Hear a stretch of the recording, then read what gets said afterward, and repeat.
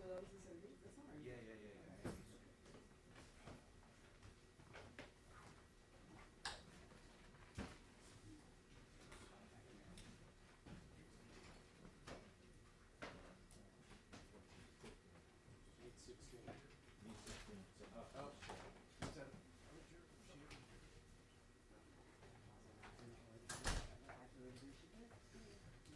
So we're gonna start with the first one. They're not small, so.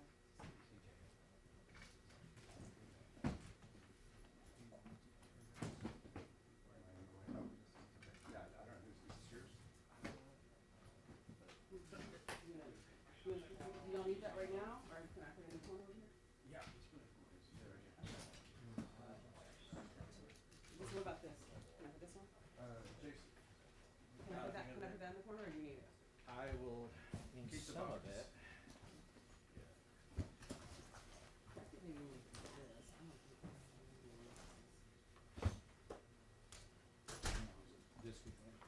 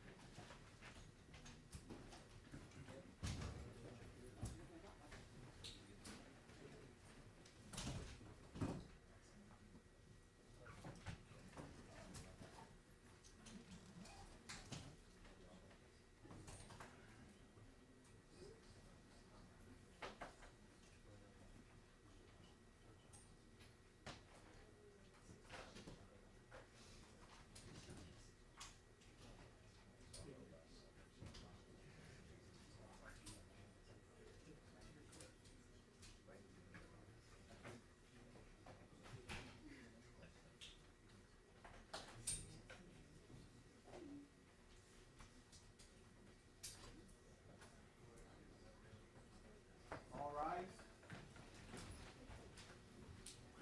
District Court 379 is now in session with the Honorable Judge Ron Von Head presiding. You may be seated.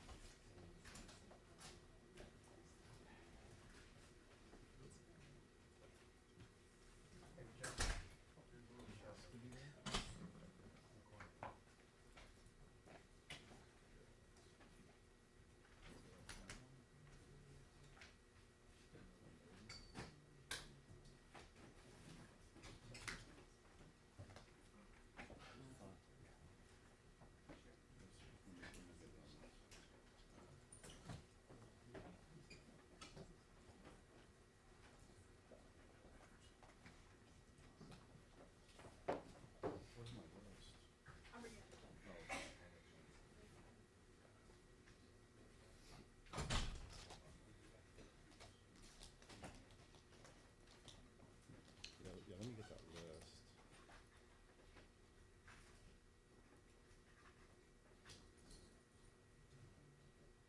Hmm? Yes, I talked to her.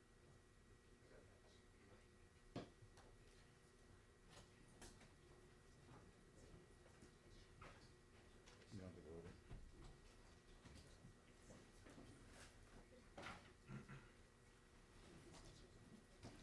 Let me make sure.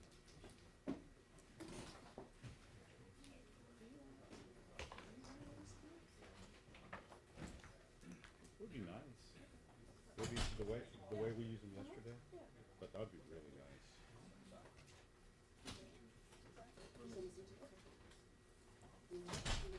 We are still missing two, so we're waiting on two more. Judge? I can give you one of those. This doesn't concern the state. I think with our positioning, is there a way that we could kind of figure out like a podium or something? Because when they're crossing, some of them are crossing from back in the corner. Uh-huh. You see what I mean? Like a central place that we could do that from, if possible.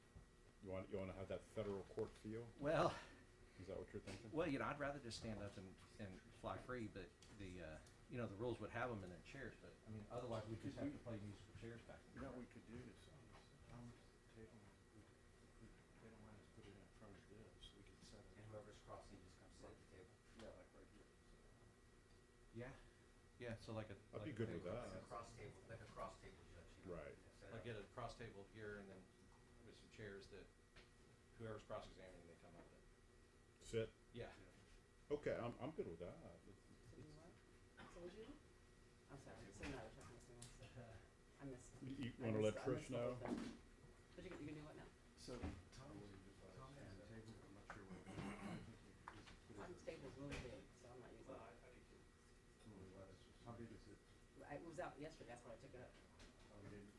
You gotta remember, this is security, Yeah, right? I get So it. that's gonna be on the way. I can get your table, but not Tom's table. Okay. Well, and the thing is, obviously, right, our bailiffs, our deputies gotta Need be to able to move around. come around and Sure. all that. So I guess the first thing would be like, we gotta go through Sid. Sid's gotta approve. So then you put the table right there. In the center? Right here. In the center or where? I guess just kind of like maybe here, so you got. I'm having a hard time. Should we be connected? As long as we can. I'm connected. Like I said. Like, you and I should be connected, Yeah, but, right? Oh, I thought you said he was It's gonna. not connecting You yet. want over here just for you to sit? Well, we're gonna, whoever's gonna, direct I don't know across. what is is gonna going go on. there. So here, Here's what I'm okay. gonna do. I'm gonna restart Just my for entire two people? computer. You think- So Yeah. something big enough for two people? I'm gonna Okay, stay this is what I connected. can find. I'm already on. You're on, okay. I don't know if We it can just get takes a chairs. little We can bit get after I chairs. connect for it to show up on your So, side. I Yeah. don't know, it never did before. Something's going on. I don't know if it's the internet, county internet. I think it's county. The size of that table that they have, is that big enough? But I'm restarting and I'll let you know. Oh, yeah, yeah. Okay. Yeah, just everything that went down. Oh, everything went down today? Yeah. All right, so Briefly, but it's back up. It should be it's back back up. up. Yes, so the entire county internet system went down a bit ago, so we're trying to, Does that affect the court? yes. It affects real time, it affects the ability for me to do the research, ongoing research, that kind of stuff. Someone from our office told me that there's a thing called MiFi that BCIT perhaps can use in the meantime while they're getting Wi-Fi ready. MiFi, MiFi, have you ever heard of that? No. I have not. yeah. Um, But I'm definitely not the expert when it comes to technology, so. but there may be some alternative way of you getting that working through IT, if you need it. Okay. Is it part of the communications that you have? with Yes, your- that's part of it, yeah. I can put a call in if you want me to. Okay. Looks like it's up. It's going. It's up now? Okay. I'll definitely keep that in mind. All you have to do is invoke MiFi. That's it, David, and then I know it's done. All right, so we have Number 5 is here. 5 is here. And number 36, Tony, she says we finalize. All right, so we're still lacking 1 juror. So 5 is the courts martial, right? And one's And 30, 30. the other one's 30? And then we're still missing one in there, right? Judge Mayor, I think drink the of water. Absolutely. So we have one missing. We got 1 regular juror missing.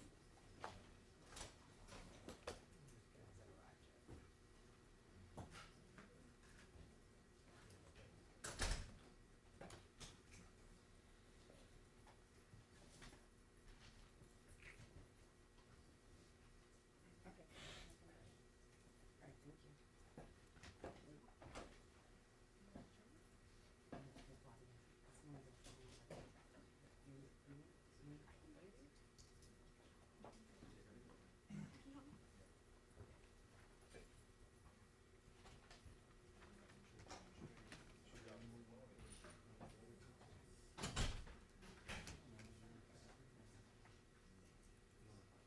Right, or many, I'm gonna give it a shot.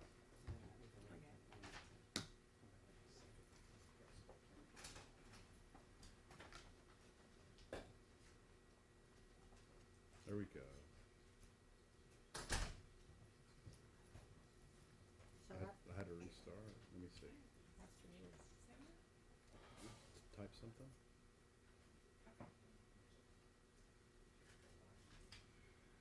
I think it's still booting. Let me see.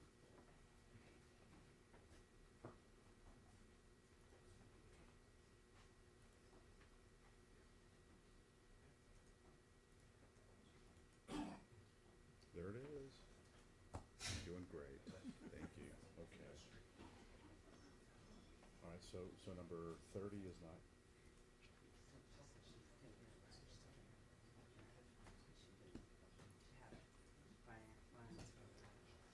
yeah, come on. The issue is Tom's the back row, and so when his computer's open, the live stream can pick up on everything that's on his computer. And so I, you know, configuration. I can't open my screen without it being broadcast to the entire world. Is that because you're logged on to FaceTime? Is that because I'm logged on again? Yeah. I opened my computer and I have Automatically. a file called Oh, because they're back there. Yes, yeah. case as like, Oh. Yeah. We haven't determined how much time we're getting in yet? Is that what these guys are? no, it's not. Okay. What kind of what suggestions? What ideas? What would I you wanted like to bring it to your attention first. I mean,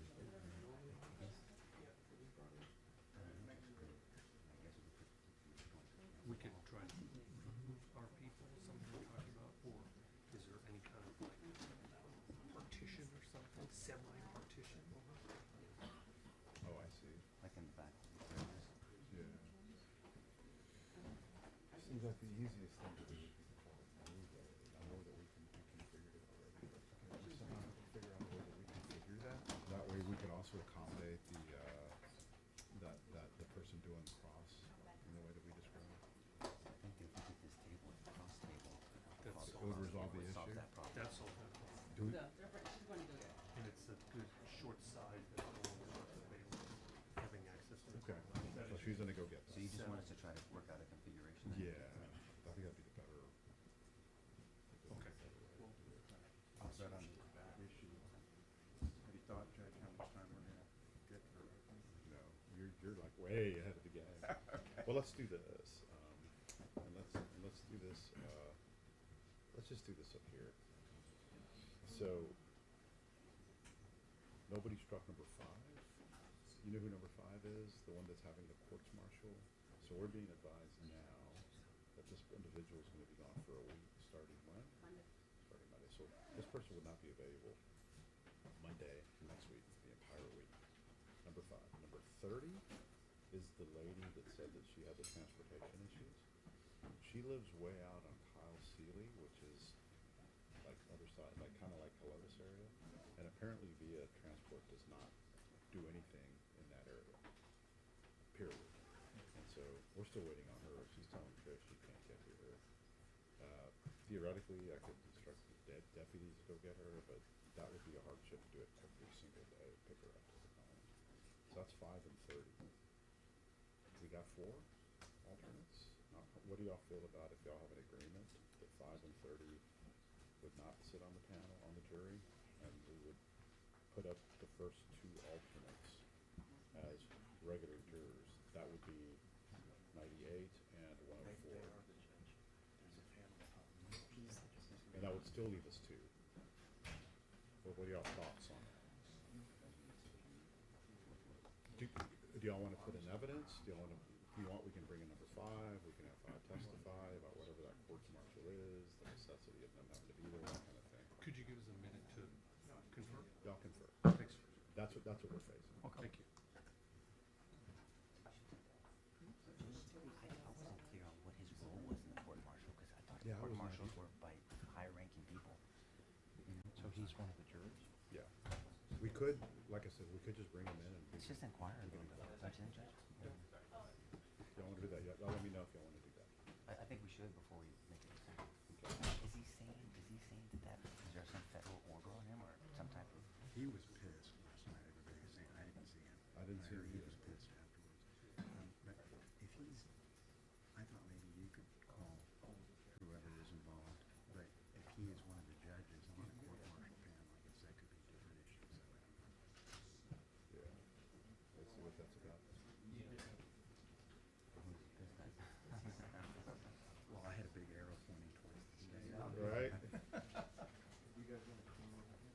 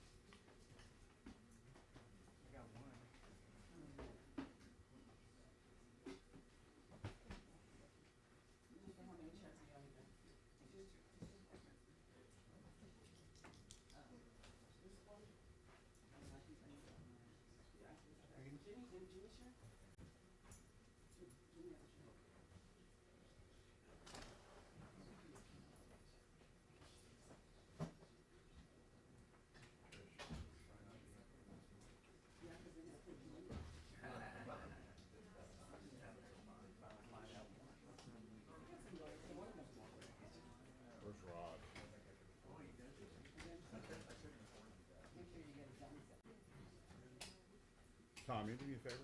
You wanna grab one of those cushions? Just any one. Just grab one. Judge, you don't have your cushion? Oh. Yeah, I'm gonna put it back here. Oh, okay. Actually, the fact. Yeah, Judge, I just got 3 consecutive random phone calls from people watching this that were all like, I can read every word on your computer screen right now, so that's. Where's it set up? Is it I'm from also cameras being coming told out? you can see our lips and what we're saying to our clients when we're whispering and conferring to them. It's so highly problematic. I know. That's the best you could do. You wanna tell me you wanna hand me that black one up there? This one? Yeah. Ooh, I like that. Yeah, this one's what's that? I don't know. Oh, that's a back thing? I like it. Oh, that's cool. I don't know who brought it. I'm gonna borrow it. It was just over there? Yeah. Oh, I like it. there's a lot over there. Look at all fancy. Well, You get another chair. what happens when you get old? Well, now it's like a contraption. Okay. How do you do that? Yeah, I'll figure that out. It looks confusing. It's confusing. Probably for it. Well, are you sure that goes up there? It's just one. Probably not, Judge, maybe if you put it through. but I'm gonna use it. Oh, this is comfortable. Okay, so let me go online and order you something. This is weird. You remember that Seinfeld episode where the security guard gets a nice chair? It's gonna be me. This is great. You go sleep up there. Well, And then you're gonna go sleep. Well, after sitting in that chair downstairs, hey, but this is like Yeah. a So now you 12-year-old want a chair. chair. Now you want a chair. Yeah. Oh, she goes, oh yeah, that's not, well, that's not really how. So the back is. Oh, I didn't see through four steps. This is good. No, this was really good. He said that goes here. Oh, you did? Okay. But isn't that for sure? Because now it has 2 on the bottom. I don't see 2 on the bottom of that one. I just see 1. Yeah. I see it upside down. Oh, is it upside down? Is that the deal? No, but you really need it for the smaller chairs. I thought that. I was like, no, it's got a smaller chair. Yeah, that one. Now it's up higher, right? Yeah, That's too high. is That's it too high? Oh, look. Nah. Look, to the top one. Oh, you Adjust can it. adjust it. Yeah, adjust that. Okay, make it looser.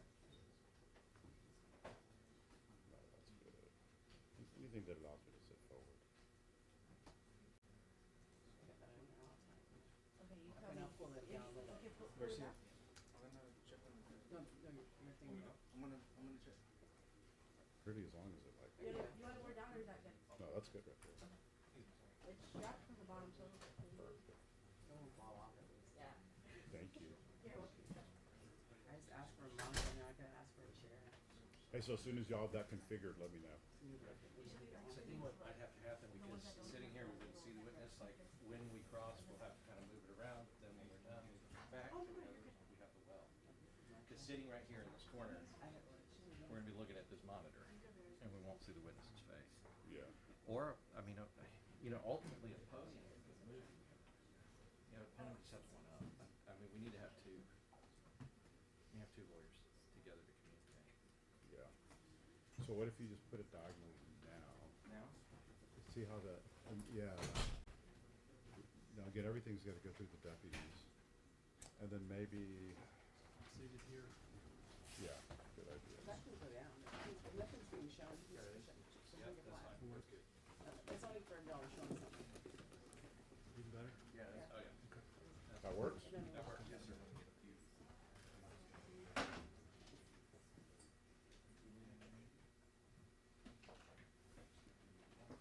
Then whoever's doing cross. We'll that's- come that's- there, and then, yeah, and then. Does that relieve the Tom issue? Does that relieve that issue for you? Judge, yes. Okay. It won't, maybe for mine, Uh-huh. but I don't use the computer as much as I do. Okay. And he could, what? I don't even know what a computer is. Is Tom using old man font? Is that what it is? I barely text, yeah.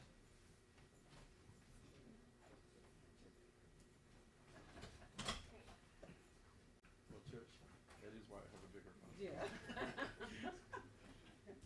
You think I know about it?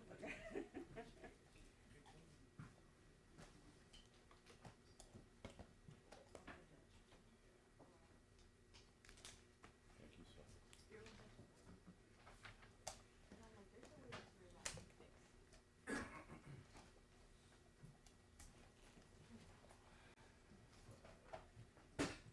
Judge, now that we know that this is good, can I move it back for opening statements? So Sure. So the That way you can walk around? Yeah. Is all of that news equipment right there?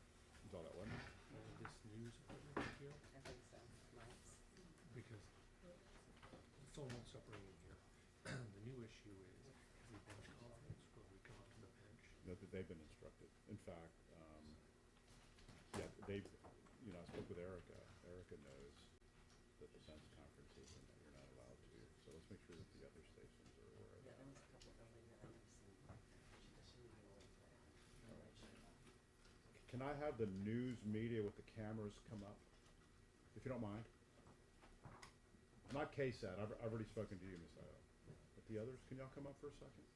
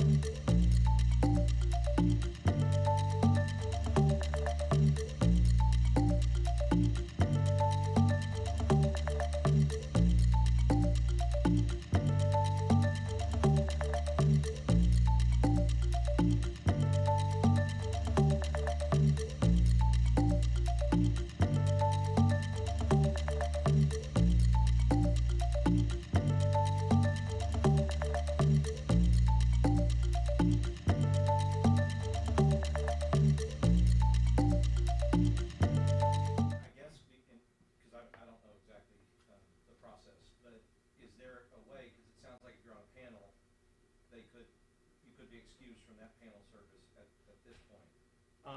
So I'm not sure at this point. I accepted the panel back in September. There was an accept and a deny memorandum I would have to send. I did send the accept memorandum because I was not TDY or have a TDY plan. That doesn't mean that a TDY won't come up. If a TDY or something were to come up, that's communicated to the legal office. So I'm wondering, would it be possible for you to call a commanding officer or talk to somebody to say, I have this situation here, is it possible that I am taken off of this panel and put on a panel in the future? I'm not sure. I did talk to my supervisor, but I'm not really sure. All right, Judge, that's all I have. State anything else? Nothing further. All right, sir, thank you. You can join the rest of the jurors in the back. And whatever we talk about here, I'm instructing you not to communicate with anybody about until you are released from service. Yes, sir. All right? Thank you. Thank you.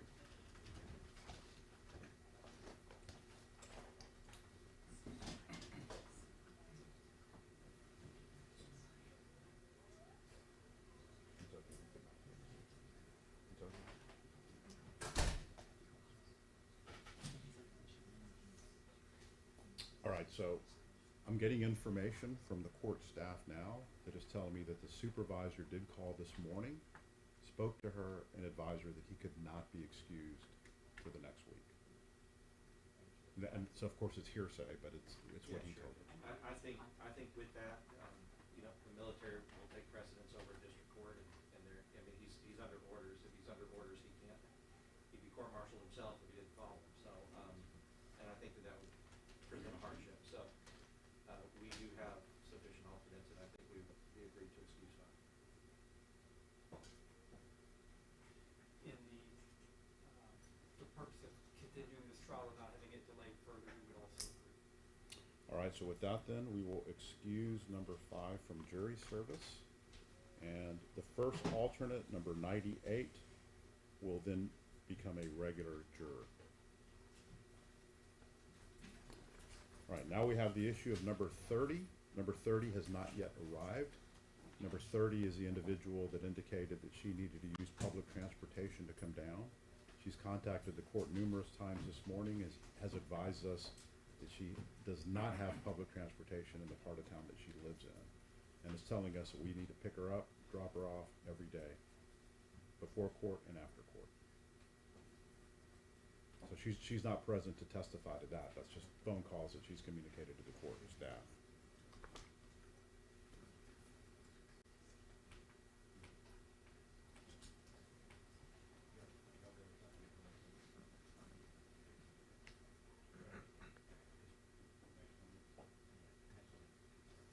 But we don't have a problem. We won't have a problem with that either. All right, then what we'll do is, by agreement, we'll remove number 30 from the jury. We'll bring in the second alternate to be a regular juror. The second alternate will be number 104, which then will leave us 2 alternates left for the duration of the trial. Any questions from any side? And for the state. No, sir. All right, you got, before we bring in the jury, time limits, how much time do y'all need for openings? We request 45 minutes. 45 minutes total for the defense? No, but I will let the court know that one of us is planning on waiving the opening for their case in chief. Okay, So it won't be 3 groups of openings, just 45 minutes. so you're requesting an hour and a half for opening? How about 30? Each, 30 each, maximum. 30 each maximum. State? Each maximum, so it'd be an hour Total, total. with a possibility of one being reserved. Yes, and I do believe that, just to let the court know about time, I do think, I am sure that will occur. Okay, So it won't be an hour and a half, it'll be an hour, it's 30. state?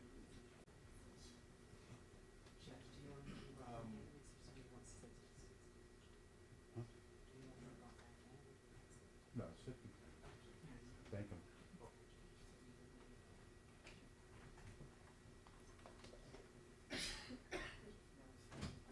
Your Honor, I think you said the mark is 30 minutes, but I suspect, I'll take that, but I suspect Okay, so then it'll be an hour and then 30 minutes for 2. Sounds good? Y'all ready to bring in the jury? Your Honor, I do have one issue. We have a, this is not obviously the hammer, but we do have a hammer that's of similar size, weight, and appearance. We would like to use it as a demonstrative exhibit in the opening statement, pending any objections. And the state, I mean, you can see it, you can see the hammer, we know it's about 6 You guys good with that? Yes.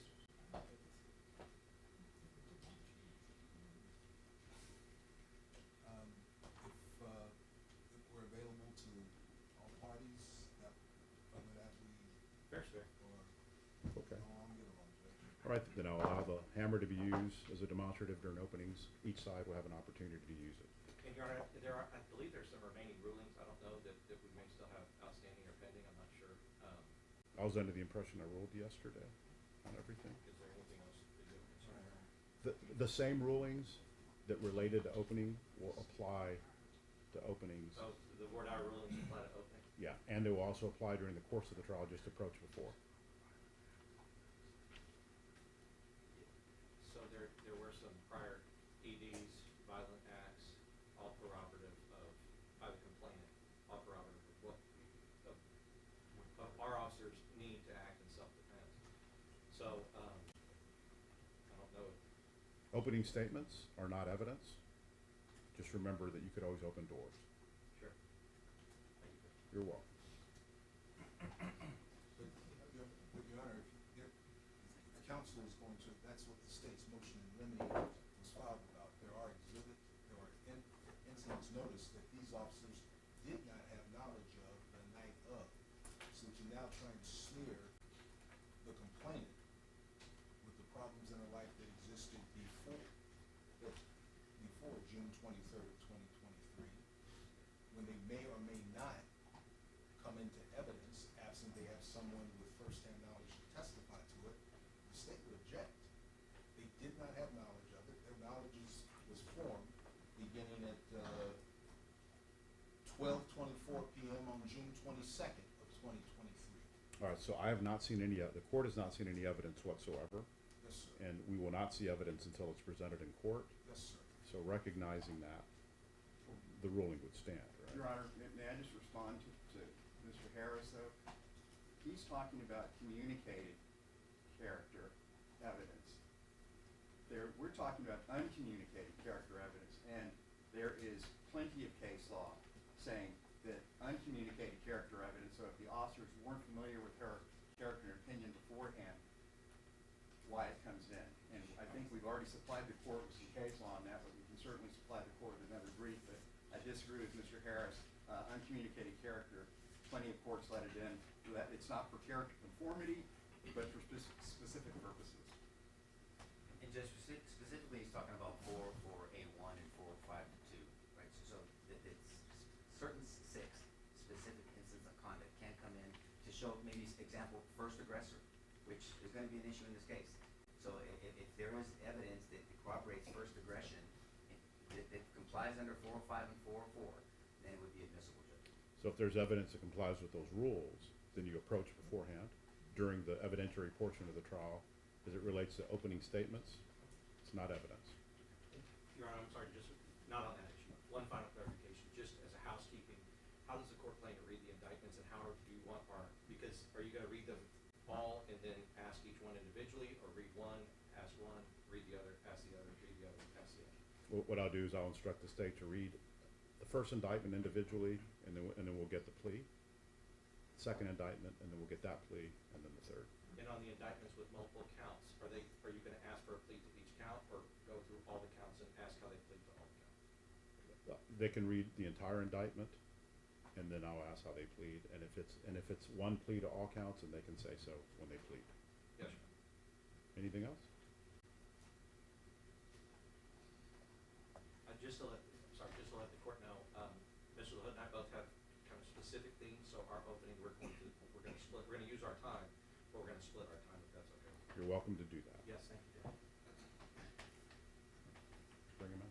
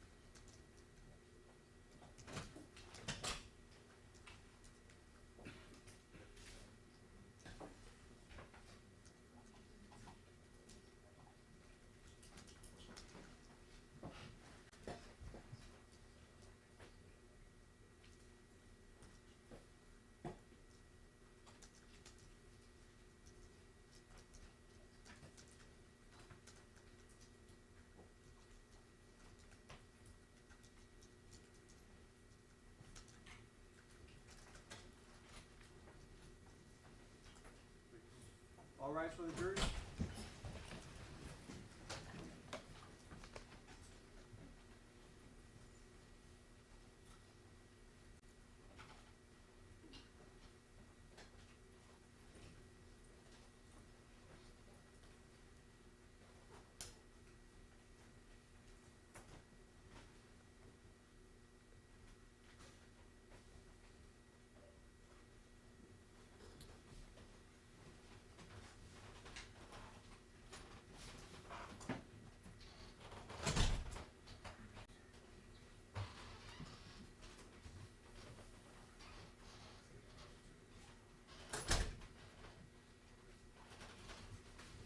You may be seated.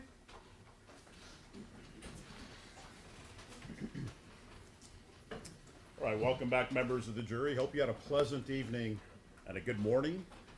Thank you for being here. As you note, you are now shy 2 of your fellow jurors, so it is important that we make sure that we comply with all of the rules.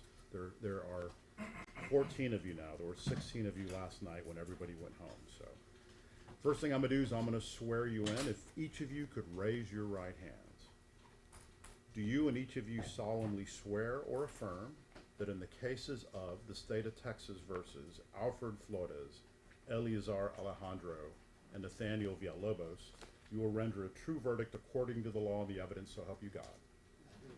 All right, you may lower your hand. Congratulations, you're now an official part of the public administration of justice. The oath that you just took is one where you swear to listen to all of the evidence, take in all of the evidence that comes before you, take the law that I give you, apply the two together at the conclusion of the evidentiary portion of the trial, and render a verdict. So with that, I'm going to give you certain instructions. These instructions are going to apply until the conclusion of the trial. You're required to follow through with these instructions. So first of all, do not do any outside independent investigation in any way as it relates to anything related to this case. That means you're not allowed to view any sorts of news reports in print, online, and on TV. You're not allowed to go online and do any sort of independent investigation regarding any history of this particular case, any evidence or any news reports that have gone on in the past. You cannot in any way do any sort of independent investigation related to legal terms. We talked about that yesterday during the jury selection. We've had situations where folks have looked up legal terms and have shared it with each other, and it turned out that it was the wrong law, didn't apply to the state, or whatever the circumstance is. All the law that you need in this case is going to come from me. I'm going to give you all the law throughout the course of the trial, and I will give you the law at the end of the evidentiary portion through a document entitled Charge of the Court. If there's anything that is not instructed that relates to some portion of the law that you may be confused about, that's where you use your own common sense. Right? You do the things that make sense to you. Along with that, you're not allowed to communicate with anybody about anything related to this case. Now, those two go hand in hand. The idea there is you're not allowed to have any sort of outside influence in your decision making as it relates to this case. You and only you are charged to be the judges in this trial. You and only you will be charged to listen to all the evidence that comes before you. And if you recall yesterday, evidence will come before you in different forms. When people testify, when they sit in this witness chair, they raise their hand, they swear to tell the truth, and then they communicate with you about whatever it is that they're going to talk about. You and only you have the ability to judge the credibility in whatever manner you deem to be appropriate. You and only you will judge the balance and the weight of that credibility and their testimony according to the rest of the evidence, and you will render a verdict. Now, as I mentioned to you before, evidence comes not only in the form of testimony for you to consider, but you may get other things to consider, things like physical, tangible objects. Think of holding a physical object in your hand. You could get charts, reports, photographs, graphs, anything like that that comes before you. That's evidence for you to consider, and as I mentioned before, you and only you have the ability to weigh or determine the weight and credibility of every piece of evidence that comes in. Now, doing so, not having any outside influence, you're only allowed to use what comes into this courtroom in your decision-making process. Only what comes in before you within the four walls of this courtroom. So anything outside of this courtroom, you cannot in any way be influenced by. That's why you're not allowed to look up anything. That's why you're not allowed to look up terms, look up names, look up dates, don't go into the county. facilities or records and look things up. Henceforth, all that you know about this case can only come from within this courtroom. Sometimes you want to communicate with people to tell them that you're in a trial. You're welcome to do that. You're welcome to tell people you are in a jury trial, and you're welcome to tell them as a juror how long you expect this case to last. Do not go beyond that. Don't throw anything out in the public forum or in media or personally with anybody, anything about any evidence related to this case. That means you cannot go home and talk to anybody about it. Your spouses, best friends, family members. You cannot communicate with anybody about this case or about the evidence in this case. That's why it's important that you wear the juror badge. As you come into the courthouse, folks in the courthouse community should be aware that you're a juror sitting in on this case. If you inadvertently come across a conversation, let's say you step into an elevator and you hear somebody talking about the case, let's say that you turn a corner and folks are talking about this case, make sure that you immediately report that to the deputies. All your communication to the court can only come through the deputy, so we can discuss it here in open court. In other words, outside of this courtroom, no evidence means you cannot talk to me or any parties about any of the evidence in the case. If anybody tries to communicate with you or contact you about anything related to this case, report it immediately to the deputy. Most times when there's an inadvertent issue where maybe these rules are not completely followed, most times it's not a fatal issue. As long as you communicate it with the deputy, then we can then bring it into court and hash it out in open court and on the record. That makes sense to everybody? All right. So recognizing all of those things, you're permitted to take notes. We provide you notepads. We provide you with, are in my opinion, the best pens that you'll find this side of the globe. If you need more, please let me know. Those notes are for your purposes only, and only for you. All right, so what that means is this. As you exit the courtroom, every time you leave, please leave the notes in your chairs behind you. Those notes will be here for you when you come back. When you come back, they'll be there. Look at the front of the cover or the cover of those notepads.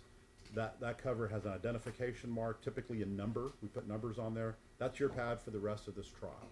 So if you need another pad, let's say you take a lot of notes, you're a copious note taker, you need another one, please let the deputies know. Those will be your notes. Now, there's a caveat with this. During your deliberations, after you've heard all the evidence and I've given you the law, I will allow you to take the notes back to the jury room, but you're not allowed to share them with each other. They're only for you to use as you contemplate and deliberate on whatever the circumstances are in this particular case, whatever it is that you're asked to determine or decide. So, if one person says, my memory of this witness is blank, the other person says, that's not my memory is that this witness said something opposite, you're not allowed to share notes and say, well, my notes indicate. You only talk about your memory and what it is that you observed, if that makes sense to you. Just because somebody wrote something down doesn't make their memory superior to another juror. Each of you is a juror in your own right. Now, this is a witness stand here. This is where all the testimony will come from. Make sure that you can hear at all times what's going on. If you cannot hear at any point, please let me know immediately. Raise your hand and get my attention, all right? Nothing is going to be read back to you. That's important for you to note. There is only one time, a possibility that I will allow something to be read back to you. That is, if at the end of the trial, you are doing your deliberating, you've heard all the evidence, there is a specific disagreement amongst you about a particular piece of testimony. One person says, witness A said X, another person says, I disagree, witness A said Y, then you have to request it to me in writing. You request it in writing, there is a specific disagreement regarding this particular piece of testimony, and if you're particular about it, then we can have the court reporter read that back to you. That's the only time. So make sure that you can hear at all times. I told you yesterday, please stand at any time that you need to stand if you're not comfortable. I know those chairs are not comfortable. It's what we have to work with. If you need to stand to stretch those legs out, I know what it's like to sit all day. It's not a healthy thing. I do want to make sure that you're comfortable. I provide all the I provide all the seat cushions for you. If you need a seat cushion, don't hesitate to get them. I got them for your purposes. All right. If you need a break at any time, please let me know. Raise your hand. I'll give you a break at any time. There's only 14 of you. I have no problem giving you as many breaks as you need. I want you to be comfortable. You saw in the back that I do provide the refrigerator and these other things for you in the jury room. You're welcome to use those. That jury room is your province. Use it as much as you can. Going to the not communicating, you're not even allowed to communicate with each other about the evidence in this case until I've instructed you to begin your deliberations. We have had jury trials where there have been mistrials called as a result of jurors in the back discussing a particular witness's testimony and how they felt about it. You cannot do that. You're going to get to know each other very well at the end of the trial. Jurors always do. Some of you may develop, really good relationships as a result of your jury service together. Talk about anything you want when you're back there, as long as it does not in any way involve the evidence in this case. So when I say you cannot talk to anybody, you can talk to nobody about the evidence. The first time you discuss it is when I instruct you to begin your deliberations at the end of the evidentiary portion of this trial. During the course of the trial, like you observed last night, you're going to hear me make objections, right? You're going to hear the attorneys make objections. You're going to hear me make a ruling on each one of those objections. Do not in any way let the rulings affect you as it relates to how you think I feel about this case. I do not have any bias whatsoever. My role is to basically be a referee and to make sure that the rules are abided by as it relates to this case. So, if an attorney gets up and objects, you may hear some argument, I'm going to rule. I know that they'll sit down immediately at that particular point, recognizing that I've ruled. Don't think that I'm showing any sort of favoritism or bias as it relates for or against any particular piece of evidence or for or against any particular side. I know all these attorneys well. They're all excellent lawyers. I have no bias whatsoever. I'm here just like you with an open mind, awaiting the evidence to come before us. If I give you instructions during the course of the trial, they may sound something like this. Please disregard this particular piece of testimony. If I give you that type of instruction, the law requires that you disregard it. Sometimes I'll tell you something like this. You're only allowed to consider this piece of testimony for this very limited purpose. If I give you that instruction, you have to abide by that. Any instructions that I give you throughout the course of the trial, you have to listen to and you have to abide by. Don't go to any locations that you hear about. That goes along with the whole idea of no independent outside investigation. If there's a location you hear about, we've had jurors in the past that have wanted to go by to see what that location looks like. Don't look up anything in the dictionary related to what the time was at this particular time, what the lighting was, things of that nature. Only what comes in this courtroom are you allowed to consider. Only determine the facts based on the credibility of the witnesses that you determine. During the course of the trial, you're going to see me looking at my computer quite a bit, and that's because of the miracle of modern technology. I'm able to read everything that is being said at this particular time, and I do like to focus on that because if there's ever an appeal that comes from that, that record is what is going to be reviewed. Sometimes when I hear things, it's not always exactly how I see it, so I am a reader, so you're going to see me reading the computer. I also look up the law quite a bit on the computer. Do not be distracted by that. Know that I'm trying to do my part as the judge in this case, meaning the law. Your job is to determine the facts. I told you yesterday we have a lot of pending cases in this court. We got about 530 plus indicted cases currently pending. You may see someone from the court staff come in, communicate with me, have me sign documents, that sort of thing. It's unrelated to this case. Do not allow that to affect you. Always make sure that you're paying attention to this case. I told you yesterday you're welcome to bring something to drink into the courtroom as long as you have a top on it. So we don't want to have any sort of errors. I drink coffee pretty much all day, so you'll see me doing that. Do y'all have any questions of me? All right, the attorneys are going to have an opportunity to give opening statements to you. Opening statements are not evidence. What the attorneys say is not evidence. Evidence comes from the witness stand or some other item that comes before you, as I referenced earlier. Opening statements are an opportunity for the attorneys to tell you where they think this case is going to go. Any questions of me at this point? Anything? Okay. If you have any questions throughout the trial, let the deputy know, and then we can address it at that point. Beyond that state, are you ready to read? Yes. Judge, if I could, before the state begins, we'd actually like to invoke the rule under 614.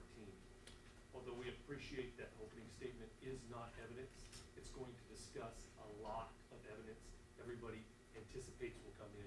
And any witness sitting in the courtroom could absorb that potential testimony, and it could change their testimony. So if it's not an expert or an essential party, we're going to ask, Judge, that the rule be invoked in your discretion at this time. And maybe also a cautionary note of some type, since media coverage is also going to be streaming it, that could also run afoul of the rule with witnesses as well. All right, so the rules would invoke. I'll instruct all parties to make sure that the witnesses have an understanding as to what that means and that they comply thereof, including observing any witness testimony or hearing about witness testimony through any media coverage. All right, and that starts now. So that sort of makes me think of this. Let me make sure that y'all understand the order of trial, and this is how it works. So the state is going to read the charge. We have 3 named accused individuals in this courtroom. After they read each particular charge, the indictments, remember, indictments are not evidence in this case for you to consider. They're just the formal charge. Once they read those charges, each particular accused will have an opportunity to plead to that. Once that is concluded, each side will have an opportunity to present opening statements. Sometimes the defense provides an opening statement. Sometimes they wait till later to give that to you. Sometimes they waive that opening statement. Remember that the defense does not have a burden in this case. They're not required to do anything. Once opening statements are completed, if there's any, then the state will begin calling its witnesses. We call that the state's case in chief. Each witness will come to this witness stand. They'll take an oath. They'll testify under examination by the state. Once the state is concluded, each of the 3 named accused individuals has an opportunity to cross-examine those particular witnesses. We're basically handling 3 cases in one in this trial, as there are 3 named defendants. Once the defense, if they choose to cross-examine any of those witnesses, then they will pass that over. That will continue until the state has concluded all its witnesses, and then they will rest their case. At that point, the defense, if they choose to, can call witnesses, and if they do, they'll examine those witnesses. Subsequent to those examinations, the state has an opportunity to cross-examine each one of those witnesses. Once the defense, if they have any witnesses, have concluded calling their witnesses, then they will rest. At that time, each side has an opportunity to present additional witnesses for rebuttal purposes, if they choose to do so. Subsequent to that, I'm going to read you all the law that you need through the charge of the court. Each side will give you a closing argument. Then I will instruct you to begin your deliberations. All right? With that, state, are you ready to read the indictments? We are, Your Honor. May I have one? Yes. Get a copy? If you don't have one, I can get one.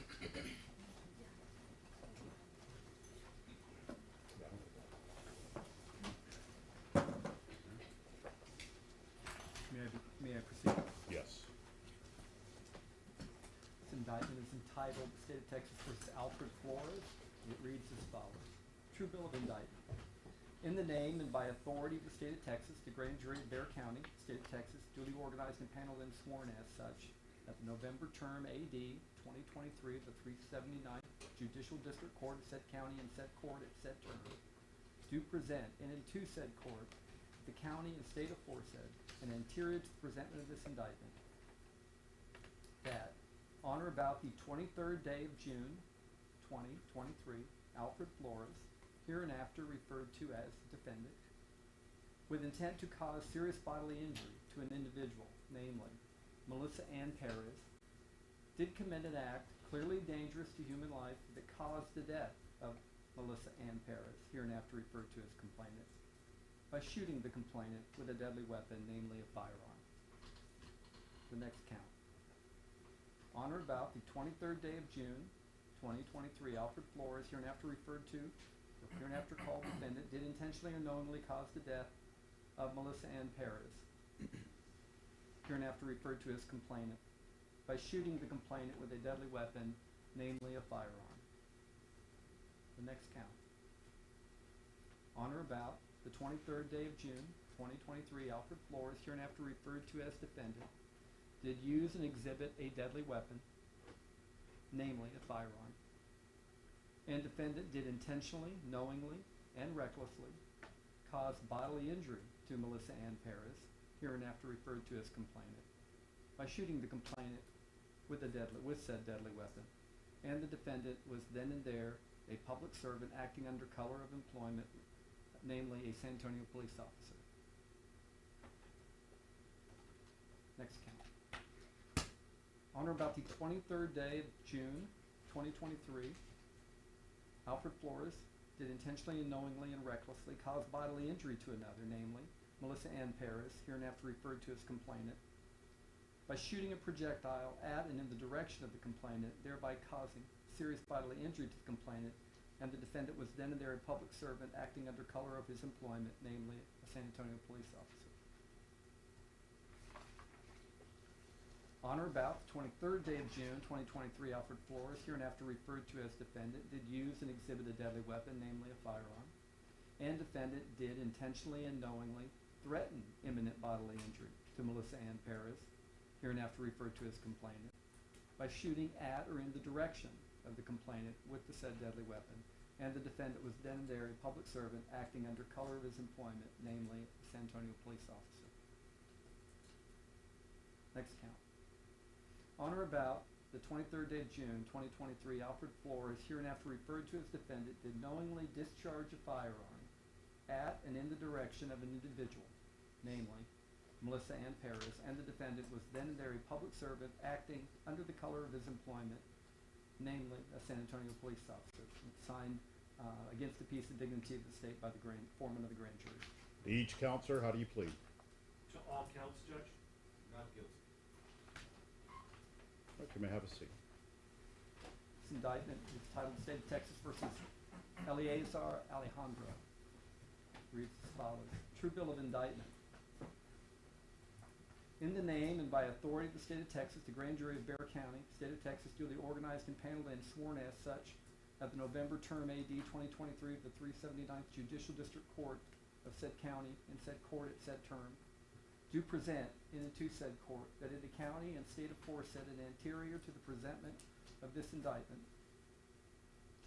that on or about the 23rd day of June 2023, Eleazar Alejandro, hereinafter called defendant, with intent to cause serious bodily injury to an individual, namely Melissa Ann Perez, did commit an act clearly dangerous to human life that caused the death of Melissa Ann Perez, hereinafter referred to as complainant, by shooting the complainant with a deadly weapon, namely a firearm. And on or about the 23rd day of June, 2023, Eleazar Alejandro, hereinafter called defendant, did intentionally or knowingly cause the death of Melissa Ann Perez, hereinafter referred to as complainant, by shooting the complainant with a deadly weapon, namely a firearm. On or about the 23rd day of June, 2023, Eleazar Alejandro, hereinafter referred to as defendant, did use and exhibit a deadly weapon, namely a firearm, and defendant did intentionally, knowingly, and recklessly cause bodily injury to Melissa Ann Perez, hereinafter referred to as complainant, by shooting the complainant with said deadly weapon, and the defendant was then and there a public servant acting under color of his employment, namely a San Antonio police officer. Next, on or about the 23rd day of June, 2023, Eleazar Alejandro did intentionally, knowingly, and recklessly cause bodily injury to another, namely Melissa Ann Perez, hereinafter referred to as complainant, by shooting a projectile at and in the direction of the complainant, thereby causing serious bodily injury to the complainant, and the defendant was then and there a public servant acting under color of his employment, namely a San Antonio police officer. Goes on to state, on or about the 23rd day of June, 2023, Eleazar Alejandro, hereinafter referred to as defendant, did use and exhibit a deadly weapon, namely a firearm, and the defendant did intentionally and knowingly threaten imminent bodily injury to Melissa Ann Perez, hereinafter referred to as complainant, by shooting at and in the direction of the complainant with said deadly weapon, and the defendant was then and there a public servant acting under color of his employment, namely a San Antonio police officer. Final part.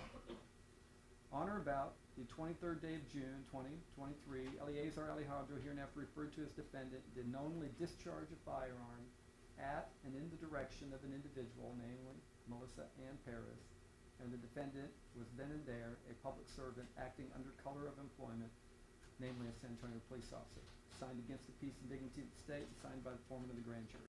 On each count, sir, how do you plead? On all counts, not guilty. You may have a seat.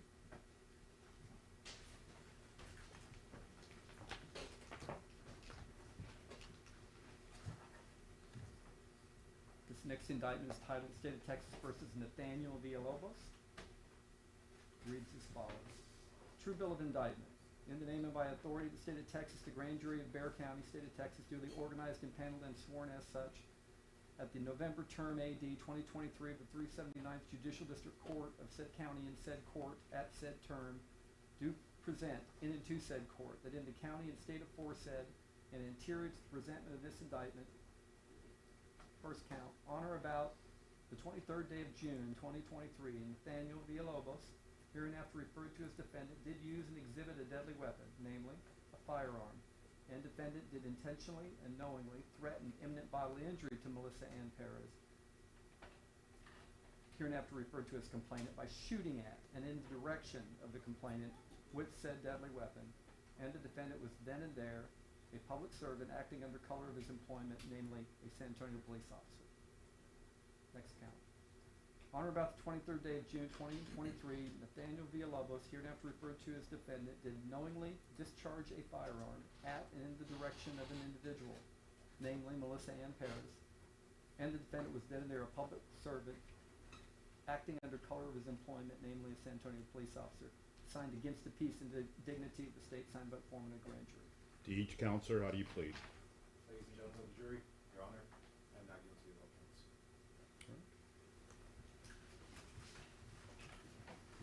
State, are you ready to begin your opening statement? Yes, Your Honor.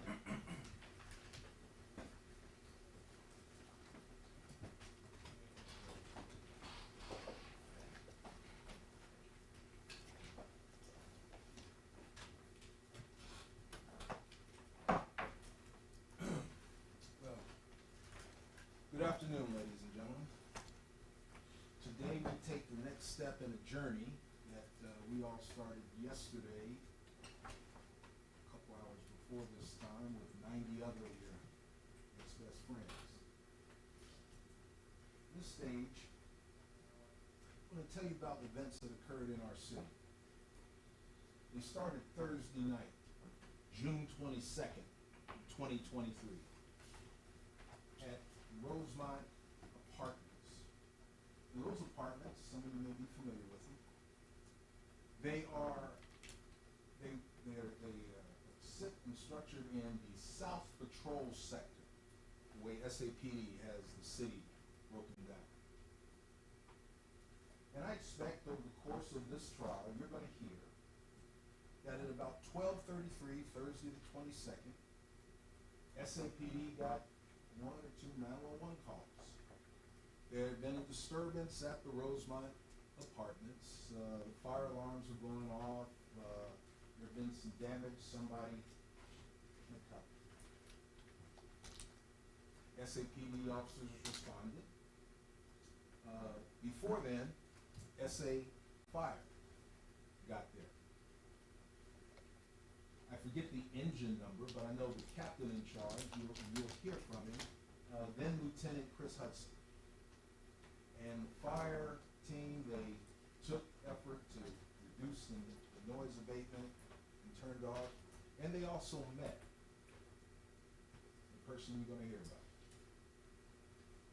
They met Miss Melissa Perez at the apartment. She lived there. Lived in apartment 202. They talked to her from the time they arrived up until the first SAPD officer arrived. And I suspect you'll learn that this was SAP officer Jesus Rojas. He arrived on scene about, I think, 12:49 p.m.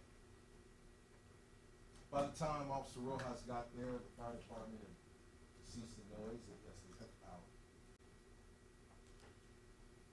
And Officer Rojas also engaged with Ms. Perez.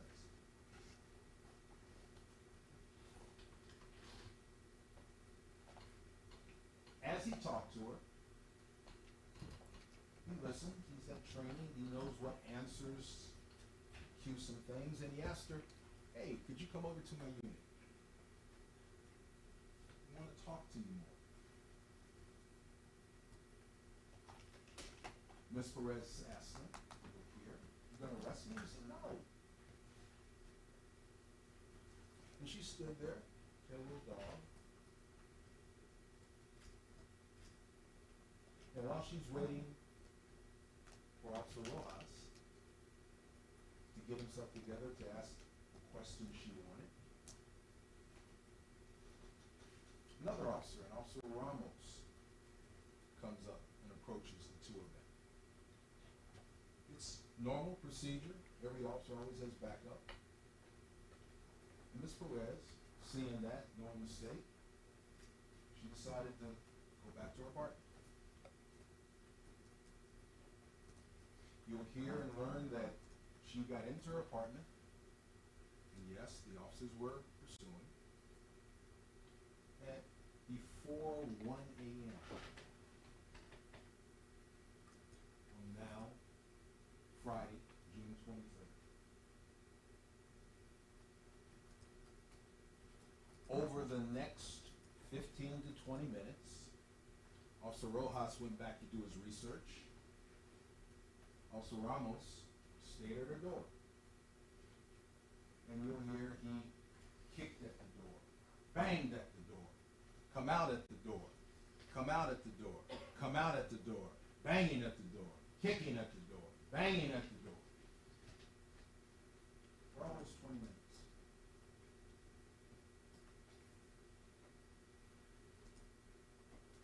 Eventually, he's rejoined by Officer Rojas, and they were joined by a third officer, Officer Jonathan Salinas, and I believe you will hear from him today. Now, Officer Salinas, he was the senior officer of Sector 34 within the South Patrol District, which is where the Rosemont apartments were. And it was normal in his protocol, Officer Salinas, since it occurred in his sector, he took control of the situation from Rojas and Ramos, and they became his backup. And over the next 15 minutes, after Salinas arrived, the officers continued to talk. The way the apartment is set up, you approach it from the cul-de-sac in the grass, and run down this alleyway to the door to the apartment. But that front living room, you walk past it, there's a wall between the alleyway. If you've lived in apartments, you can kind of understand it. But in the front, right about out here, in the open area, there's a little patio, fenced off. And the front living room is visible from that patio area. And again, this is June 23rd in San Antonio. Even at midnight, it's kind of warm. So Ms. Perez, she had windows open, screens open, lights on, and yes, eventually she sat on her living room couch, and the officers could see her, and they engaged.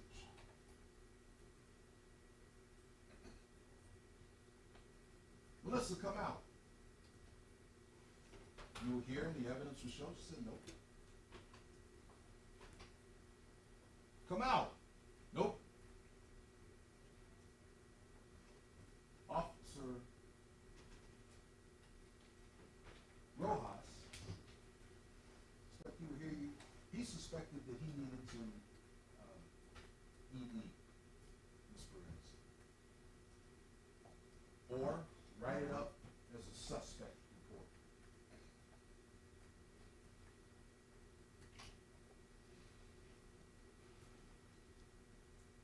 Officer Salinas, when he got over, he took over. He went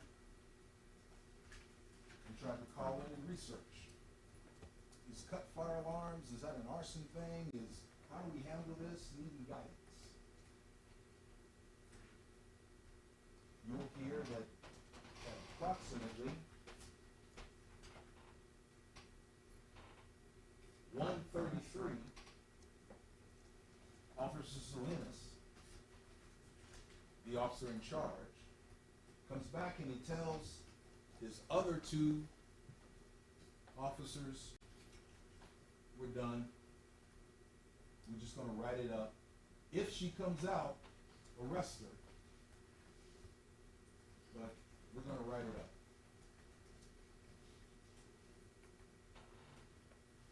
Salinas goes to his unit, checks for guidance from higher downtown. You'll hear from a detective, Michael Thornton, who was the detective at night CID on duty that night, took a call from Salinas. And you'll learn that at that stage, 48 minutes after Miss Perez had gone into her home,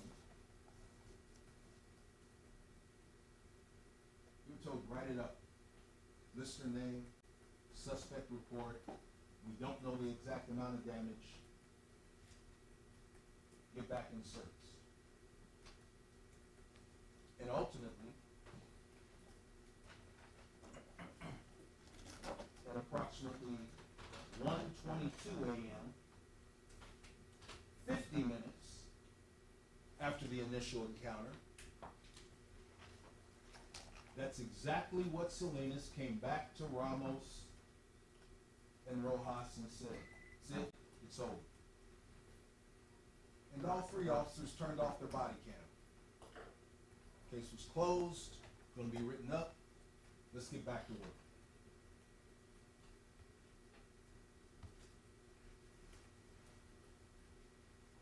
And as they retreated back to their units, back to the parking lot, officers Salinas and Rojas, they encountered the maintenance man for the apartment complex.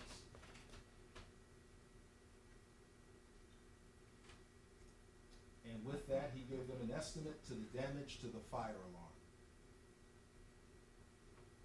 I suspect the evidence will show when Officer Salinas got that estimate and got that damage, he talked to his sergeant in charge that day. The sergeant that night for Sector 34 was then SAPD Sergeant Flores.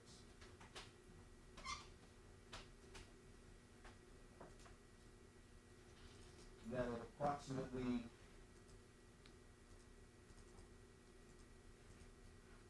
1:36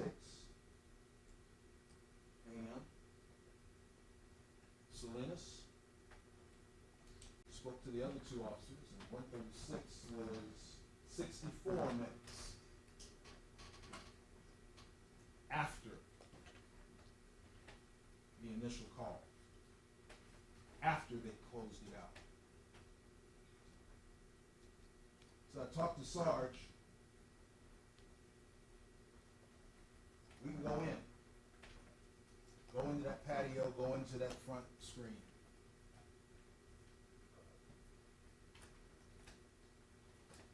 And they turn their body cams on, they go back. And first they patrolled around the apartments. It's a 3-bedroom apartment. You have the living room behind the patio. You have a guest bedroom. You have another guest bedroom. I suspect you'll learn that in this second guest bedroom, Ms. Perez had a set of bunk beds. And then finally, if you go around the corner, you get to the master bedroom here in the back. And the evidence will show that Officer Salinas himself, probably 66, 67 minutes after the call, he's flashing his light into the apartment. "Melissa, let us in." She said, "Nope." He comes back, he talks to his fellow officers. "Yeah, she's in bed. She's retreated."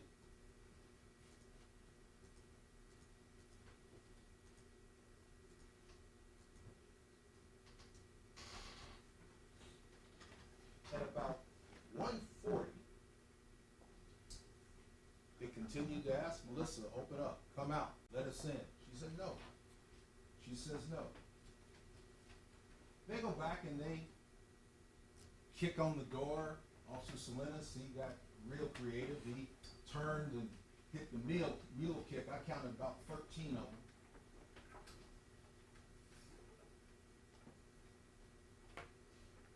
man Ramos, he continued his front leg first onto the door. I suspect you'll hear and you'll learn, and all these officers, and they are amongst anyone who wears a uniform to serve. They are amongst our city's finest. Young, vigorous is what you want in an officer. Believe you'll find and you'll hear that Melissa Perez was 50 years old, 5'1", 150 pounds.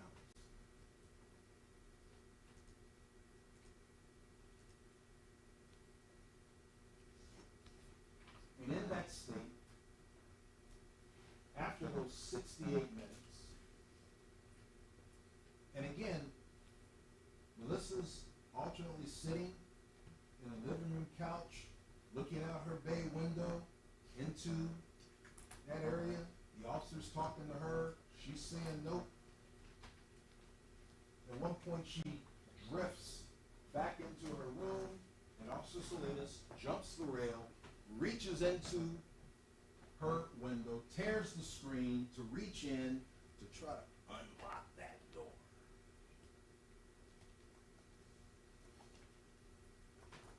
And after all of those kicks in 68 minutes, 1 hour, 10 seconds, all the refusals to hear her, yes, Melissa Perez, she got up and she picked up an object, a hammer, resembles this, and she runs at the window of her apartment.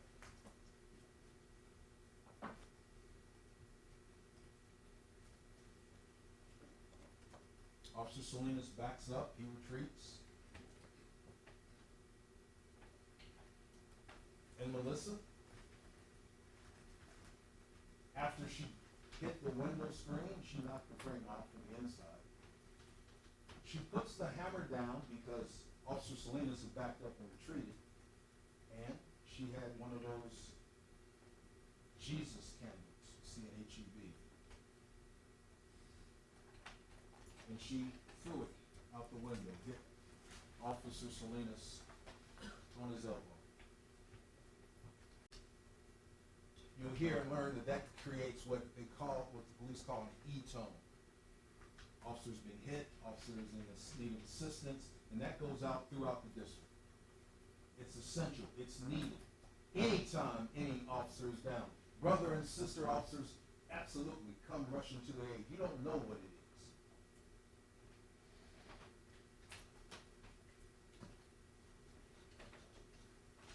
That call went out at about 1:40, 68 minutes. You'll learn and you hear as officers are rushing to it that also Officer Salinas himself said, "I'm okay, slow it down, I'm all right. No emergency." And in the reaction, then Officers Villalobos and Officers Alejandro, they're part of the response. Ultimately, up to 15 uniformed patrol officers all responded.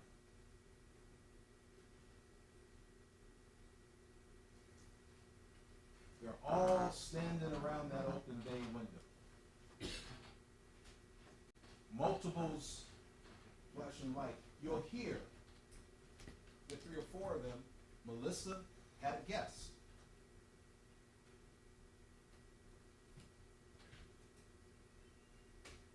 A homeless man, Santos Rios. You will hear that she gave him a place to lay his head. Bed. I suspect, I don't know, I can't prove it, she shared whatever she had with him. Officers were aware he was there. In fact, Officers Rojas, Ramos, they engaged him. "Hey, can you open the door? Can you let us in?"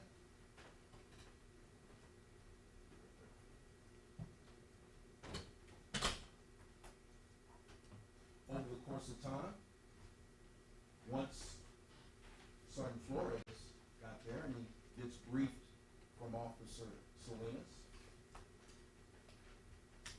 Officer Villalobos.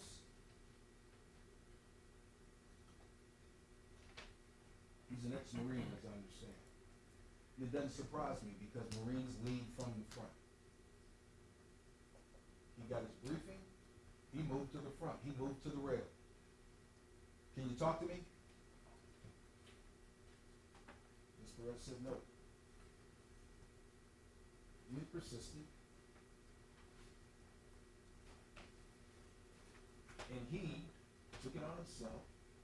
I think I can get that door open. And he jumps the rail. And he tries to reach in. And he has some success. And at the same time, as soon as I reaching in, Melissa, yep, she picked that hammer up. And officers called out. And Officer Villalobos, he backed up, he retreated. You'll hear that the doors to the patio, the hinges are on the outside. I'm not a handyman myself, but that means that that door swings out into the patio. So Officer Villalobos put his right foot in his weight. I don't know, as he and I have passed each other these hearings, he appears to be about my height, 6'1", 6'2", good sturdy guy. And he held his foot there. She ain't coming out. I'm good. Other officers are, no, come on, get over it, get over it, get over it. He said, I can get it, I can reach it. Because he backed off, Melissa put that hammer down.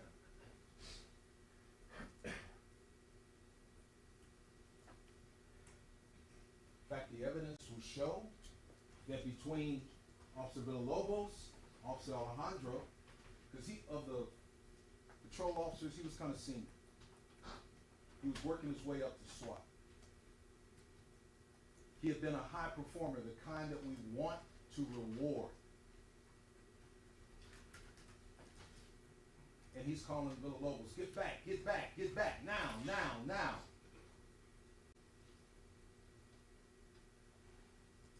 Officer Villalobos, yeah, he did, because he was a younger officer in service. And he jumped back over the rail, and I believe the evidence will show from recorded on this camera, he says, give a damn about the hammer. I'm 6'2". I'm a hard charger.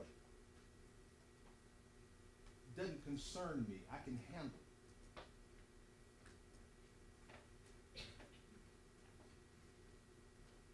While all this is going on, officers still surround, and some are catching up. I start vacation after the shift is over with. How have you been? Some concept, something called a plan is formed.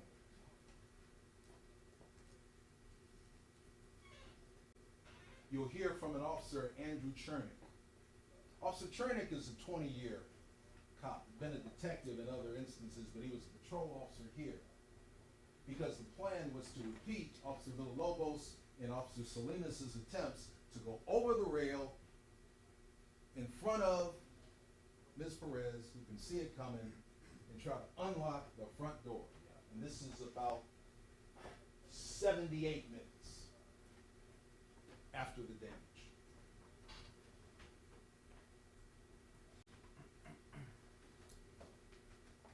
And you'll hear from Officer Andrew Chernick, who comes up to Sergeant Flores, because once the senior officer gets on the scene, he's the man in charge. And Officer Chernick comes up to Sergeant Flores and says, Sarge, I think we're thinking about this wrong.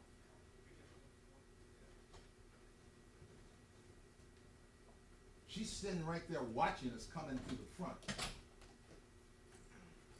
I'm going to the back. And while you're talking to her in front, we can come in with less lethal tasers.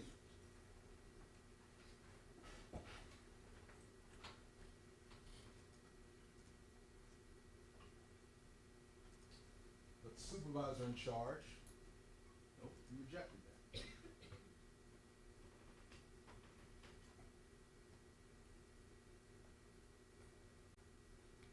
Ultimately, it 2:02 a.m., a plan was hatched together. Officer Villalobos' partner and Officer Travis Thompson, you'll hear from him, and Officer Alejandro, to engage and talk to and keep Ms. Perez talking at the front window. Officer Villalobos and Sergeant Flores would also climb that rail and go right back to that same window and door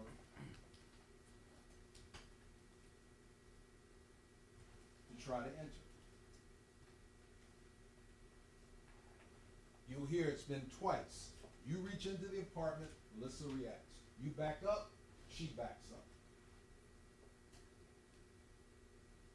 He came in the third time.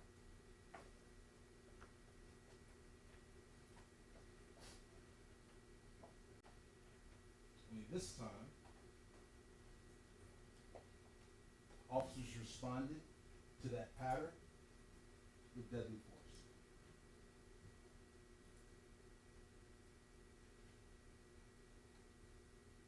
You'll hear that ultimately that door had not been unlocked, that they had to kick it in themselves to get in to start first aid.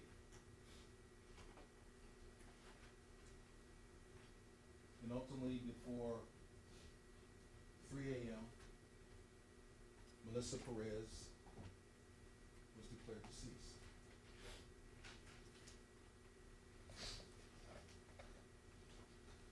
Now that, ladies and gentlemen, is the gravamen of what the evidence is for the case that we bring here today. But I don't think that will be all you will come to learn. I suspect you also hear from a Daisy Nieto.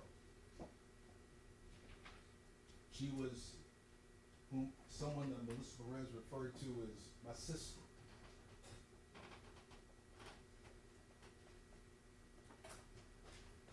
You may learn that opening her home to a homeless man is not unusual for Ms. Perez. The reason she herself had that 3-bedroom was that she had 4 lights in her life. Her daughter Alexis, her sons Jaden and Aiden, and the brightest star, her youngest child Dylan. Those extra bedrooms were for them when they came.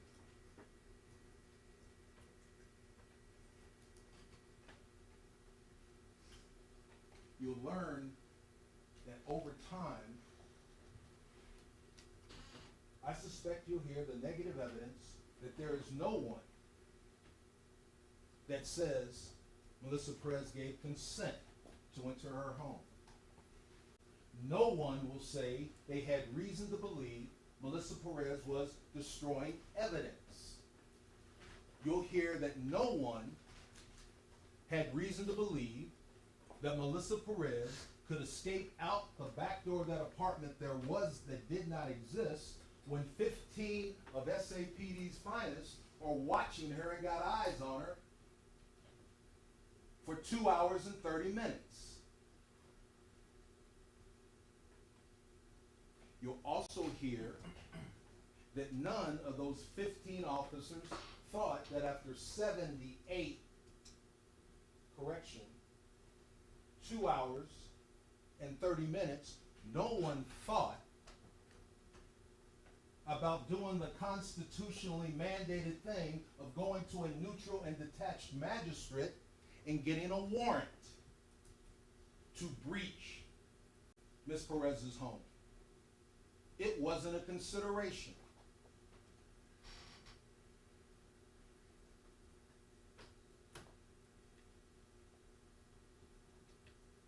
You'll learn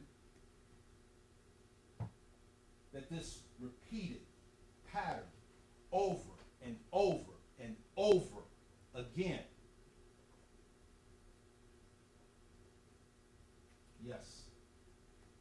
Yes, SAPD, all police officers, their duty, their obligation is to protect us. We don't want them letting violent criminals flee.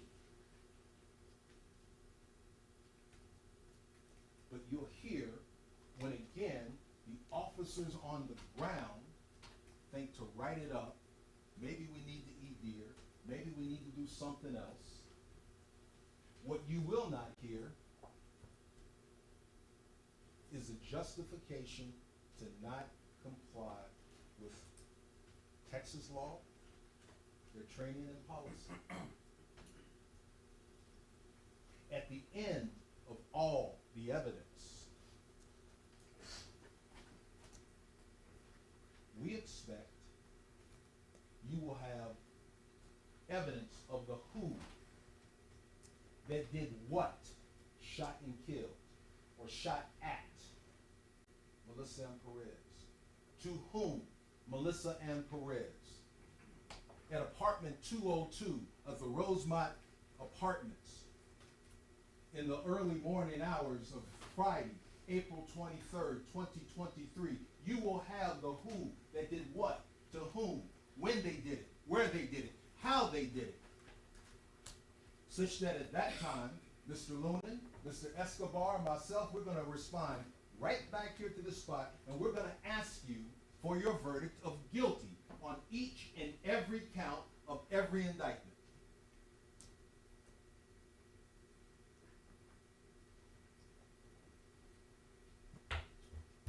Let's get started. Proceed, Judge. Yes.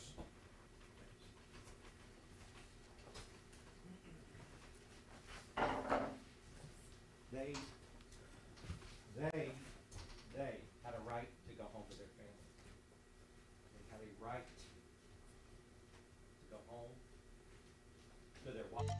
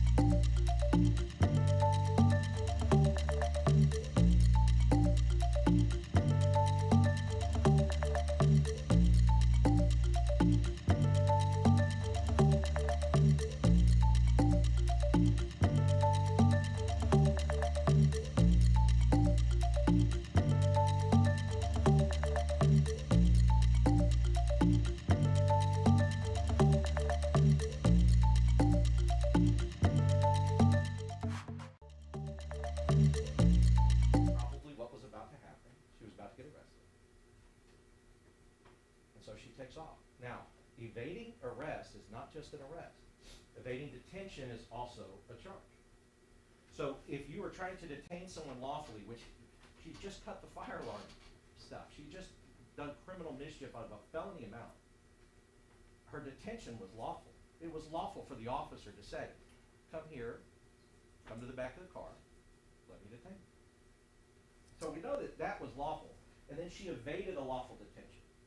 She ran away from it. And then you had so a couple of officers. You had Rojas as the original, you had Ramos. So Ramos had gone by that time, and she's running to the apartment, shuts the door behind her, and he starts kicking. And the prosecutor tells him, well, the law says absolutely that they can kick her door. Absolutely, they can go in after her. Absolutely, there's no ollie oxen free.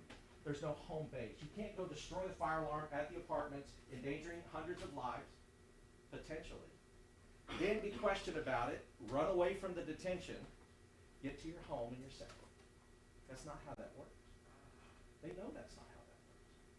We all know that's not how that works. That's not how the world operates. That's not what happens. That's not what's supposed to happen. Because if that was allowed to happen, we would have no order. We would have nothing but chaos. If we had home base and you could just shut the door and that was it. But that's not what happened. They continued to try to get in. And then he heard about Jonathan Salinas. The way the prosecutor described what was going on with Jonathan Salinas was like, oh, everything's fine, it's okay. Well, Jonathan Salinas is approaching that back window. He is trying to get into the home because they can get into the home. Because it is a felony, right? It's a felony amount. It's a felony this. They could have gotten in anyway because she's evading on foot and she's not allowed to do that. And whatever decisions are being made, like, oh, this person, Night CID said, oh, it's all right, write it up later. What you're going to find out is, it's a good thing that they didn't in terms of the fact that there was a lot more danger that was going on in there to other people than Night CID knew about. They were making decisions blind. They're thinking about cutting the alarm. They're thinking about, well, she's evading arrest. But what they come to find out is that there's another person in that apartment. Now you have a woman who's cut the alarms, who's lit a bunch of candles, and now she has another person in there that they can see and they can talk to. The prosecutor told you, well, they asked him to go open the door. He couldn't because he was bedridden. He was invalid. So now they have to deal with that because you can't leave her alone. What, do they all go home? They all just say, all right, well, I guess not. So they're trying to go and get her, and they have every right to. Because as you heard in voir dire, they have a duty to do that. Why do they have that duty? Why do we ask them to have that duty? Why do we ask them to go to danger when we would all run away from them? Why do we ask them to do that? It's because if you don't go in and make an arrest of a person who is behaving the way Melissa Perez was behaving, then what happens next? Who does she hurt? What happens? Does she burn down an apartment complex? Does she kill children? Does she kill babies who were there in that apartment complex? Is it an arson? We don't know. They have to go arrest them. That's why there's a duty. What happens next? Does she go and put that hammer in the head of this guy in the bed? We don't know. They don't know. If it were me or if it were you, we would call the police. But they can't call the police. They have to actually deal with it. They have to go and deal with her. She is acting strangely, sure. She's cutting fire alarms. We know now that she was extremely intoxicated. And then she's running away from the detention, which she can't. So when Salinas is trying to get into that apartment, he's reaching through the window, and you're going to see them do that. Reaching through the window, trying to unlock the door, and she sees him, and she gets that hammer, and she starts to run and swing it at him. And you're going to see on the video, her arm goes outside the window, trying to get it. Salinas draws. The way that they acted was like Salinas was like, oh, no problem. No, he said, you're going to get shot. You're going to get shot. Don't make me do it. You're going to get shot. So, you get Salinas. He's backed out. And this is important. This window, the window that they have there, there's a little patio, as the prosecutor described. You can jump over the patio rail. But this window here has a TV in front of it. But, as the prosecutor told you, after he backs up, she picks up one of those candles, throws it out of that window, and hits Selena. And what's important about that is that you will see through the evidence in this trial that she was easily able to throw a projectile through that window and injure a police officer. That's important. Projectile, window, police officer. E-tone. It does call all the officers out. But the E-tone was really going out because he says, I got one at gunpoint, because he is going to shoot her. Salinas was going to shoot her if she comes with that hammer again, because this hammer, this is not a small hammer. And she was smaller, but she had done roofing. This is a roofing hammer. And she is swinging it, and she'll swing it as hard as she can. And it doesn't matter if you're 5'1". You're 5'1" and you swing this into somebody's face. You're 5'1" and you swing this into them. You can cause serious bodily injury or death. Everybody knows that. This is a deadly weapon. Every one of their experts is going to say it. Every one of their witnesses is going to say it. They're all going to say this is a deadly weapon. So what is she doing? She is presenting them with a deadly weapon. She is going towards them, trying to get them with this deadly weapon. And they have a right to go home with their families. They have a right not to let this thing hit them in the face. But they also have a duty to not let her just stay there doing whatever she wants to do with the hammer and the candles and the alarms and everything else that's going on. They have a duty to go in, but they have a right to go home. Right? And that's the difference. That's what they're not seeing. All they're seeing is I don't know, should have gone away. But here's the thing. E-tone goes out, that's where these officers come. Alfred comes out, Eleazar comes out, Villalobos comes out. They come out to protect. Villalobos isn't right. He was. Villalobos, a good man, a good officer, a great officer. You'll see how he behaved, you'll see how he acted, a great officer. An officer who is willing to put himself in the line. An officer who is willing to try to do what he could, do non-violently. The reason he's trying to get that door open, and the prosecutor didn't tell you that either, is when they're talking, she puts the hammer down. And they think, we can get in there while she has the hammer down and basically try to tackle her or just subdue her so that she's away from that weapon. That's why he's trying to open the door. And he reaches in, and he does click the lock. Where he doesn't see it, there's a lock up top. He thinks that door is unlocked. And I was glad that at least he pointed out that, he put his foot there, not because, no problem, blah, blah, blah. Put his foot there because he did not want that woman coming out of here with that hammer. He drew his weapon. He was doing what he could to make sure that he went home to his family. The plans that they're making are they're trying to do whatever they can to do their duty as police officers. Because if we have police officers, and really honestly, at the end of this trial, the result of this trial, just wait and see what we live in, right? Just wait and see what kind of community we live in. If we convict these men of murder and aggravated assault, what officer, guess what? Burn it down. Whatever you're gonna do. Because if I try to do my duty and go in and get you, and then I have to make sure that I go home to my family, I'll be sitting in this chair, that chair. Right? It's important. They did the right thing. What the prosecutor tried to tell you is, oh no, it was wrong because they got a pattern. I don't care the pattern. They were right. She was wrong. She cannot. Your Honor, counsel's getting into what might be closing argument if everything comes in, not laying out what he expects the evidence will show. I can rephrase. Yeah, you can rephrase. The evidence will show they were right and she was wrong. The evidence will show this could have killed him.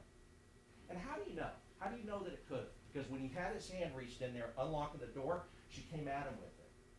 How do you know it was scary? Because you had another Salinas, Maria Salinas, who was another officer who was behind him. She drew her weapon. She was scared. And you'll hear her say, I almost shot her. And the only reason she didn't shoot her was because he was standing in front of her. And she didn't want to shoot him. You'll hear other officers, V, watch out, watch out, watch out, watch out. And he has to get out from the window because she's coming. And what they would say is, well, he shouldn't have been in the window. No, he needs to be in the window. That's what his job is to be in the window. His job is to be in the window so we don't have to be. His job is to be in the window so that everybody else can be safe. That's his job. That's what he does. That's what he does. That's what he does. That's their job. And they tried to do what they could. But eventually, they're right. He backs out. They look and formulate different plans. If you remember counting mule kicks and kicks and kicks, they're not having a whole lot of success over there on that other side. Door. It's a strong door. 15 minutes. Thank you. It's a strong door. They're not having a lot of success. So they did the final thing that they did, and Nico's about to get up here and talk to you about some of the things individually in that moment and what they would see and how they experienced. But they finally, in that last moment, she is coming with the hammer. They shoot her right here, right under the arm that's got the hammer raised. It's going right through that window. You'll see the officers that were in the way. You'll see the officers that could have been hurt. You'll see 4 other officers all draw their weapons. Everybody believes that this is a deadly threat. If this is so weird and crazy, if this is so criminal, if what they did was so criminal, how did 3 people make the exact same decision at the exact same time? They didn't talk about it. It's in a split second. 3 people, exact same. And others behind them would have done it too if they were on the front. So what this trial is going to be about is that those chairs would have been just filled with 3 different people. The people in the front were in the back, and the people in the back were in the front. Because all of them were making that same decision at that same time. That this was a deadly threat that was presented. And then what you're going to see after this is that at first, Detective Soto, who's the lead detective, at first he brings the family in. He shows them the body cam. This is hours later. And he says, look, I mean, she was, just because you have mental problems or anything like that, you could be just as dangerous. And their daughter says, I know. And you're going to hear their daughter say, yes, she's aggressive. She does not like when people question her. The family went in and looked at it, and that had to be hard. Detective Soto was in a position at that point hours later, but then all of a sudden something slips. And they filed 3 murder cases. They walked a warrant, which means they walked over and went to a magistrate and filed 3 murder cases against 3 people. You know why there's only 2 murder cases now? They walked that warrant about 10 to 12 hours later after the shooting. They didn't do any investigation at all. Detective Soto went and did a warrant without even seeing or talking to everybody. Something switched. And all of a sudden, they get filed on for murder. You know why there's only 2 murder counts now? It's because they figured out after their investigation that she was only shot twice. One of the officers didn't even shoot her. Right? But he got arrested for murder because their investigation was terrible. It had no basis in reality. It didn't look at any of the evidence that you're supposed to look at when these things happen at all. They didn't even get the benefit that a normal, everyday person would get, which is really all they should get. They didn't get it. So 3 people get arrested for murder. She'd only been shot twice. They didn't overload. They didn't shoot at a time before. They didn't shoot one more time after they heard the word, she's down, she's down. She shot twice. As she was coming, that 3 officers with a hammer just like that, they had a right to go home to their families. They had that right. She had no right. No right to go into her home after evading arrest. She had no right to go into her home after cutting the firearm. She had no right to stay in that home after hitting Officer Salinas with the handle. She did not have that right. None of us did. They had the right. They did what they had to do to go home to their families. same thing every officer does, and the same thing every officer promises. And at the end of this trial, you're gonna see that all of that is true.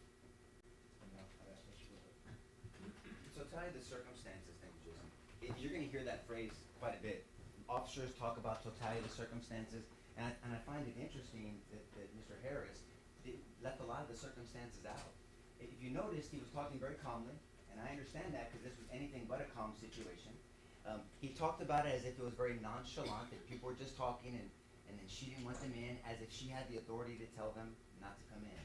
As if they would have gotten a warrant, that would have changed anything. Can we play it out? The evidence will show, and the experts are going to testify.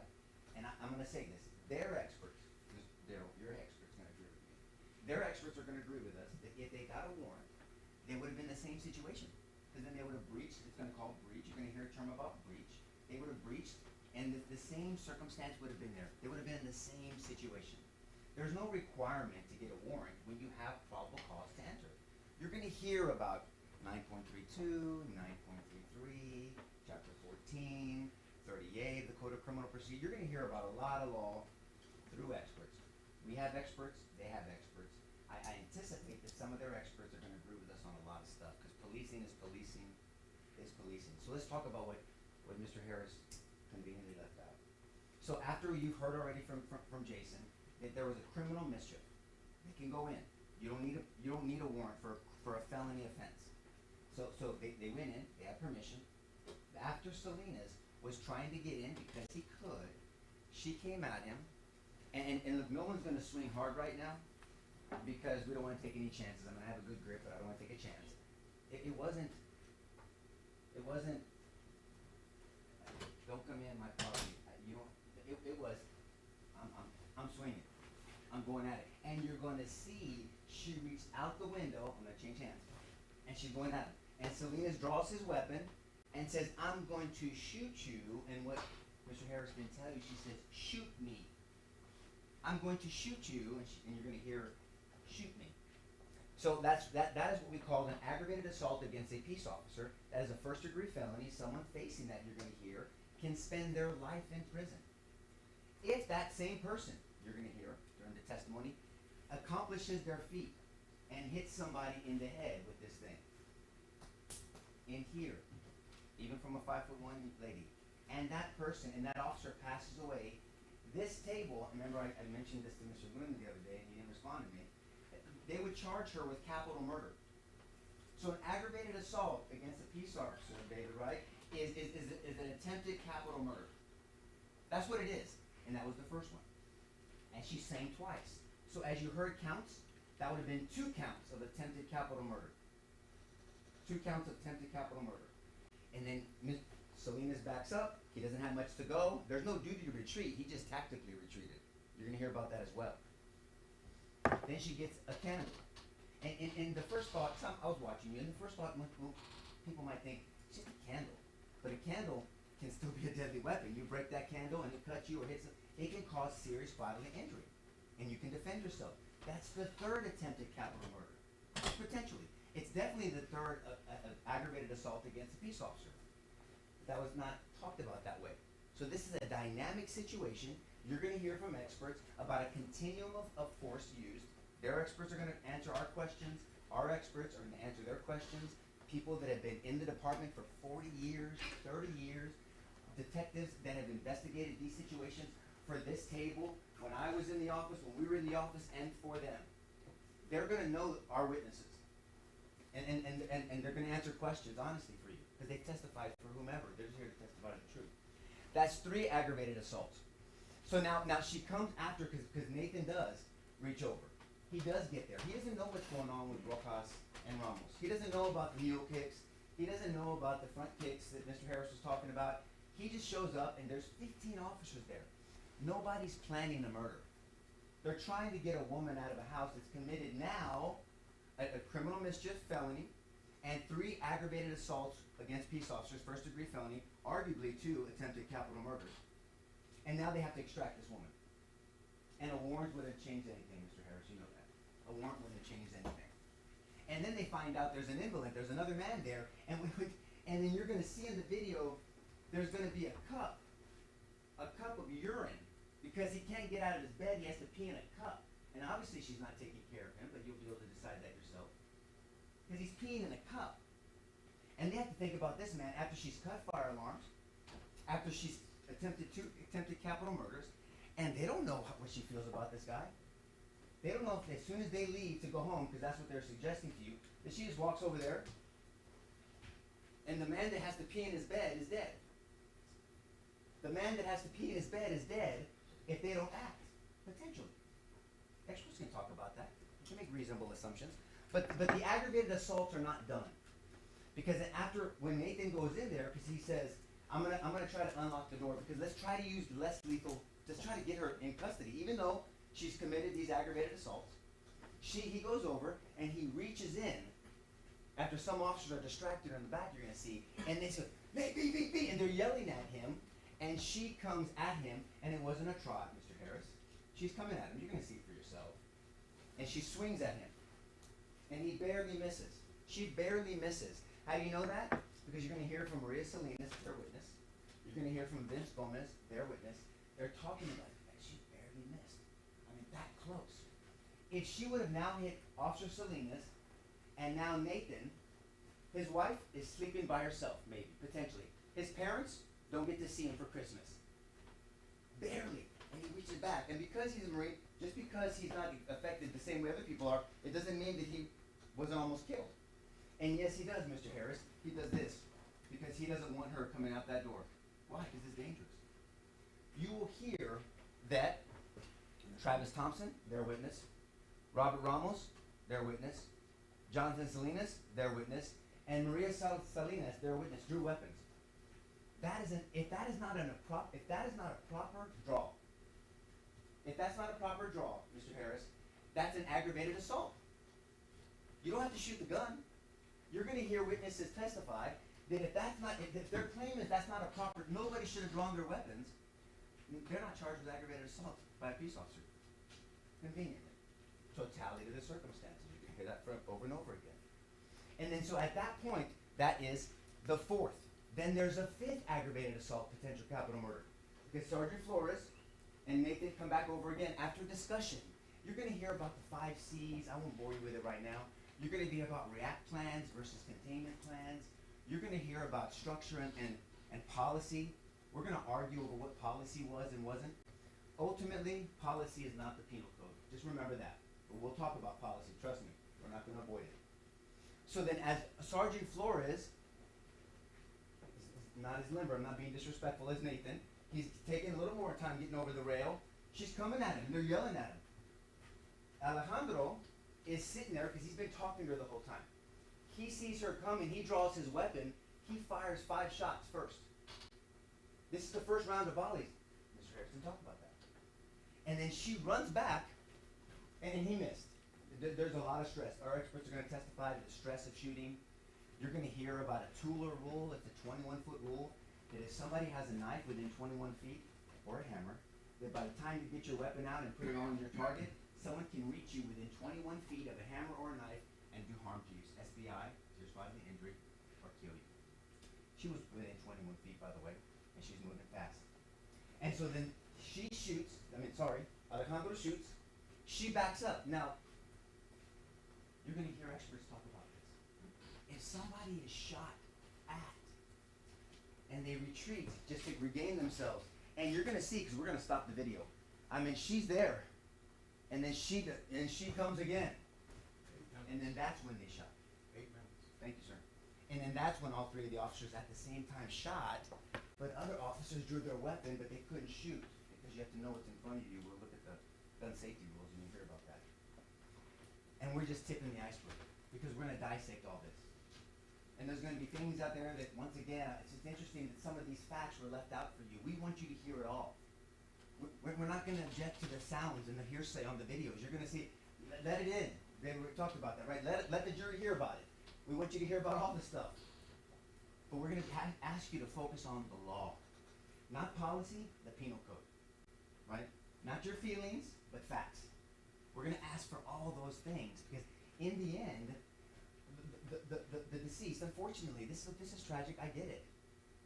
But this same table, which just frustrates me, I'm sorry. charged her with capital murder if she would have accomplished her goal of striking any one of these officers. She would be sitting, I wouldn't have represented her, but she would have been sitting at that chair right there. And you would be making the same argument I'm making, right, David? And so now it's up to you. Because we said in jury selection, this is a system of the people, by the people, and for the people. And so we're glad that it's you making this decision, not the government. And we're going to ask you to consider it all the totality of the circumstances. And then the investigation after, as Jason talked about. Why? Why do you walk a warrant in 15 hours? These are not cartel members. They're not going anywhere. And you're going to hear evidence that that's normal in Bexar County, regardless who's DA. Is that normal to walk warrants on officers? When at first it appeared like it was a good shoot, and I'm going to say, I'm submit to you that it was absolutely a good shoot. So we're going to ask you to consider all that. And whether they're experts or they're detectives, Soto, even looked at all the evidence and whether the government supports a detective walking a warrant, filling out a sworn document, presenting it to a magistrate, and saying, I swear to you these facts are true when they're not true. I wonder if the government supports that. Let me submit to you they shouldn't, because obviously they do. And at the end of this trial, we're going to ask you to come back with a just verdict, a righteous verdict. These three men are not guilty. Thank you very much.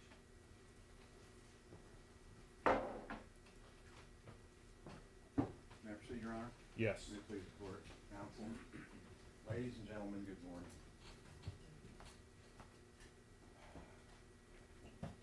One second. One breath. One heartbeat. That's the time that Eleazar Alejandro had to make a decision in this case. Okay? And he had to make that decision because he was faced with a life or death situation. It wasn't his death. It was of his two partners. He was acting in defense of them because the evidence is going to show that he was right on the other side of the railing of that balcony. Okay? And he was acting selflessly to protect his fellow brothers. Okay? And so we want you to consider that. I know that the jury, y'all were talking about how these things can happen in a split second. And from what you've been hearing, you can see that there was some talking going on, but then in a split second, you see Melissa Perez running, and Mr. Harris said running at the window. She wasn't running at the window. She was running at the people at the window. I mean, that's convenient. It's kind of like when they said yesterday, these are excuses. No, it's called justification. Under the law, right?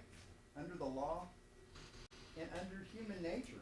We all know that's a basic survival instinct, okay? And we all know, just looking at this, anybody can tell you that this is a deadly weapon. I mean, it can kill you, but what you have to remember, too, is deadly force is not just killing somebody. It's for causing serious bodily injury, right? Okay?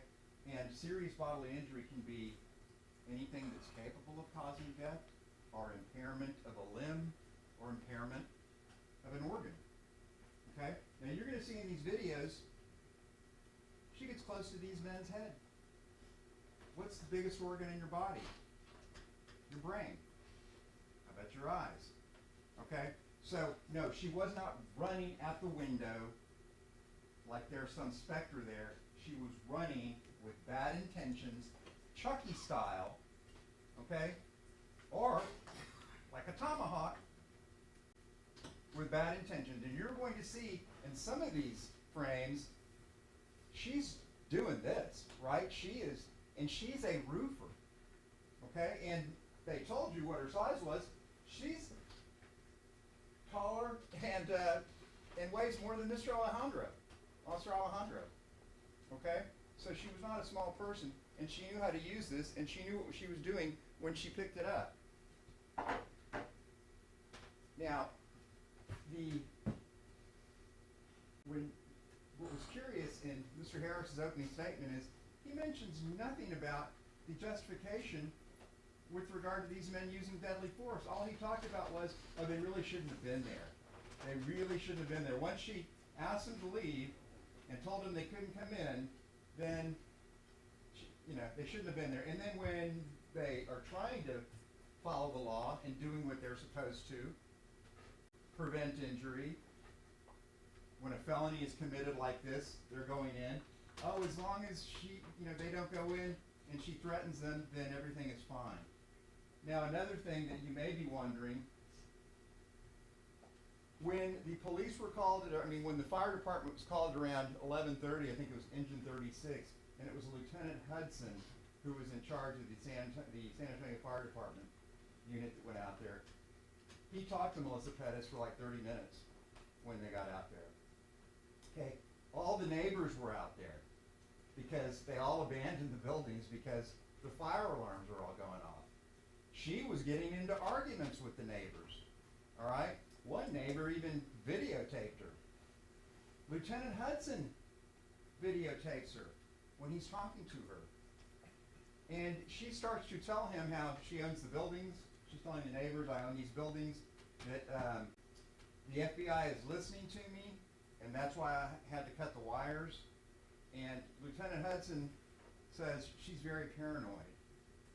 So when Officer Riojas, the first officer to go out there, he knows all this. He sees this and what's provided to him. So he's already aware of what's going on, that she's paranoid, that she's psychotic. But when he first gets there and he talks to her, you'll see she was calm with Lieutenant Hudson from the fire department. And for the first minute and a half, when Riojas talks to her, she's calm. She starts to get irritated when Riojas starts to say, do you have mental illness, or are you on medications?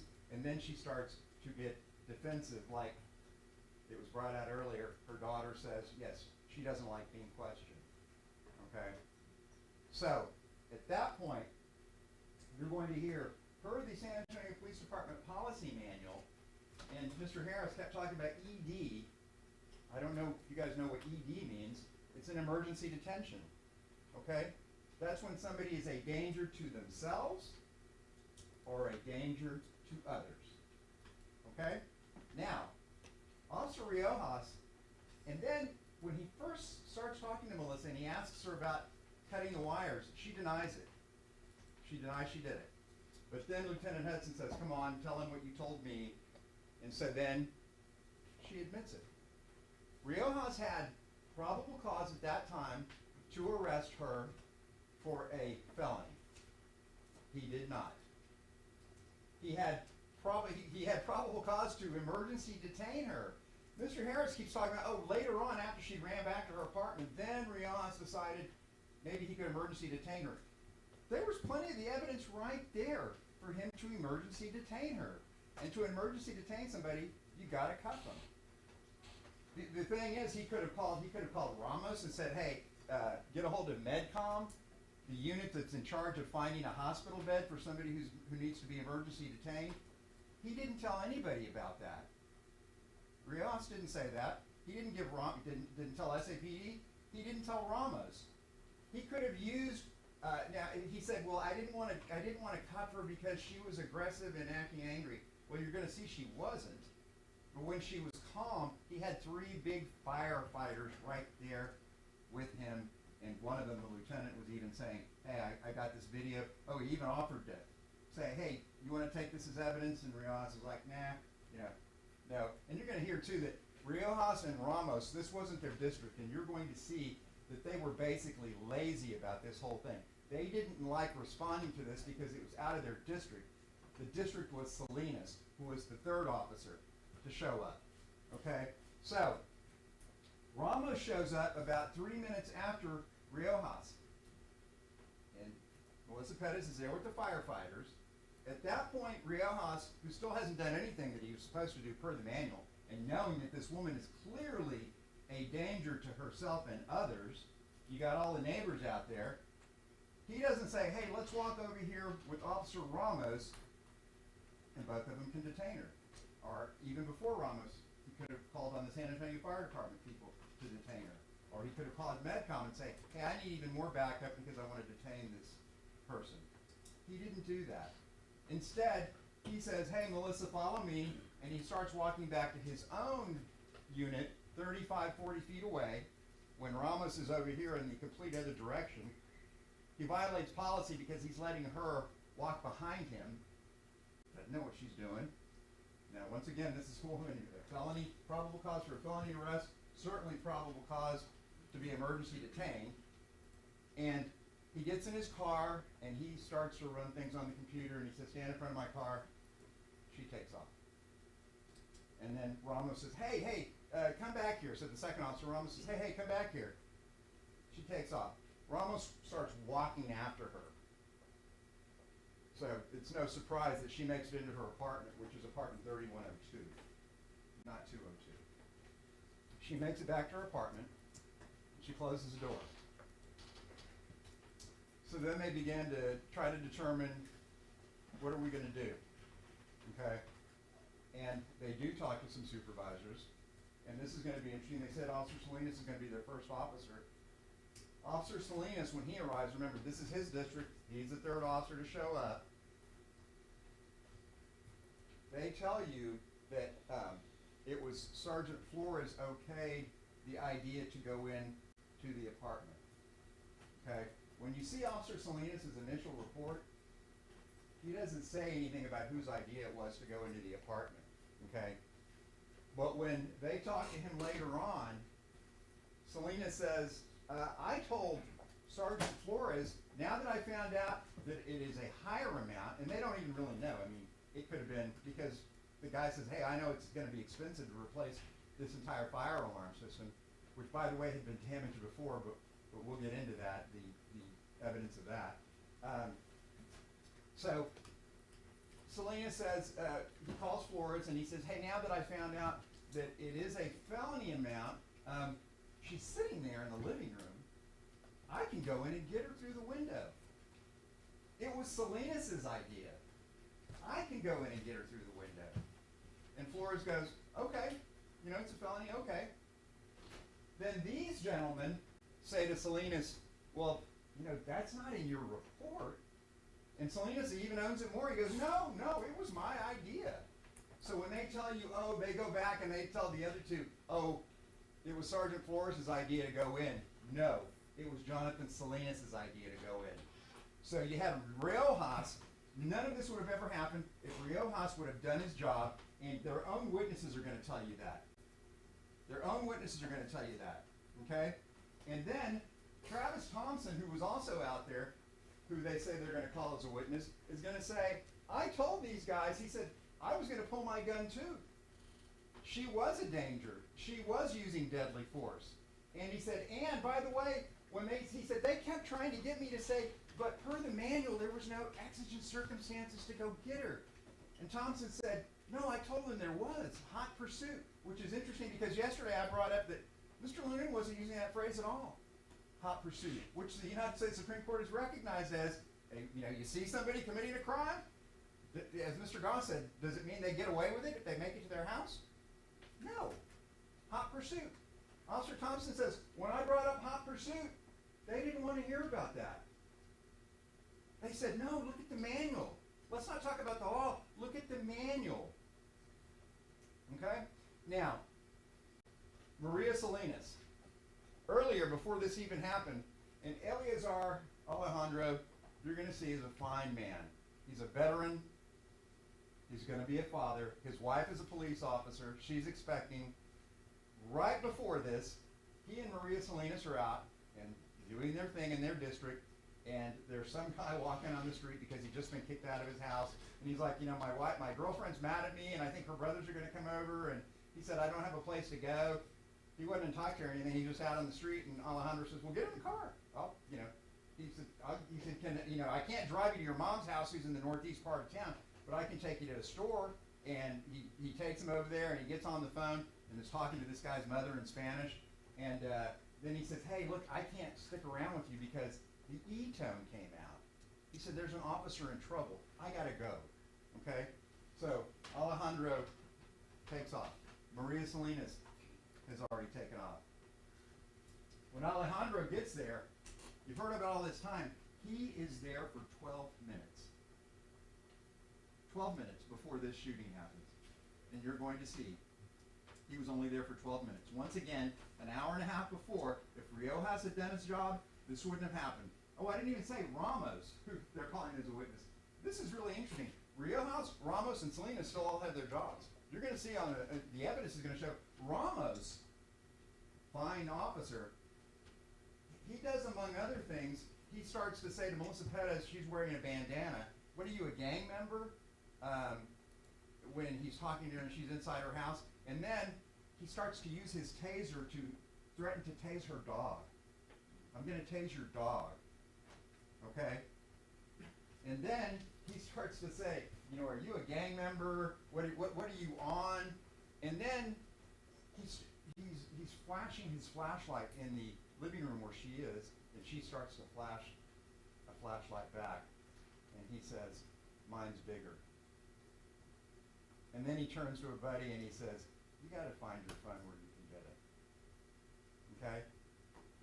Now, one thing I forgot to say, Salinas knew from prior experience that Melissa Perez had mental issues. Neither Salinas, Ramos, or Riojas ever told Sergeant Flores about that. And then remember, Riojas didn't do his job in the first place because he didn't ED or arrest her immediately, and none of this would have happened. And throughout all of this, none of these people, none of these other officers ever told Sergeant Flores or these other gentlemen about what her condition was. As a matter of fact, when you watch the videos, those two are moseying off in the corners. They're not anywhere to be found. It's these three who show up, and they showed up because an officer was in trouble, right? I got one at gunpoint. Salinas pulls his gun on her. I'm going to shoot you. Shoot me, right? Then the E-tone goes out. So when Mr. Harris said that she thrown the candle before, no. She threw the candle out the window and hit him after the E-tone occurred. So the E-tone was for Salinas having somebody at gunpoint. Then she throws the candle out and hits him. Now, you're also going to hear from the experts. Their experts, from the medical examiner, from their lead detective, Soto, and he's quite the trip. They walked warrants in 16 hours. There is no way that guy looked at every single body camera or all the evidence in this case. When you look at his affidavits for the warrants of arrest, a lot of the significant information is missing. Now what you're going to find out is within 16 hours of their arrest, who was in on the decision to arrest these guys within 16 hours? These people over here. They worked in tandem with the SAPD administration to walk warrants on these three public servants within 16 hours without looking at all of the evidence. And you're going to see in Soto's affidavit, it is replete with missing information. And then, you know, a lot of these people were afraid to talk to us. We just talked to Thompson yesterday, and he's the one who says, yeah, they didn't want to hear about hot pursuit.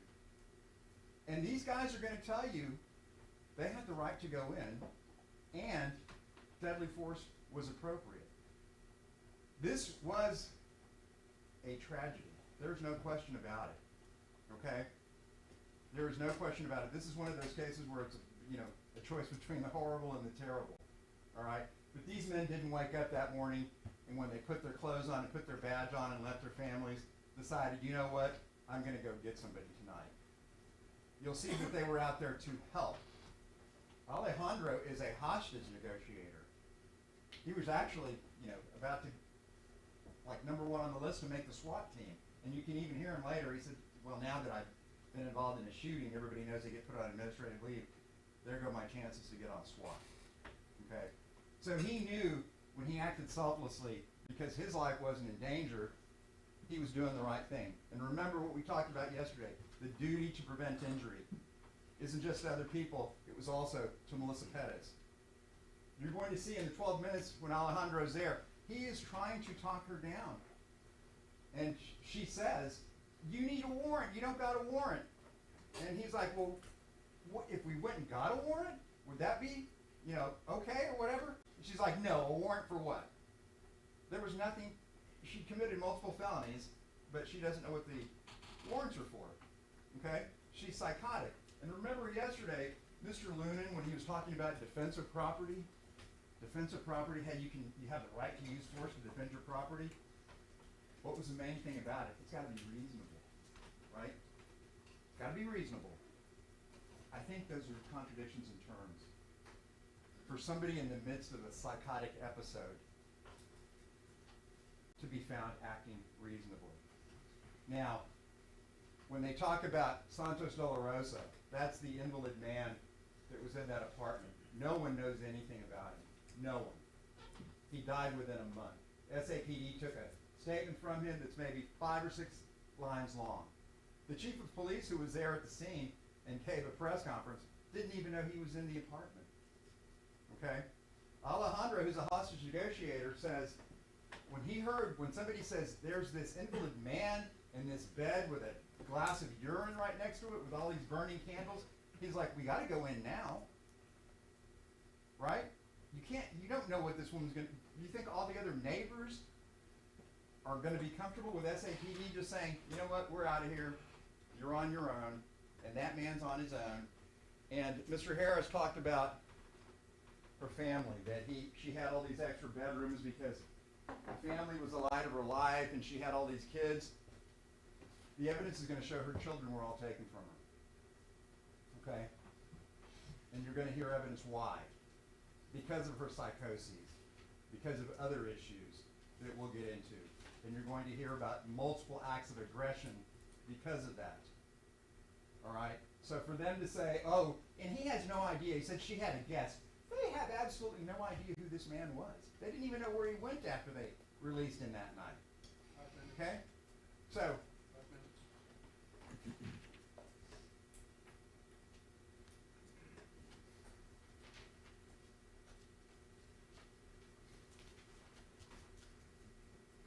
did you want to address? Okay.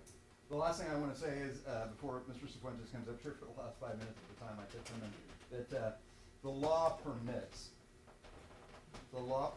any human being, not just these people, to stop a threat before they're stopped by the threat. Okay? So we're asking you to keep that in mind when you listen to all the evidence in this case. Thank you very much.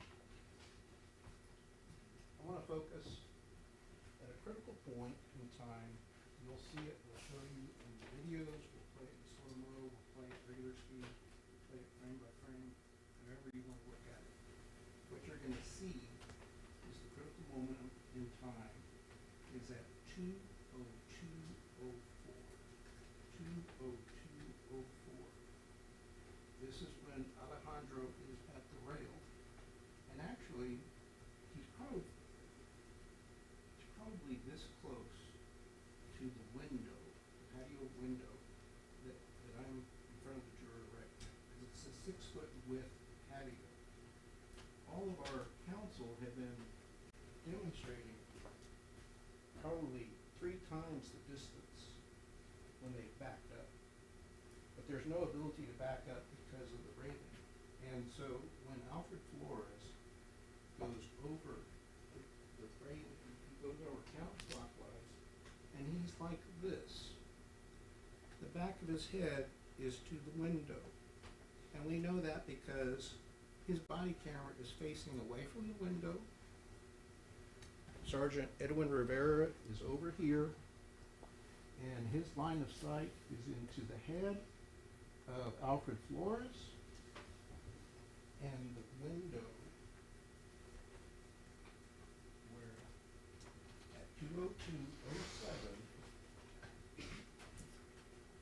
Melissa Perez swings the hammer and she braces herself against the opening of the window and hits the window at 2:02:07. When she hits the window at 2:02:07, the back of Alfred Flores' head is probably 3 to 5 feet away from that window. So Eleazar Alejandro said he fired because he feared that Melissa Perez was going to throw that hammer through the window. And we told you about apparent danger and reasonable danger, and if he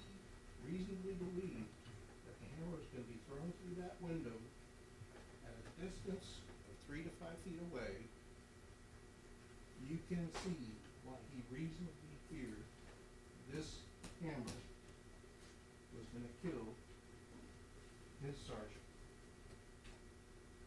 And he fired 5 times. He missed. When she charged at the window and swung, and what they didn't tell you is there's 5 or 6 body cameras that captured the red hand. Dallin Young could see, he couldn't see it, but the shield that he had showed through the glass that the hammer was being swung. Travis Thompson had a critical window, a video that nobody looked at until November 6th, 5 months after the arrest warrant. A couple of months after Soto submitted the report to the chief of police signed off on it, pencil whipped it, never looked at any videos. The command staff never looked at any videos. They didn't look at Travis Thompson's video, which clearly shows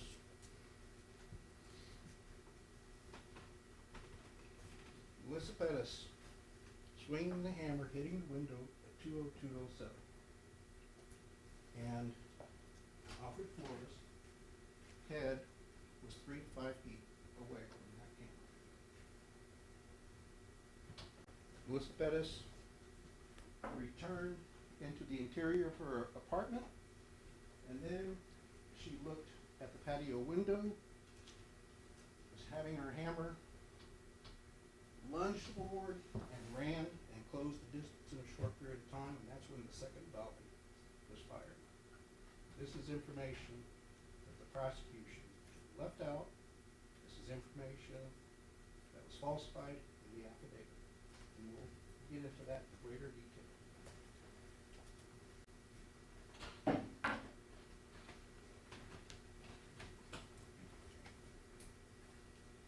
think they're opening, they're gonna reserve it, Judge. Judge, we're going to reserve our opening statement for the defense case in chief, and then let the jurors hopefully hear some evidence. All right. Members of the jury, I'm going to give you a short break, make it no more than 15 minutes. Let me go ahead and tell you this before I excuse you.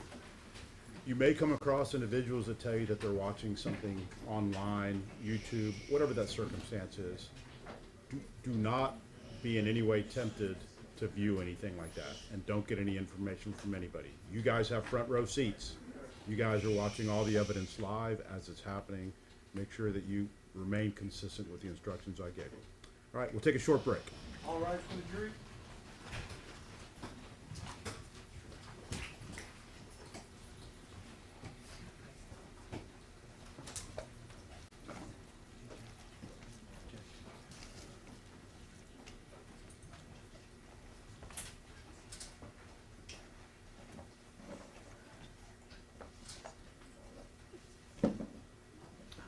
Set my alarm for 15 minutes. The complainant's family, they're wearing these badges with like the complainant picture and wings on it. If you think that that's prejudicial, then you take those off. They're gonna sit here in front of the jury. I lost them too. I didn't know. Yeah, let's make sure that, they can turn them inside out. Well, they have it, it's like a button that wears on their shirt. Buttons.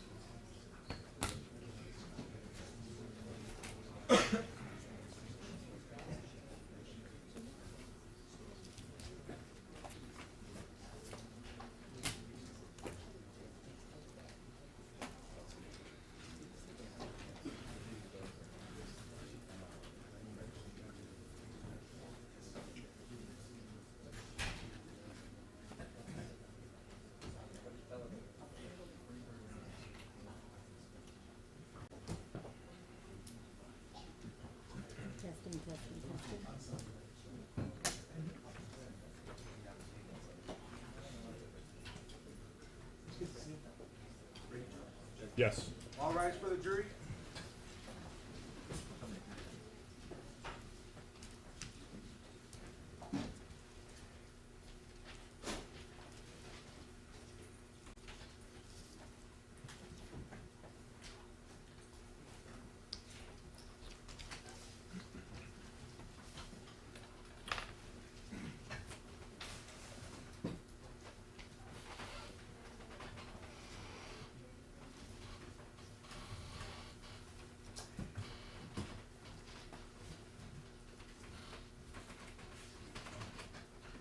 You may be seated. All right, welcome back, members of the jury. As I indicated to you before, your comfort is important to me. If you need a break at any time, please let me know. All right, State, your case in chief. You can call your first witness. Your Honor, the state would call Ms. Linda Flores. I believe my advocate is bringing her from the witness room.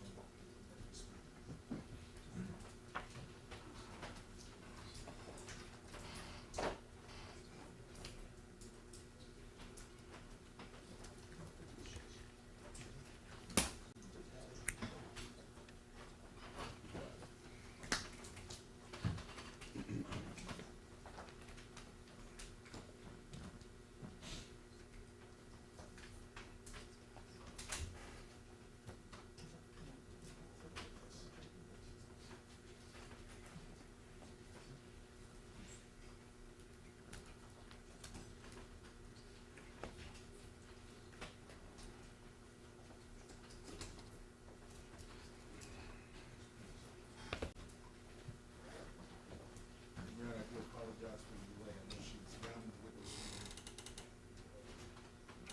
That's okay. Especially coming in, some questions about mental ladies.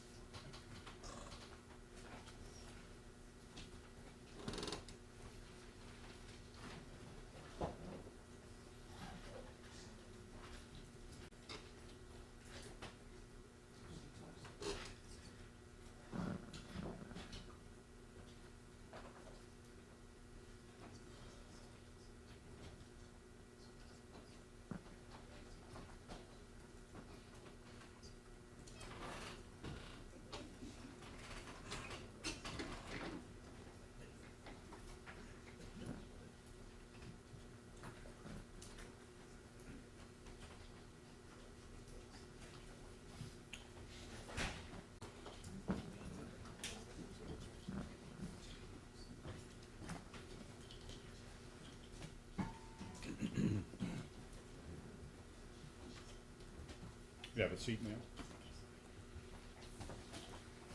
All right, I'm going to swear you in. If you could raise your right hand. You solemnly swear or affirm that the testimony you give in this matter will be the truth, the whole truth, and nothing but the truth, so help you God. Yes, I do. All right. You may need to lower the microphone, make sure everybody can hear you, okay? Okay. Can you introduce yourself to the jury and spell your name for the court reporter, please? Yes, my name is Linda Flores, LINDAFLORES. All right, State. Ma'am, how are you this afternoon? Good, thank you. Okay, and what do you do for a living? I work for the San Antonio Police Department, and I act as the custodian of records. Okay, and as the custodian of records, if you just briefly describe what your duties are. I provide police records, anything from police reports to digital media evidence. And specifically the digital media evidence, does that also include officer body cam? Yes, it does.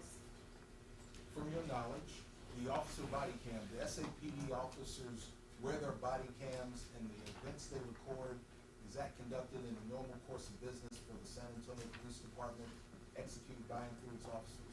Yes. And the items that are recorded on that body cam footage, does it reflect something that those officers saw at or near the time the events recorded actually took place? Yes. Are the originals, the download of those body cams, are those retained on the servers of the San Antonio Police Department pursuant with your evidence retention policies? Yes. Did my office call you and ask you to bring downloaded DVDs of body cam footages for SAPD officers Albert Flores, Eleazar,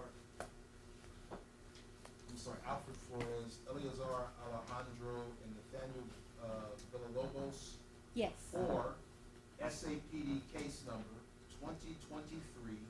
2023-137-586, which took place on or about June 23rd of 2023?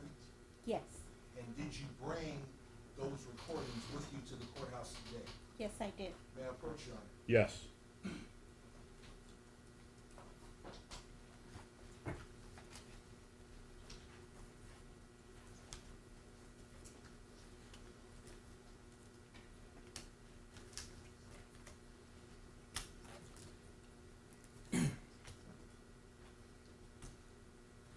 Your Honor, if their intent is to offer the body cameras, we don't have any objection to it, so.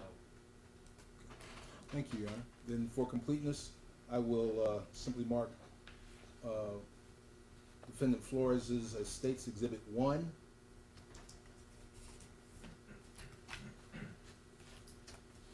Defendant Alejandro as State's Exhibit 2.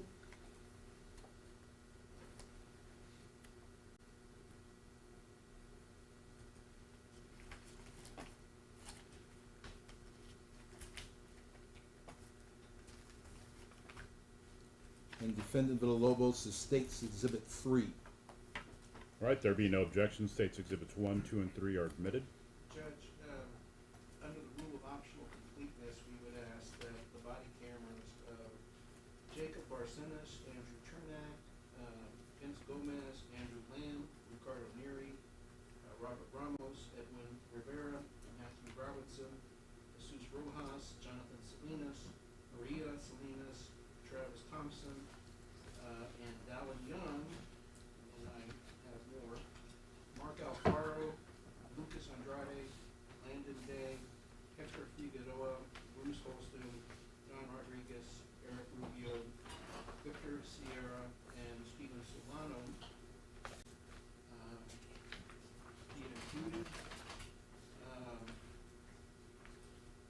And I believe that Detective Ronald Soto has body worn cameras as well.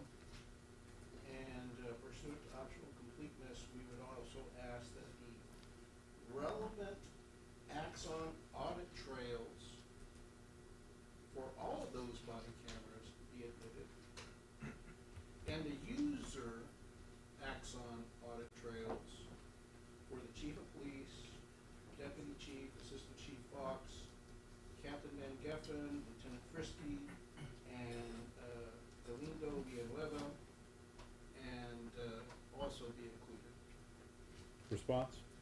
First, I would object under counsel's theory of the rule of optional completeness that the only exhibits state tends to mark is those of defendants, and they, as Ms. Flores has testified, they are complete. Additional exhibits, which may come in through another witness, I'm not objecting that we all won't see it. I'm just simply saying that counsel's rule of optional completeness is inapplicable. Additionally, that may be counsel's case, which we will have time to do, but that's not what the state's case is at this point in time. I would like to further develop my examination of this witness with a few more questions. Well, Your Honor, under the rule of optional completeness, the remainder of related writings or recorded statements can be introduced. And all of the body cameras and all of the writings are related to these three videos because it's the same incident. And we know it's the same incident because the state provided us the body cameras and they provided us the audit trails. And as officers of the court, we're representing that those body cameras and those audit trails do relate to the same incident. And the purpose of optional completeness is to make sure that the recording is not misleading. Because the conduct of the officers is captured on other people's videos as well. So it has to be introduced. Overruled. May I make a suggestion? Yes. Since this witness is a witness that would obviously, I think they would stipulate, provide the same predicate for all of those body cameras, can we at least just have a stipulation so we don't have to call her back every time we want to introduce any of these precisely where I would go with my follow-on questions. They may actually come in at the appropriate time with other witnesses, but as counsel would open the door, if I could complete my questioning, I think that may resolve it. Okay. Yes, sir.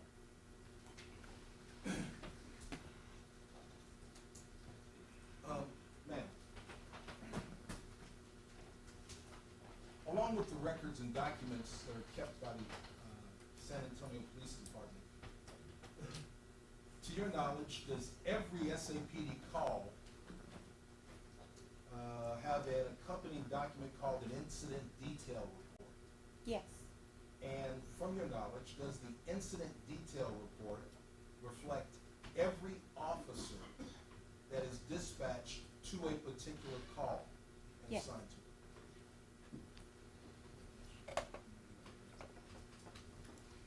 it? And is the incident detail report also a record that you keep? Yes.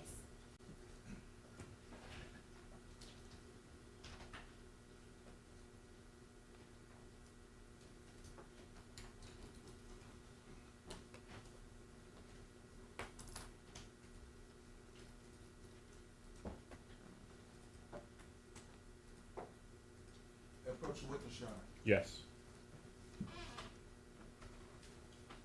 Ms. Flores, I'm showing you what I've marked as State's Exhibit 4 for identification. What is State's Exhibit 4 for identification? It's an incident detail report. And is it the incident detail report for SAPD case number 2023-137586? Yes. And I'm going to flip over to the back of the first page. And do you see a listing of police officers by unit assignment? Does that page reflect the officers in totality that are assigned to this particular case? Yes, it does. And if counsel will give me a little leeway, I would presume that every one of these officers, you heard the names, Rojas, Andrade, Alfaro, etc., down through Rubio, Flores, I even see Chief McManus's name. Does this incident detail report correctly and accurately reflect all the names that were assigned to this case as counsel asked you on cross-examination? Yes. Do you have body cam footage for any of these officers on this incident detail report? Is it also stored on the servers of the San Antonio Police Department as you have described, being that of the defendants? Yes. Have you provided those body cam footages with a certified business record affidavit that you provided to my office sometime in the summer of 2023 when this case was filed? Yes. Did you also provide 911 audio recordings?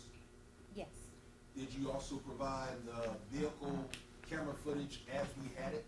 Yes.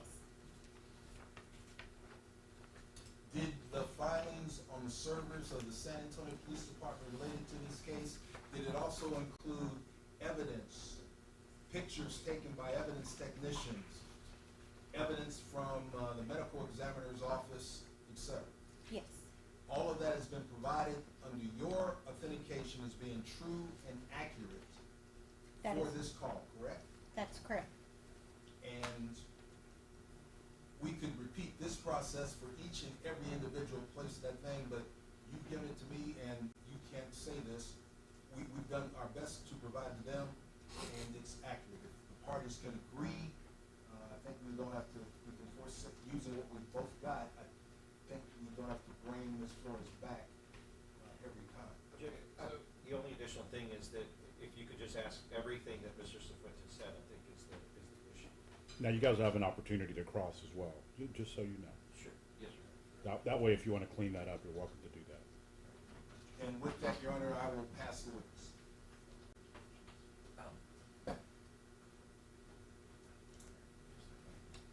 Ms. Flores, hi. My name's Jason Goss, and so did you hear Mr. Cifuentes read out that list? Yes. And he included some other things, that like the Axon and those drugs. Would you also be the custodian for those? That's correct. 911 calls for this case, including all the IDRs and everything Mr. Fuentes said. You would be the custodian of records and could testify that those were true, accurate, kept in the regular course of business, and all of that for all those things. Yes. I'll pass. All right. First of all, did you take the required TCOL course on digital media in order to be custodian of records? Yes. Okay. Describe the TCOL course and why you have to take that course. I took it's CJS course, just so that I could have access to the records. All right. And why is it important to have education and training on access to these types of records? To understand the security of the records. All right. And tell us what the importance of security is. Because evidence cannot be shared on active criminal cases. All right. And does the city of San Antonio have a computer user policy that prohibits one employee from sharing a login with another employee? Correct, yes. All right. And so is that prohibited to share access on Axon? We have to be able to look at an Axon video, body camera video, you have to log in with a username and a password, correct? Yes, that's correct. And so it's prohibited by city policy to look on someone else's computer with their log-on videos, isn't it? Yes. All right. And if you're going to watch a video with someone else, you're required to notate in the audit trails that you're watching videos with someone else on their computer, correct? I note all use, so yes, I would say that's correct. All right. And so the reason you want to notate that is so that way you assure the security that you talked about, right? Yes. And so you're taught that if you fail to notate or log that you watched with someone else, that didn't happen, right? Yes. All right. So if you didn't log or notate, and then later on you say, oh, well, I watched it on someone else's camera, that's no good, is it? No. All right. And that's not believable, is it? No. And that's not acceptable in the San Antonio Police Department, is it? No. All right. So did you bring the user audit trails for the chief of police, the assistant chief, Karen Fox at the time, I believe it was deputy chief Hector Salas, Captain Van Geffen's user audit trail, Lieutenant Frisky's user audit trail, and Sergeant Galindo's user audit trail for this incident? No. Okay, you did not bring it? No, the audit trail is specific to the case, not the users. Okay. Would you agree that the Axon system has a user audit trail so you can see whether Chief McManus ever looked at any of these videos? You agree that's possible, right? Yes. Did you bring that user audit trail? No, sir. All right. So you have no knowledge whether he ever looked at the videos? No, I do not have knowledge. All right. So if I told you that the chief of police, assistant chief Karen Fox, deputy chief Hector Salas, Captain Van Geffen, Lieutenant Frisky, and Sergeant Galindo in the month of August 2023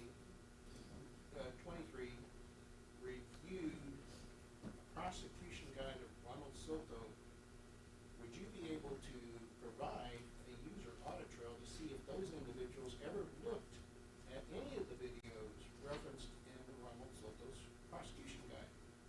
Yes. All right. And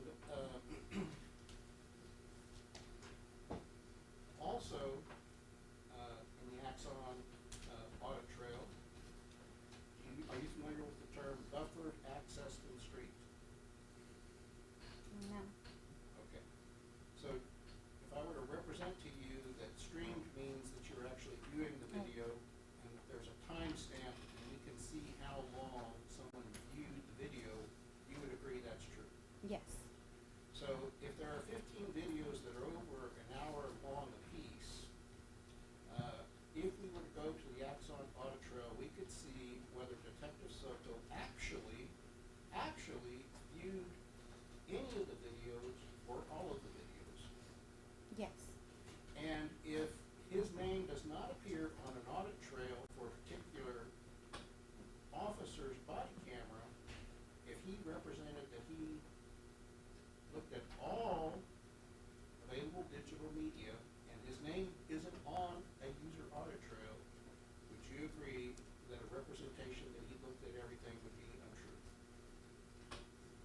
Yes.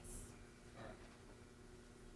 And we could see from the user audit trail whether not only did he look at everything, but how long he looked at it. So if a video is over an hour long and he only streamed it for a few minutes, we know that he did look at the entire video, correct? Your Honor, I'm going to object to the continuation of this line of questioning. Ms. Flores, in her capacity as the custodian, she keeps it.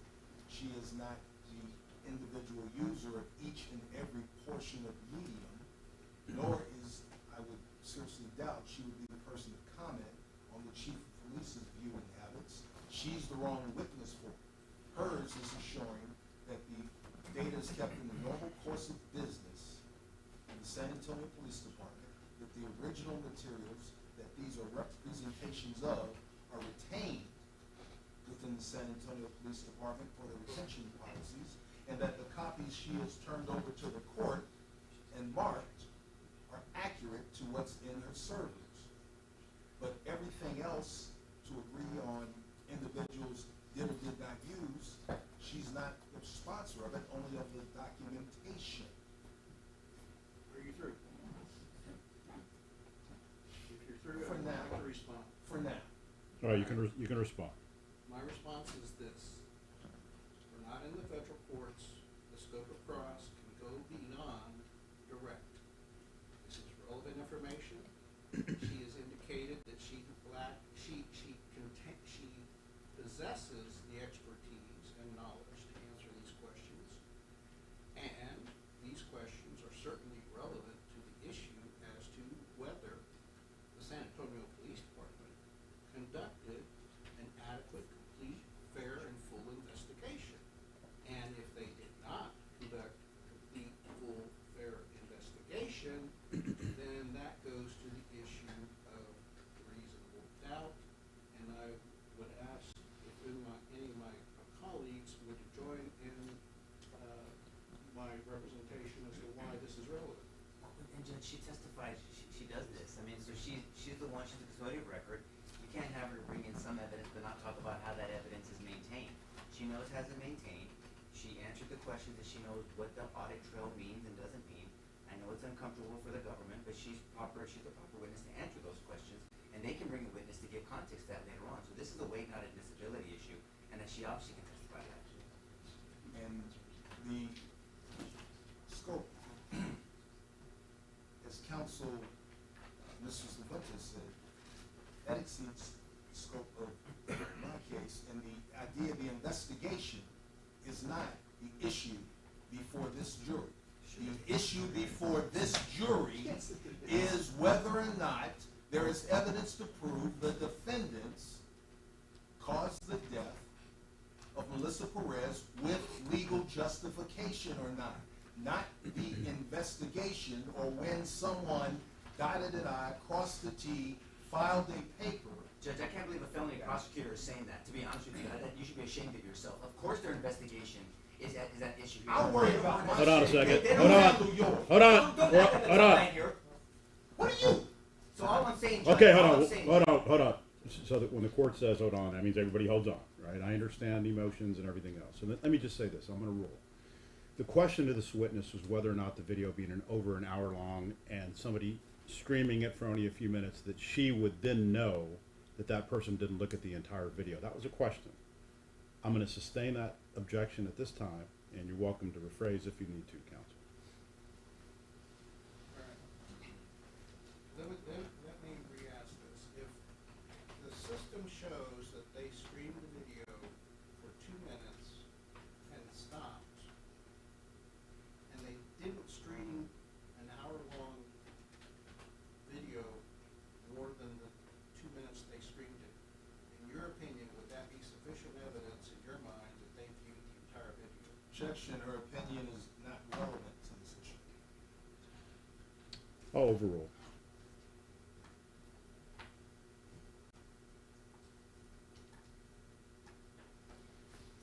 So the purpose of the audit trail is to document its usage.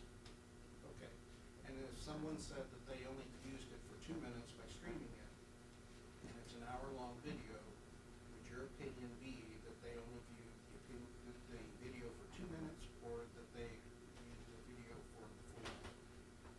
of time the video was viewed will be documented in the audit trail. All right. So if it wasn't viewed for a full hour, then your opinion would be that if it's an hour-long video, that they didn't view the video for the full hour, correct? Correct. All right.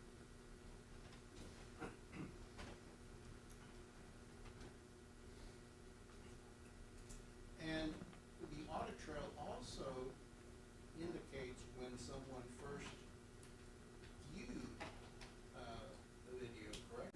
Yes. All right.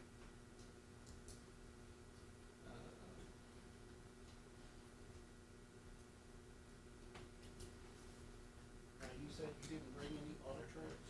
No, sir.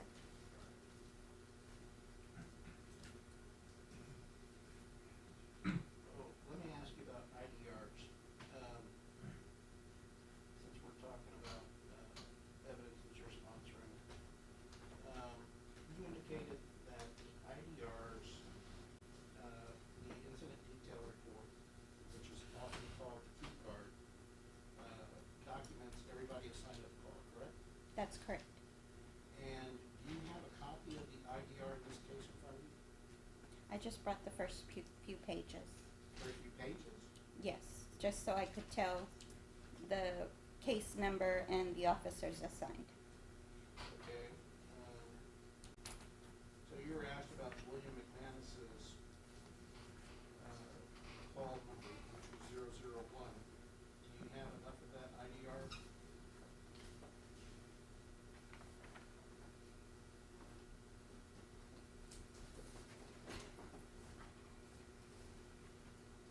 Yes, Okay. You have the entire IDR or just parts of it?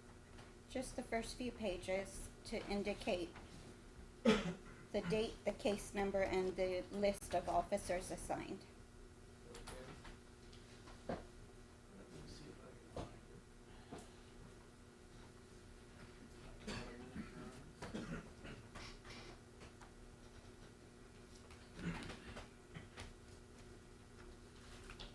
And if I may approach the witness. Yes.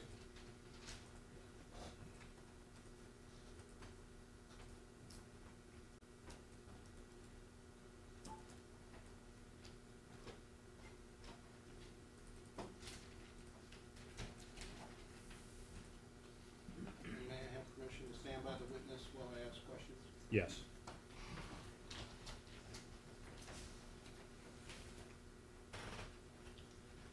And it was Ms. Flores? Ms. Flores, I could give this to the court reporter first.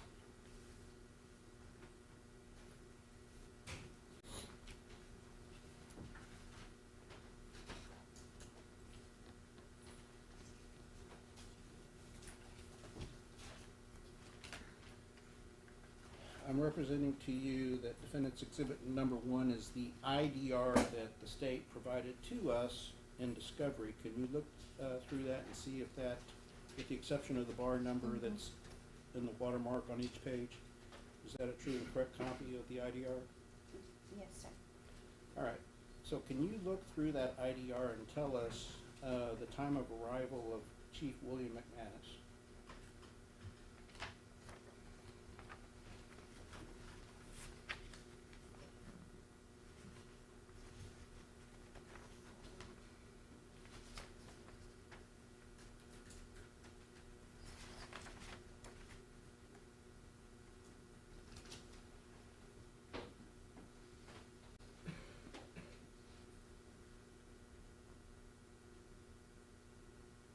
Zero 0308. 0308, so at 3:08 a.m.? Yes. Okay, and does the IDR also tell us when he left?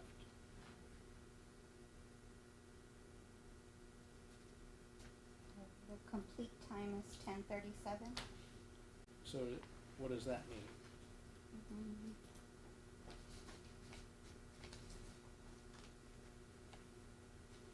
I couldn't tell you exactly. You probably need a communications dispatcher to tell you for sure. Okay, is there a timestamp that tells us the time of departure for William McManus?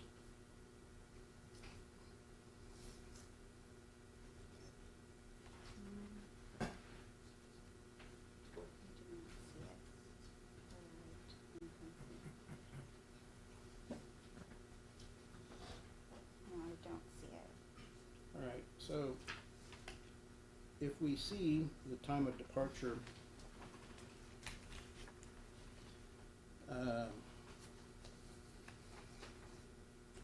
would you agree that they, it indicates the assignment time, the en route time, the arrival time, and the delay available completely? Those are the times. Yes. All right. So can you tell us, based upon that, what the time is for William McManus?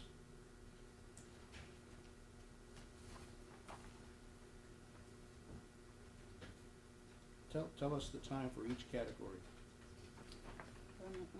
So, assigned is 2:54, en route 2:54, arrived 03:08, and complete is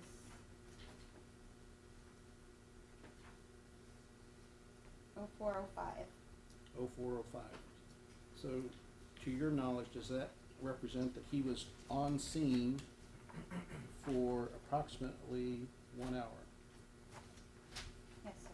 All right. We would offer defendant's exhibit number 1 at this time. I'm assuming counsel already has a copy, but if not, I'll tender it to him.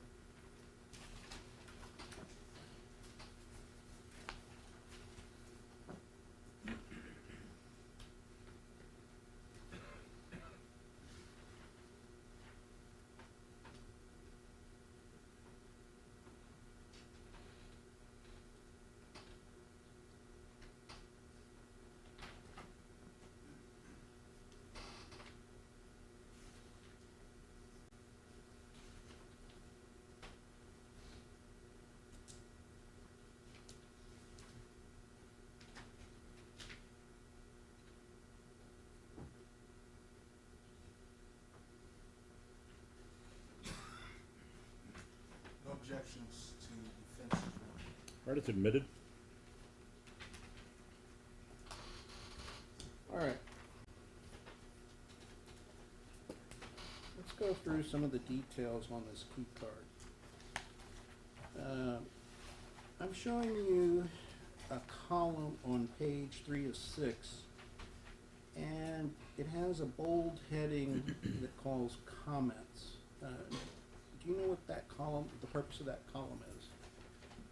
Usually it's the comments made on the 911 call, Okay, so who enters that information? dispatchers.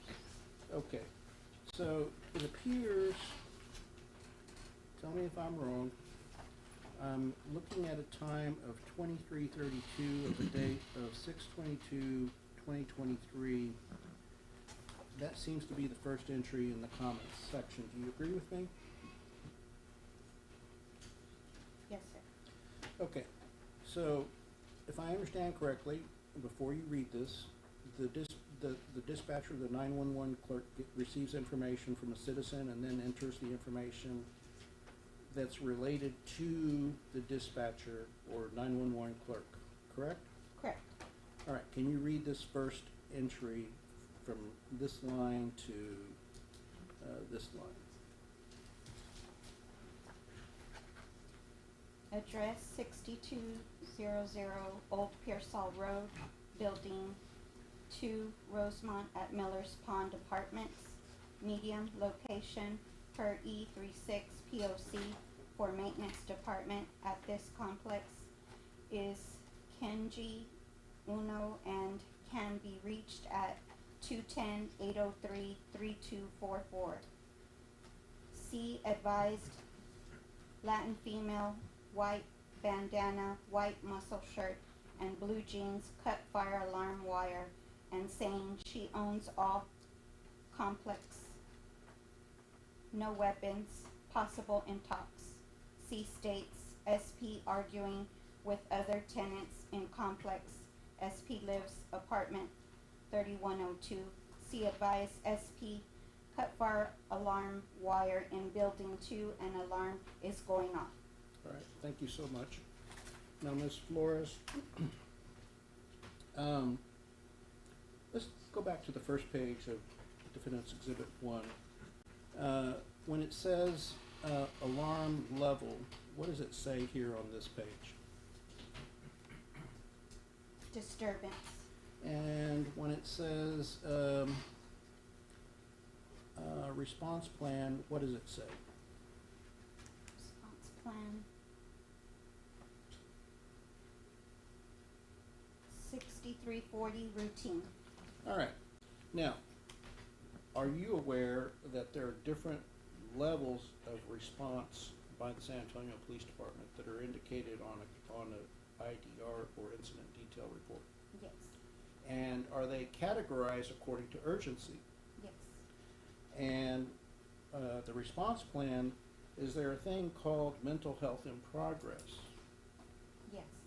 All right. And so is a mental health in progress something that the dispatcher can enter so that everyone responding to this call would know that the police officers on scene are dealing with someone with a mental health issue?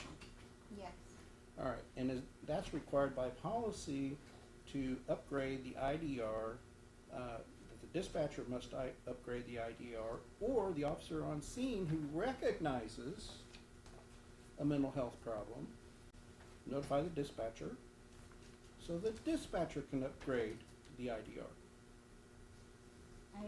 That I do not know. Okay, well, fair enough, but would you agree that there's no indication, and it looks like there's 26 pages here, is there any indication on those 26 pages that Officer Rojas, Ramos, or Salinas notified the dispatcher to upgrade this call to a mental health in progress?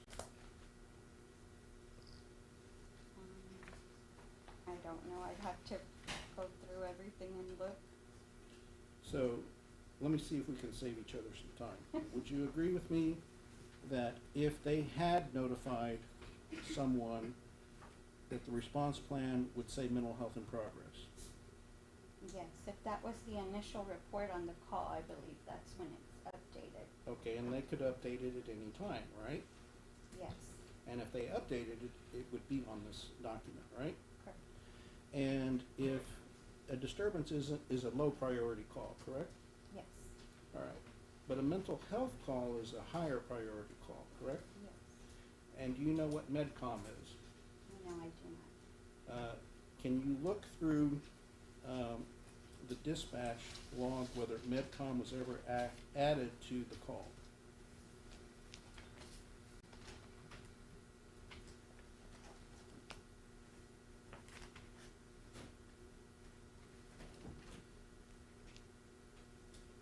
I mean, I would, thought I read it. I would have to read this whole thing. Well, I do not know off the top of my head. I'd have to read everything. okay. So I can testify that the record is true and correct. I don't read and I don't evaluate everything before I come to court. I can just testify it's a correct copy. That's fair. That's fair, and I understand that.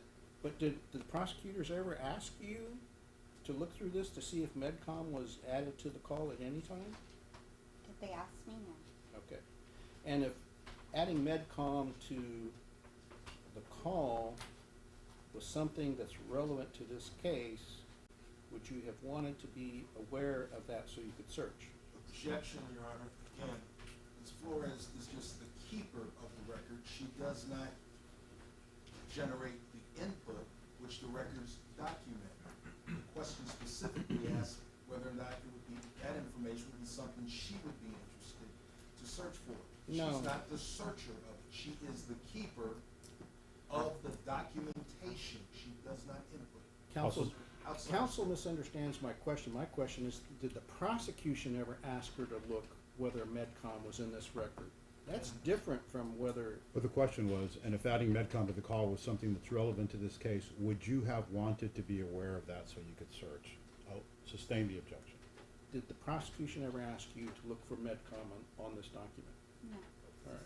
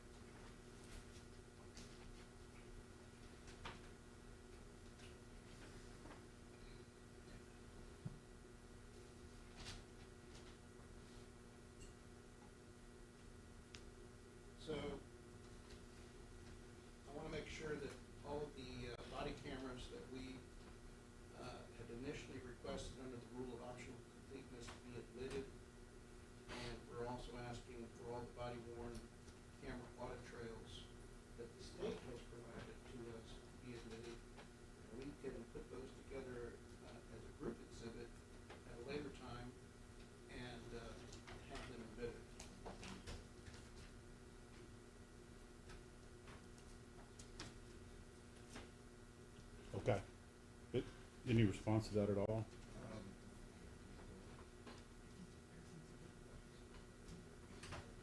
I believe he also previously stipulated for this. I'm thinking about the mechanics thereof, Your Honor. This is all information that's already provided to the parties.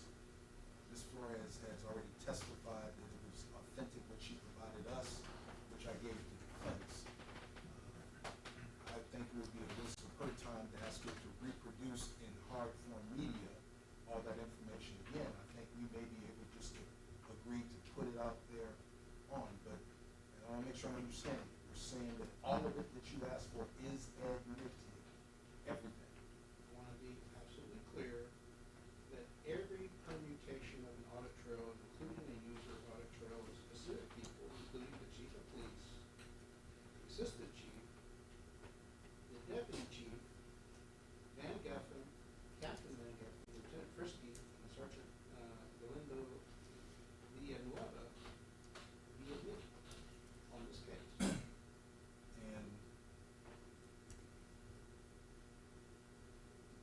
my question was as to the media and how we bring it to the court for admissibility. Do we want to use digital, or do you want to produce individual discs of every body cam and those audit I trails? will print out the PDF files that were produced to us digitally and have the hard copies admitted as an exhibit, and I'd ask that a sticker be reserved for defendant's exhibit number 2. And with that, Your Honor, as I'm trying not to put the burden on Ms.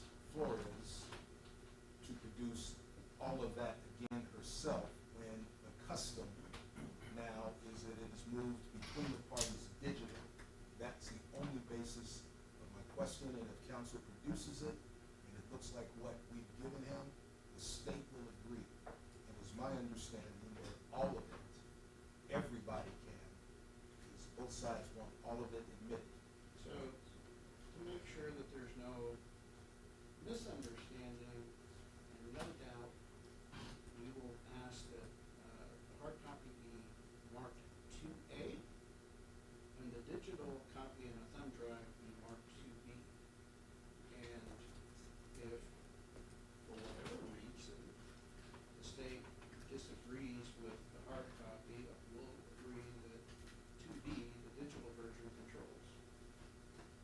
And Your Honor, and again, I'm not trying to be obstructionist, and it sounds like we have an agreement in concept and spirit, and once we have it produced, both sides look at it, I'm sure the state will agree. All right, that sounds good. That's the witness.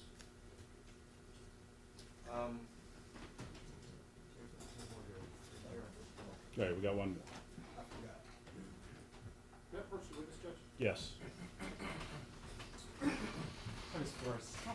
My name is Tom Lisbeth. How are you today? Good, thank you. I just want to ask you a few questions about this Defense Exhibit 1 that we were just talking about, okay? Okay.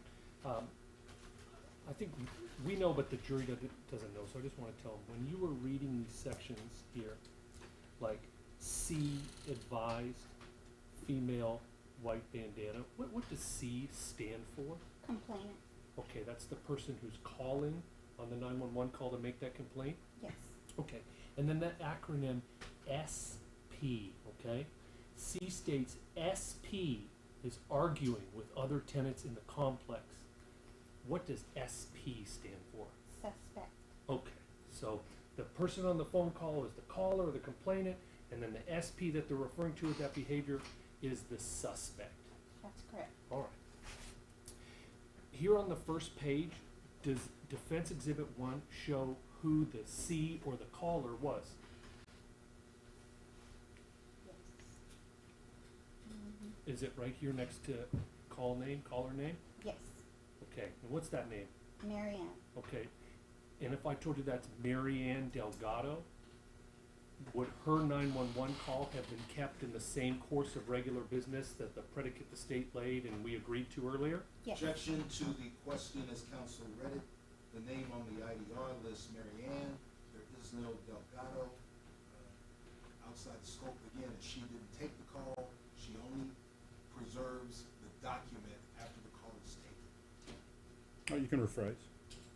Okay. The caller's name is Mary Ann. Correct. Okay. Now I'm going to show you what has been marked as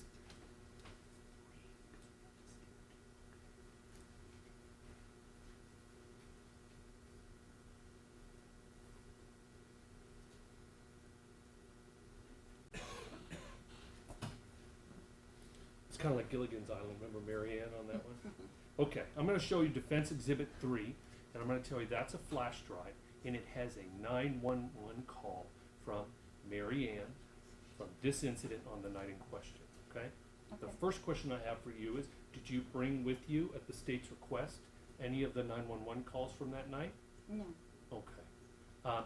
If you keep and maintain those 911 calls in the regular course of business, that would be the 911 call that pertains to this call on the night in question? Yes. Your Honor, I'm gonna object. Well, I'll just ask the question, Judge. They provided the 911 call in discovery. It doesn't look like they're offering it. I put it on this flash drive. I'd like to offer it. This witness lays the predicate. She needs to listen to it to authenticate it or something. We could do that outside the presence of the jury, but in the name of judicial efficiency, or if the state wants to listen to it, that's fine too. This is Mary Ann's 911 call. I want the jury to listen to it, and I'd like to admit it into evidence. I'm just trying to make this quick. Which, Your Honor, again, this is a follow-on with what we've already agreed to with counsel Mr. Cifuentes. I am sure we may very well get there. All I'm saying is, Ms. Flores can testify to the authenticity of what she maintains, not something someone else hands her. And so it's improper to do it with this witness. I think if we had the time for the agreement we reached, all sides would be happy because ultimately we want the evidence in. All right, so this flash drive contains the same information that you've already agreed to with the other counsel? Yeah, it may. I'm simply saying this witness is not the proper witness to try to authenticate it and publish it. We just spent a lot of time asking for all of this stuff. Once we can get it and mark it, it'll be into the court and both parties can use it. But to do all of this with just the keeper of the records is improper. It is asking her to comment on something she didn't create, doesn't know where it came from. So, that's all I'm saying.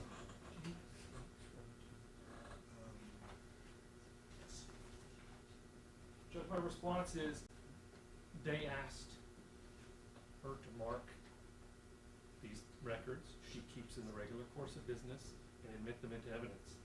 This is the exact same. It just has a blue sticker on it, and that's apparently a big issue now. I'm asking for the same predicate and the same treatment. She can listen to it if she wants. The state can listen to it if they want. But this is the call that she maintains in the regular course of business. Once that hurdle is authenticated, it can be admitted in the exact same way these ones were, and that's what I would like to do.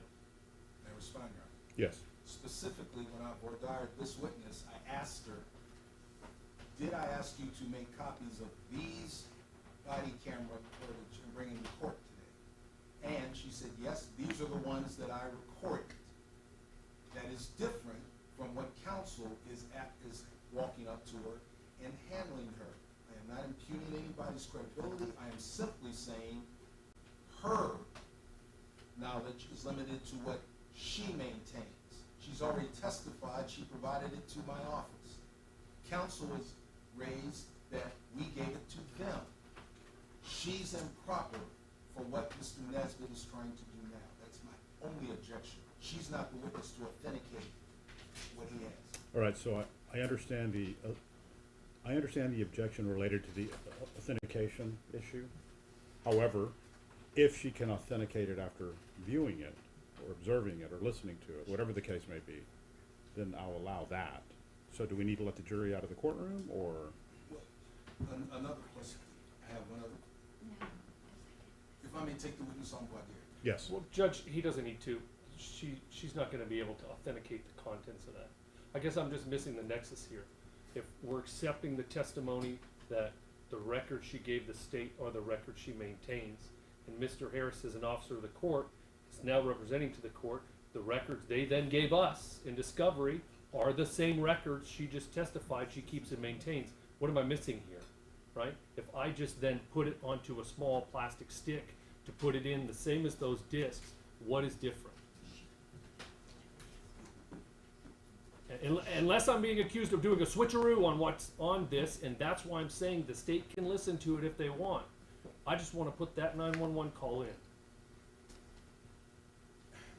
Your Honor, the difference is she testified to the court of what she personally did, what she personally produced and tendered to the court. It's for judicial efficiency. I recognize what Mr. Harris is saying, Right. but because I didn't get that chance to say, can you please bring Mary Ann's call too, please? I'm trying to do this for judicial efficiency. The predicate is there. It's the same as those discs. It's just the color of the sticker is different. All right, so if the state wants, we can have this witness return early in this trial to produce what counsel's requesting, or we can figure out some other way. Well, and again, Your Honor, I believe we've already covered that. If parties can get together on the existing evidence as Mr. Cifuentes raised, and we will mark it all, then we will have it. But again, Ms. Flores is not the individual keeper of everything. She is the authenticator of it. That is my only.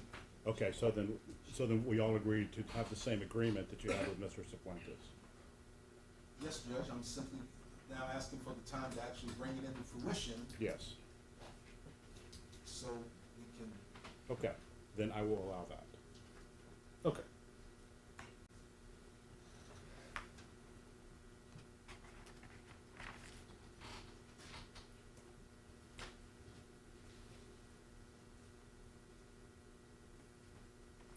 Okay. And just going back here, just to go back to our C's and SP's. C, that's the caller. What's ADV? Is it advises? I would think so, but I couldn't tell you for Okay. sure. C, ADV advises, SP cut fire alarm wire in building 2 and alarm is going off. That's what that reads? Yes. Thank you. Judge, we're gonna offer defense exhibit 1 into evidence at this time. It's already. Oh, it's already admitted? Okay, Judge, then we'd ask to publish it to the jury. You can do that. Thank you. Pass the witness.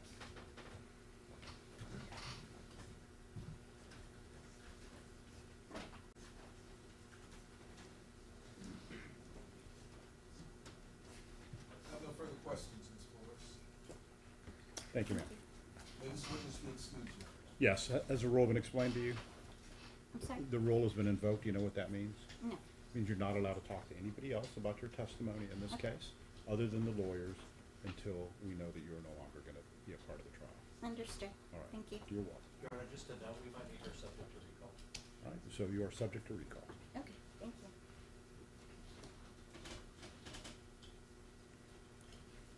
Everybody okay on the jury? All right, State, you can call your next witness.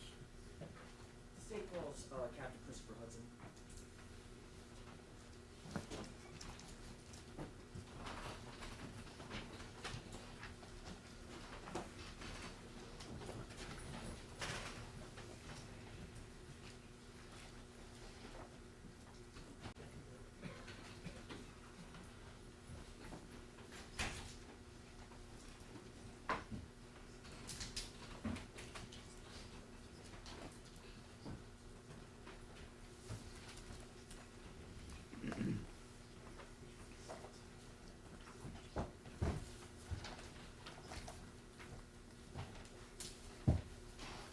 Can I have a seat?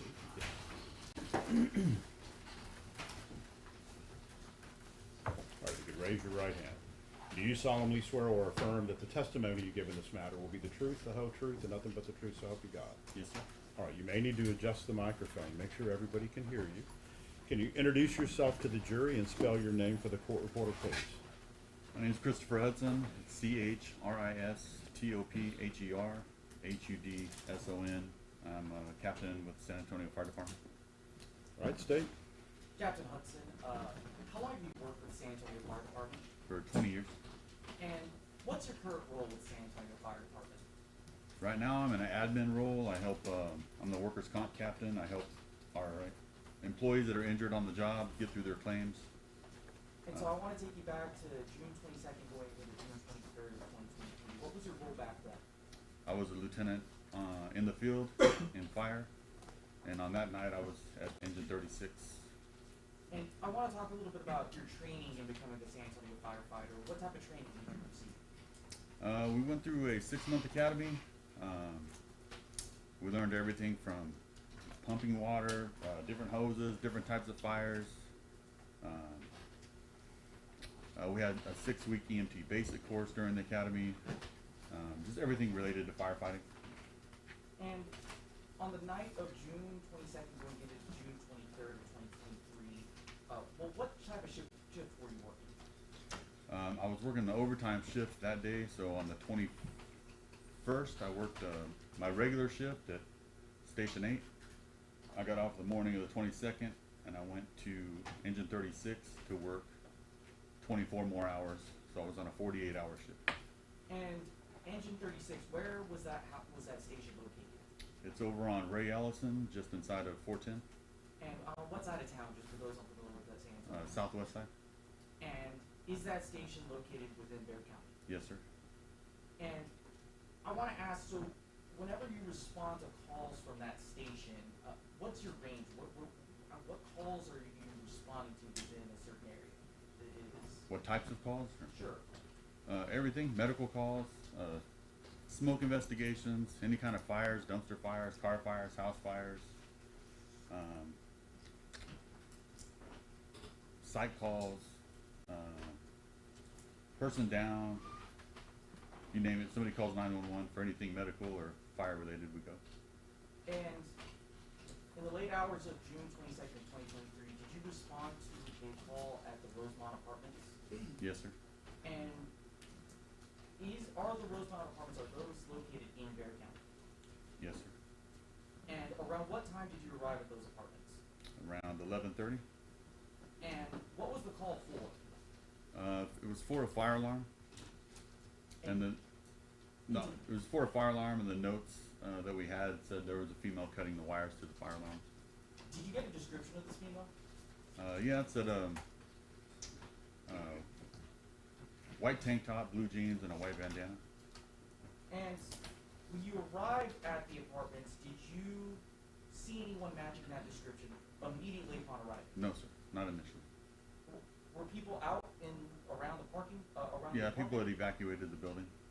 Probably 20 to 30 people, I guess. And when you arrived at the apartments, was the alarm still going? Yes, sir. What was involved with the alarm? Just describe to the jury. Just a typical fire alarm. I mean, it's real loud and it's intermittent bursts of noise. And when you respond to a call, typically for an alarm going off, what steps do you take as a firefighter? First, make sure there is no smoke or fire. Right, we usually send a guy around. Like this was an apartment building, so send somebody around to look for any smoke or fire. We weren't too concerned about this one, but you still do it because we had the note saying somebody was cutting the alarms. And we go check the panel. The panel will tell us usually what zone it is, or if it's a smoke detector, what room. So we did that. And when you went to the panel, did you notice anything about the panel? Yeah, well, you could tell that the wires had been cut or pulled out or had been tampered with. Were you able to stop the alarm? We were able to silence the alarm, but we couldn't reset the panel because of the wires being Well, tampered you're with. responding to an apartment complex. Did you attempt to contact anyone at the apartment complex? Yeah, I called after we got there and I checked out the panel. When we silenced it, I called the on our notes that we have on the way to the run. It has the apartment, like a building maintenance guy usually, and they did have one this time, so I called him. He initially didn't answer, so I called the number of the fire alarm company that's on the panel, and they answered and let them know what was going on. And did you end up reporting what you had seen to the San Antonio Police Department? Yeah, I called PD on I called our dispatch on the radio, fire's dispatch, and had them add PD for the vandalism. And did you wait for SAPD to show up at the scene? Yes, sir. And how long did it take the San Antonio Police Department to arrive? Approximately 45 minutes. And while you were waiting for the San Antonio Police Department to arrive, did you end up speaking to anyone at the apartment complex? Yes, we were sitting in the cab waiting for PD, and we saw, well, one of my guys saw a lady matching that description run out with a dog. So I tried to get a picture of her with the city cell phone, but she had ran away too fast. It was dark, so when she came back, I tried to get another picture, but I couldn't initially. Did you end up speaking with her? Yes, sir. So I got out, and the notes had said that, or the note said, or a bystander had told me that she claimed to own the building. So I used that as a conversation starter. I got out and asked her if she owned the building. She said she did, and I asked her if she was working on the fire alarm panel, and then that's when she started admitting to cutting the wires. And now, when you're approaching her, did she have any sort of weapon in her possession that you could see? Not that I could see, no. And while you were speaking with her, did she ever display a weapon? No, sir. Did she ever threaten you? No, sir. And how many other firefighters were there with you? 3 others. And did all of you get down and talk to her? Yes, sir. Now, when you spoke with her, what was her demeanor? She was talkative. She was very open about what she did. She was a little delusional. She did it because she thought somebody was spying on her through the alarm system, but she was willing to talk about it. She would get a little agitated from time to time. When she did, she had her dog with her, and I would ask her about her dog, and she would calm down, start talking about her dog, but it kind of went like that, where she would work herself up. I'd calm her down. She'd work herself up, calm her down, but pretty, friendly conversation the whole time. And, again, you've been a firefighter for 20 years? Yes, sir. 20 plus? In this department, yes. So, you've had to respond to mental health calls? Yep. Frequently or not so frequently? We get calls for psychs pretty frequently. A lot of times we get calls for other things that turn into, I'm not calling them psychs, that's just what they're labeled as our problem type. So sometimes we'll get the regular calls for, say, a diabetic, and it ends up being a psych call as well. But yeah, pretty regularly. Now, you're not a trained psychiatrist, are you? No, sir. So you can't diagnose anyone with any sort of mental illness? No, sir. But you can make observations. Right. And you described with the jury, what did this woman talk about whenever you were speaking with her? She talked about, like I said, the fire alarm, being spied on through the fire alarm by the FBI. She also said she worked for the FBI. She said she worked for the cartel. She said she was Elvis Presley's daughter. She said she had been drugged. A few years before this incident, she had been drugged by somebody and kept unconscious for months. And she thought she had been impregnated and gave birth, but she wasn't sure. And then she, talked about her family, like I said, but she was kind of all over the place. And was this the first time you'd ever spoken with this woman? Yes, sir. Did she ever end up telling you her name?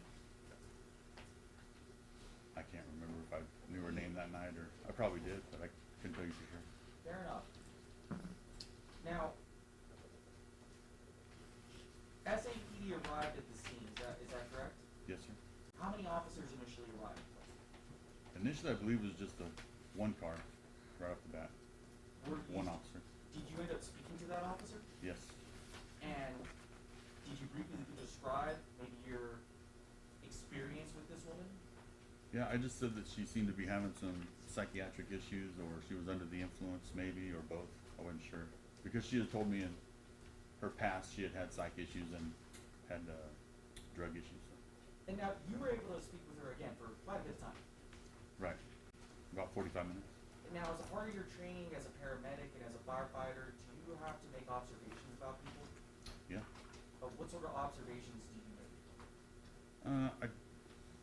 We try to assess their, we call it A&O, their alert and orientation. she didn't seem to be a threat to me, right? She knew where she was.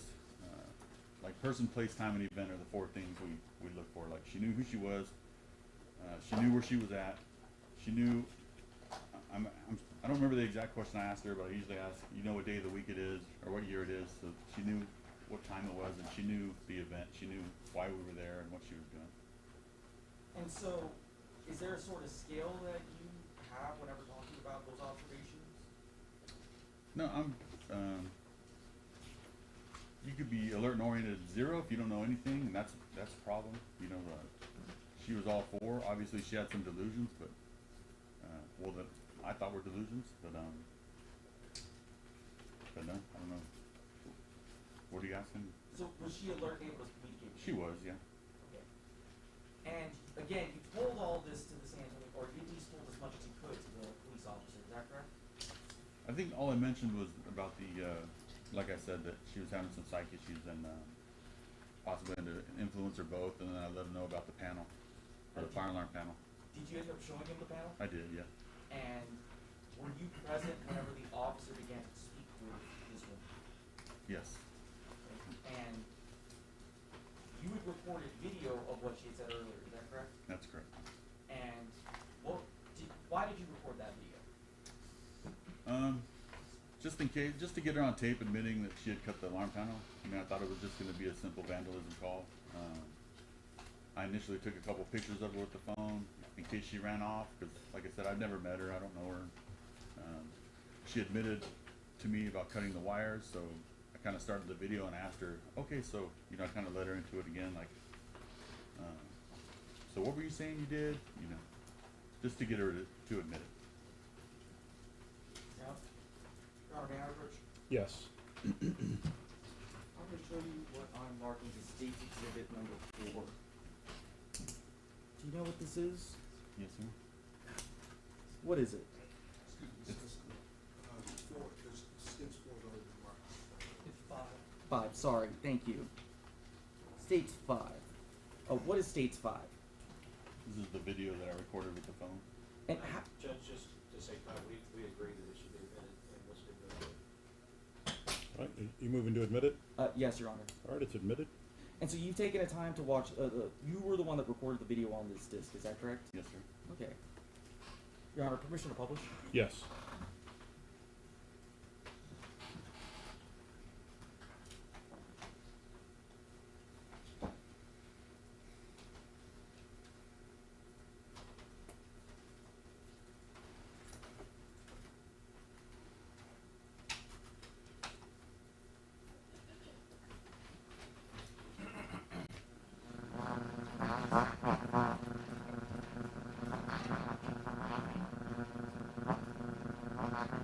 Your Honor, you have a second just to deal with that audio issue? Yes.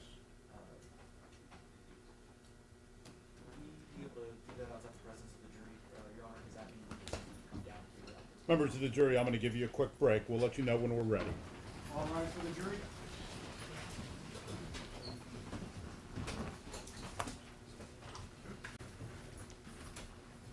The monitor's on? Okay, I'll check.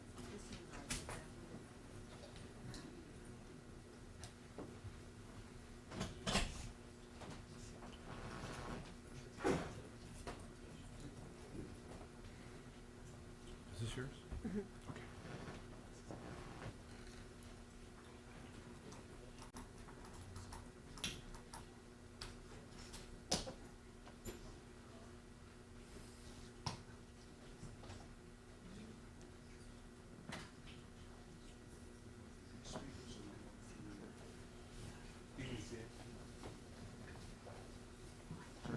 These things first is not we going through the system.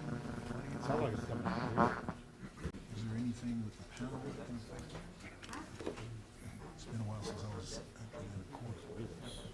Sorry, Your Honor, trying to roll with it, but that just... Apologies for the outburst, Your Honor, but I'm kind of like Nico himself. You're kind of what? I'm kind of like Nico himself. You're good. Yeah, but it's.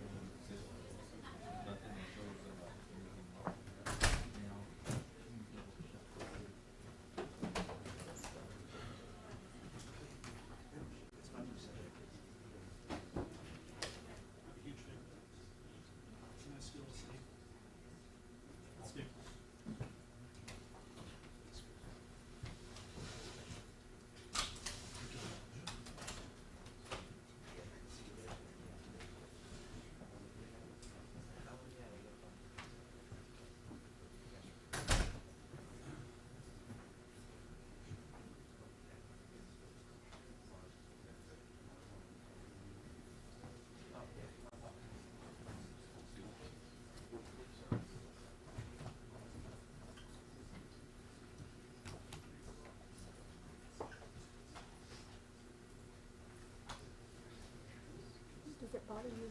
You see, don't move it. No, I just moved it. Or to the side, right? Oh, you just My moved tie it. hit Okay. and started staticking. So I moved it. Even right there, right now.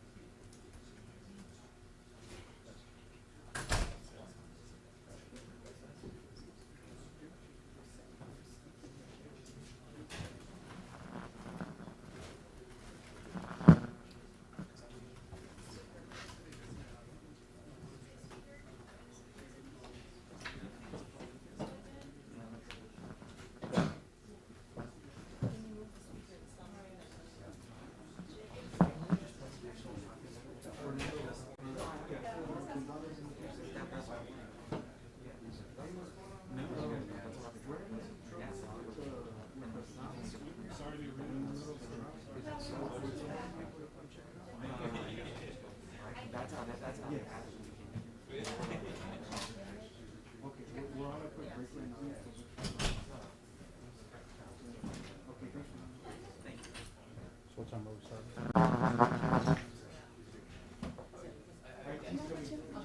Put them for the good. 10? Yes. Because with all these cameras here, I don't want to start late, 30 minutes.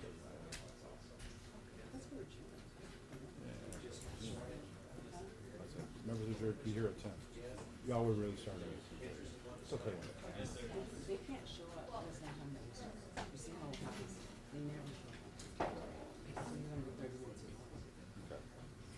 So we can't start at 10. Y'all be here no later than 10.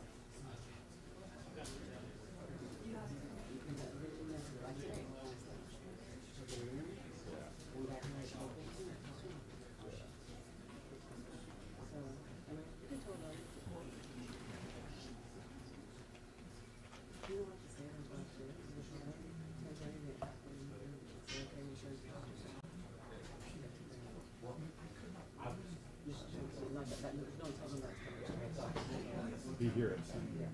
Y'all be here at 10. Okay.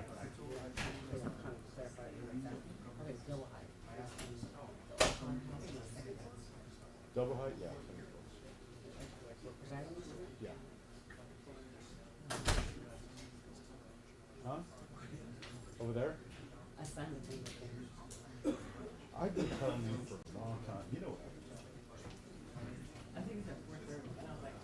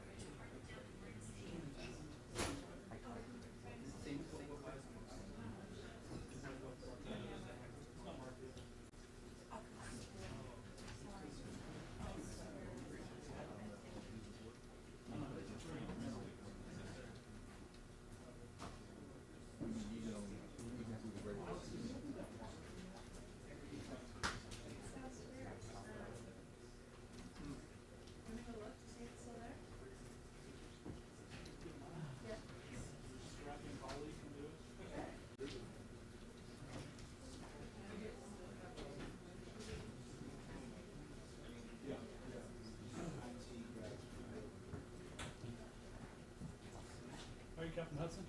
I'm good. How are You you? were lieutenant at the time, right? Yeah. So how long have you been captain now? A little over a year. Christian, good to meet you.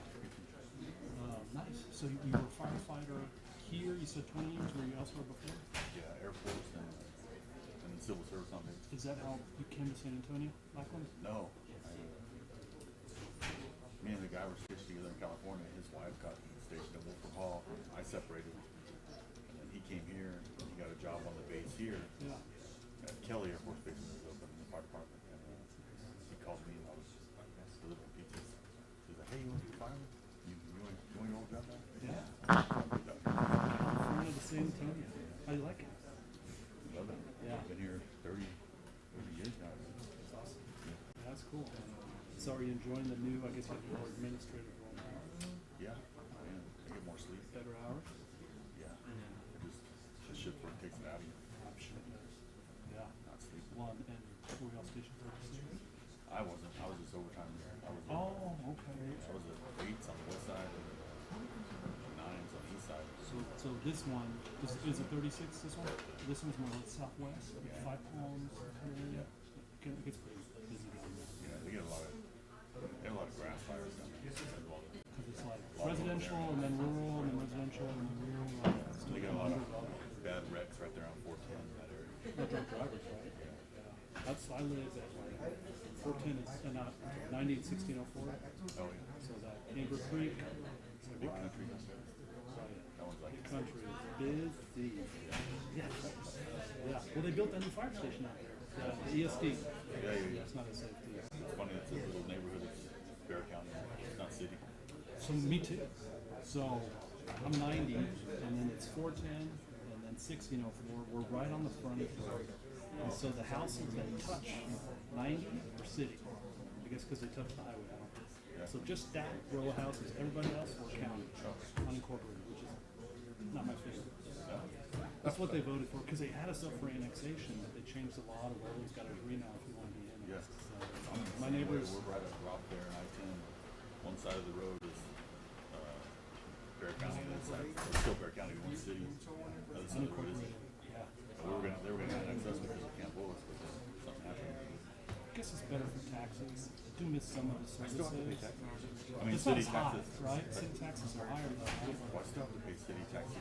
Well, maybe not my stuff. My wife has a business out of the house. And we have sales and use taxes. We're still paying San Antonio MTA, schools. What does your wife do? Just like hair and makeup. Yeah, that's cool. So like, if like people do like photo shoots and stuff, that's neat. That's cool.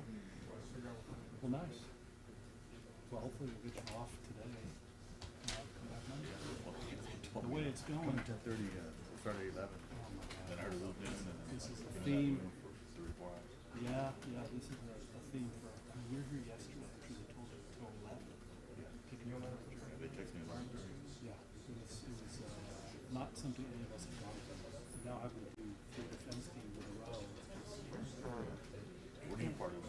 So I'm defense team. I was actually a prosecutor for the last 10 years. I worked in this office doing cop cases for 8 years, and then I was in Medina County for 2 years. I just retired from there about a month ago. And so I represent, there's the really short guy on the right side, the big buff guy in the front, the older guy in the back. Is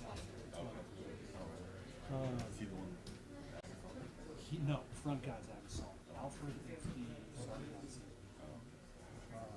You didn't see him, so it's not for me to ask you. But yeah, it's tough with 3 teams because we always have to go in the same order. So we're the last team to go. So always where do you work? Yeah. Yeah. But then at the same time, our clients look like, hey, like, we're going to have some stuff. So much like I asked. That's all right. Everyone's got a different style. It said it's supposed to take, what, 3 or 4 weeks total, you think? Yeah, and part of that is the judge's schedule. So, because he's got regular docket, he's got all the other cases. So every day in the morning, he's going to do his docket for like an hour and a half. And start with us, and go for the jury, he likes to take breaks, and get lunch, and then we keep him late. So we really only work from probably 10:30 to noon, and then like 1:30 to 3, and then 3:30 to 5. Really not a full work day. So the way it's going today, no one agrees to anything. it's not my style. So what is the date? Just What kind of date? sometimes getting off the ground is all I think you figured it out, Judge. All good? Think I had it. All right. All ready? Speaker was not Yeah. stuff. Feels what? I had to like unplug stuff again. So. It should be working, yeah. Oh, there's IT. You want them to check it out? Sorry.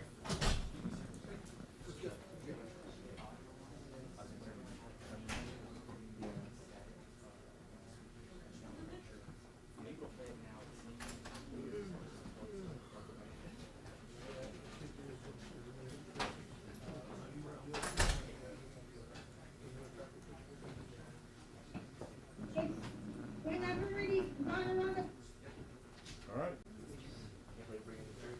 Let's make sure. Everybody on the defense end? Yeah. Yeah. Let's bring it up.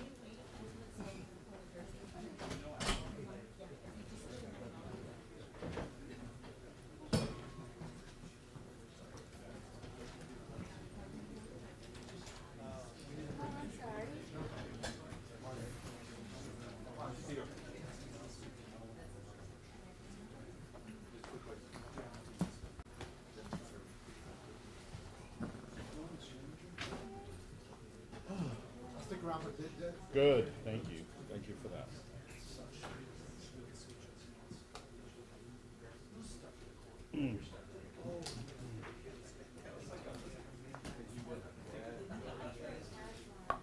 They turn off the lights? You guys turn off the lights in here? Oh, that's all right. Some mood lighting.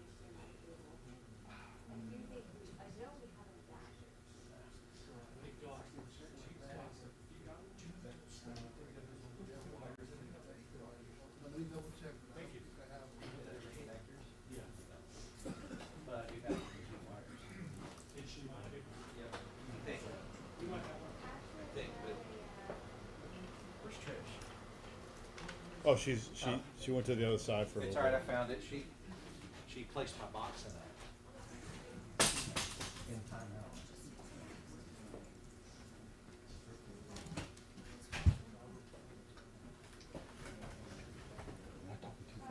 No, you're fine. No, you're fine. I talk fast normally, even faster when I'm nervous. No, you're good.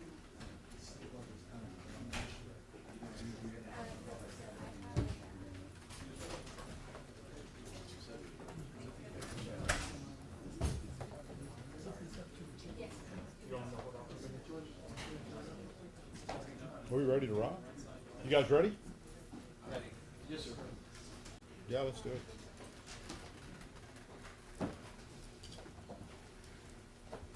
All right, for the jury.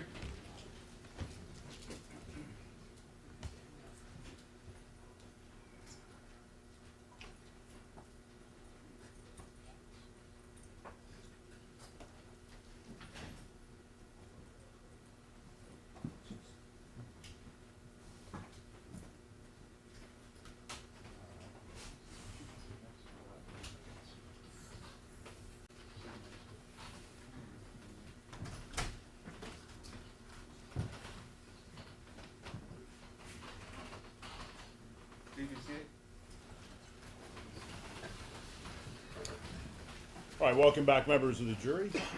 Where we last left off, State, we were at your direct. Yes, Your Honor. State's going to publish State Exhibit number 5.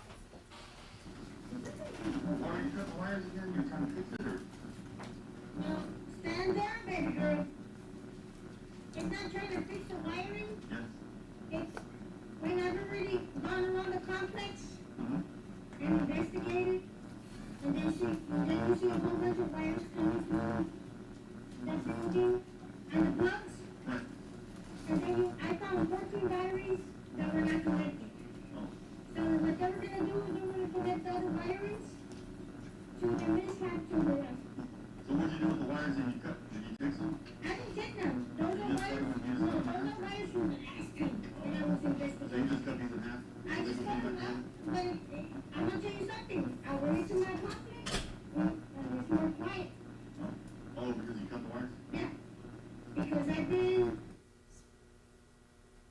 Captain Hudson, so that was the video that you reported of the woman that you spoke to at that scene. Yes, Is sir. that correct? Yeah.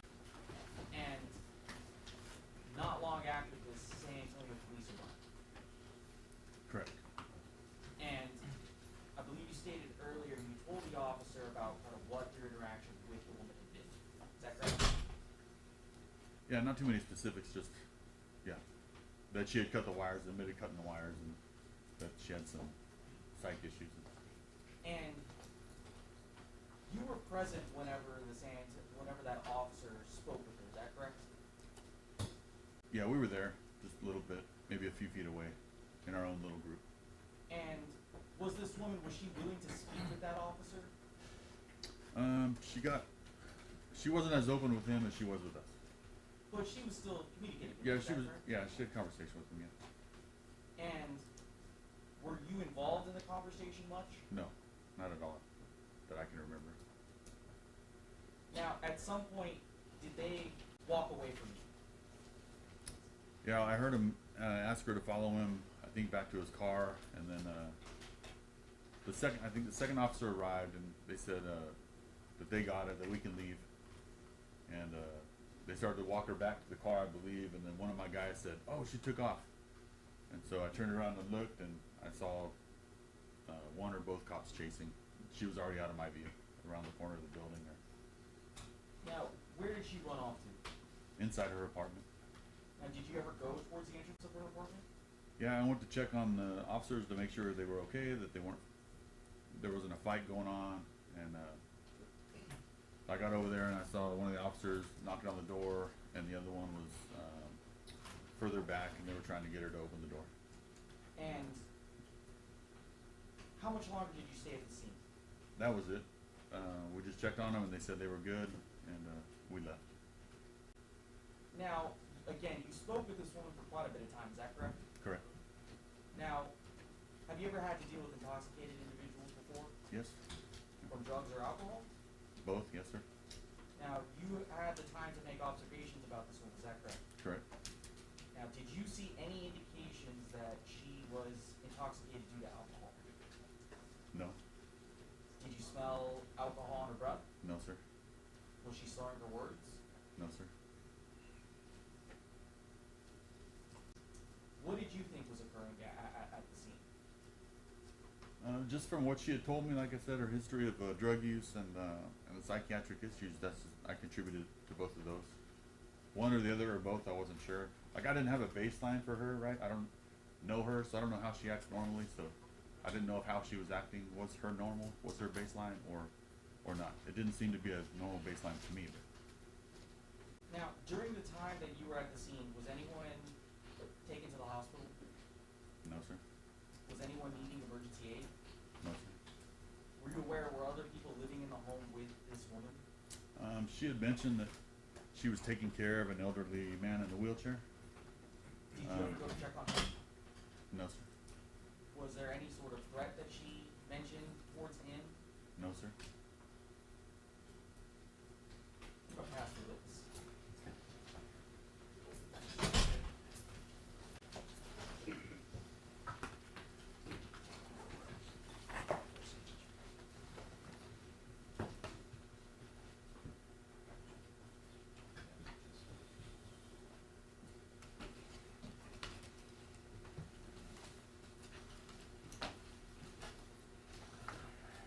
Hi, Captain Hudson. How's it going? My name's Jason Goss. I represent all three of these officers, Nico the Hood. I guess first of all, congratulations on your promotion. Thanks. Yeah. I want to talk and just kind of get started on that night. So I want to talk about a fire alarm, like the fire alarm that you saw that night, right? The fire alarm you were dealing with. Mm-hmm. Can you tell me what's the purpose of it? The purpose of our response, or the alarm? The purpose of the fire alarm. Just to notify the residents of potential smoke or fire in the building. Right. And so, an alarm like that, and you talked about residents. Could you kind of see how big this apartment complex area was? I mean, I've dealt with that one building. I wasn't familiar with that complex, but the building maybe had, I don't want to lie, but maybe 8 to 12 units. Okay. Wasn't too big of a building. So the building had 8 to 12 units, and did that fire alarm box, did that work just for that building with Just those for that, units? yeah, just for that building. Other buildings had other individual fire alarm boxes? Yes, sir. Okay, so 8 to 12 units. You have,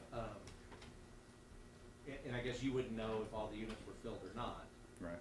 but if they were filled with families and everything else, you're talking about dozens of people. I'm gonna object to speculation. Not speculation. Overruled. But if they were, you're talking about dozens of people, if they were. Correct. All right.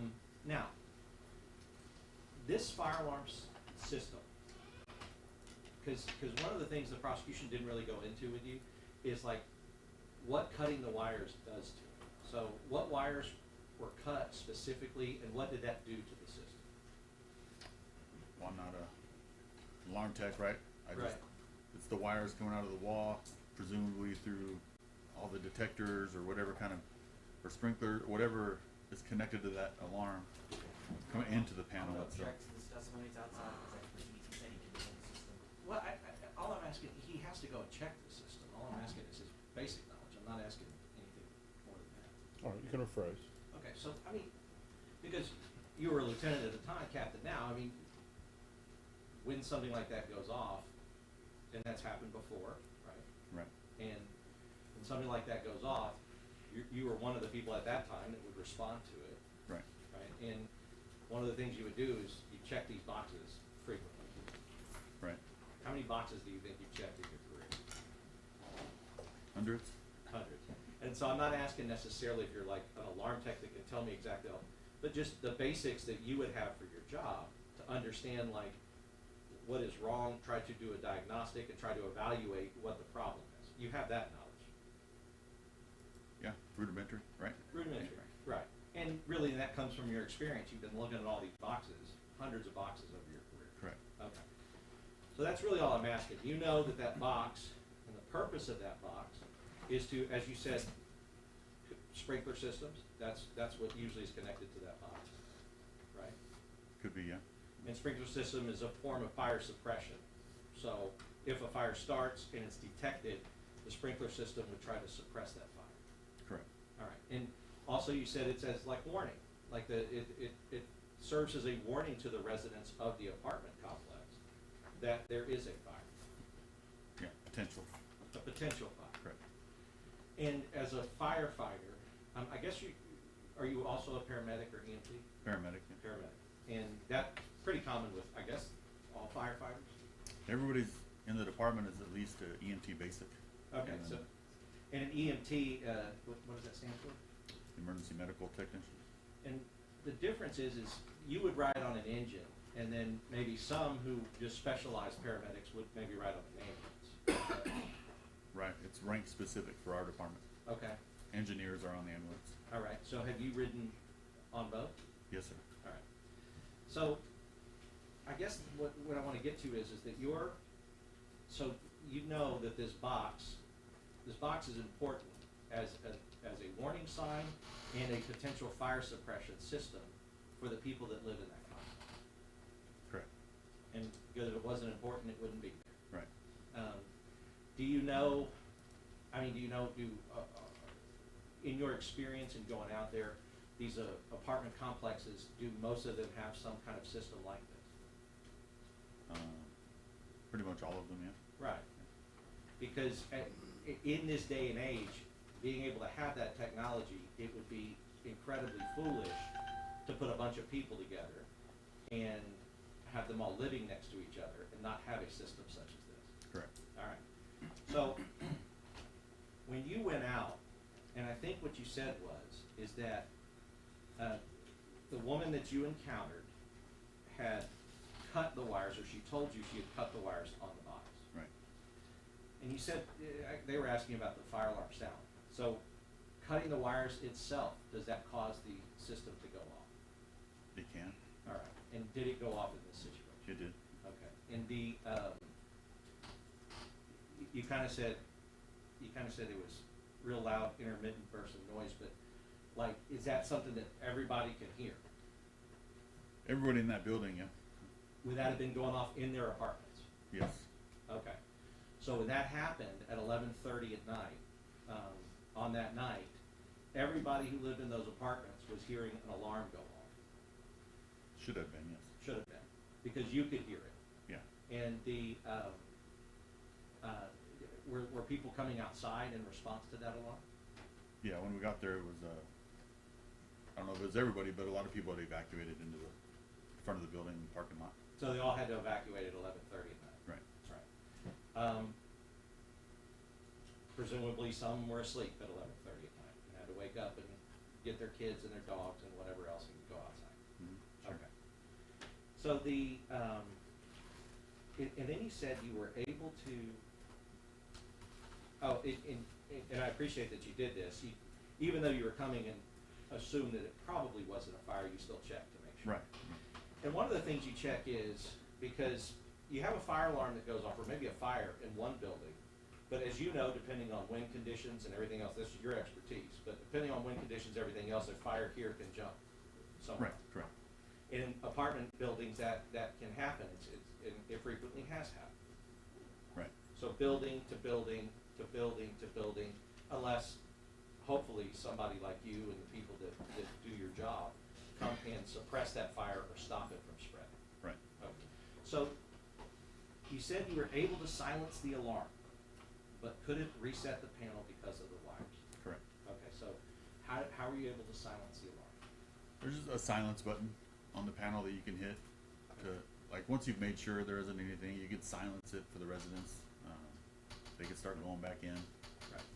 And then we can work, we can talk to each other on the radios because we don't have that loud alarm going off while we try to diagnose the problem. Yeah, so I mean, you would say that alarm was so loud that it would have, it kind of prevents you from being able to talk without screaming. Right. Right. So you silenced it. So now you've hit the button to silence the alarm. Okay, it's not a fire. Everybody go inside. But you couldn't reset the panel. What does that mean? When you hit the reset button, it's going to run a check through the whole system from beginning to end, right, and make sure everything's connected right. And no circuits are broken, whether it be a smoke detector, CO detector, water flow valve, or water flow alarm for sprinklers, and everything's working properly. Maybe it was just a malfunction real quick. Something could have happened that tripped it. So when you hit reset, it runs that check through the system, and then it'll reset if everything's fine.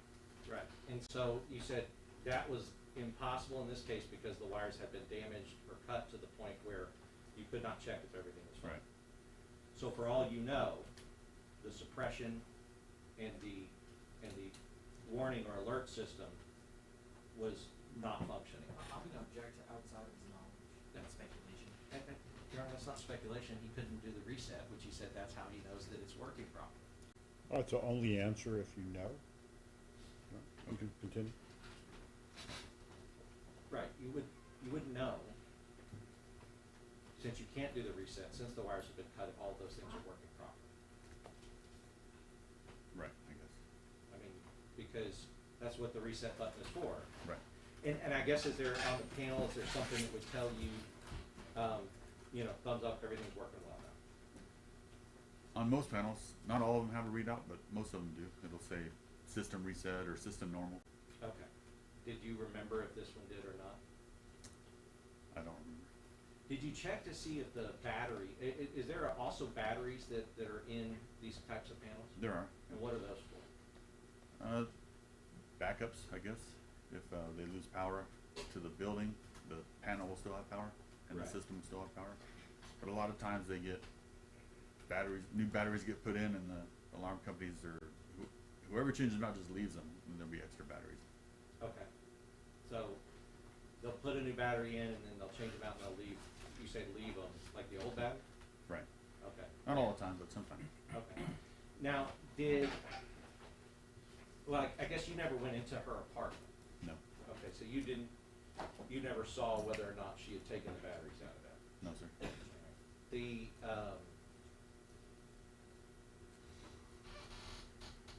If you're not able, if the reset wouldn't work, because it sounds like, by the way that you described the circuitry, is that everything is connected as a unit.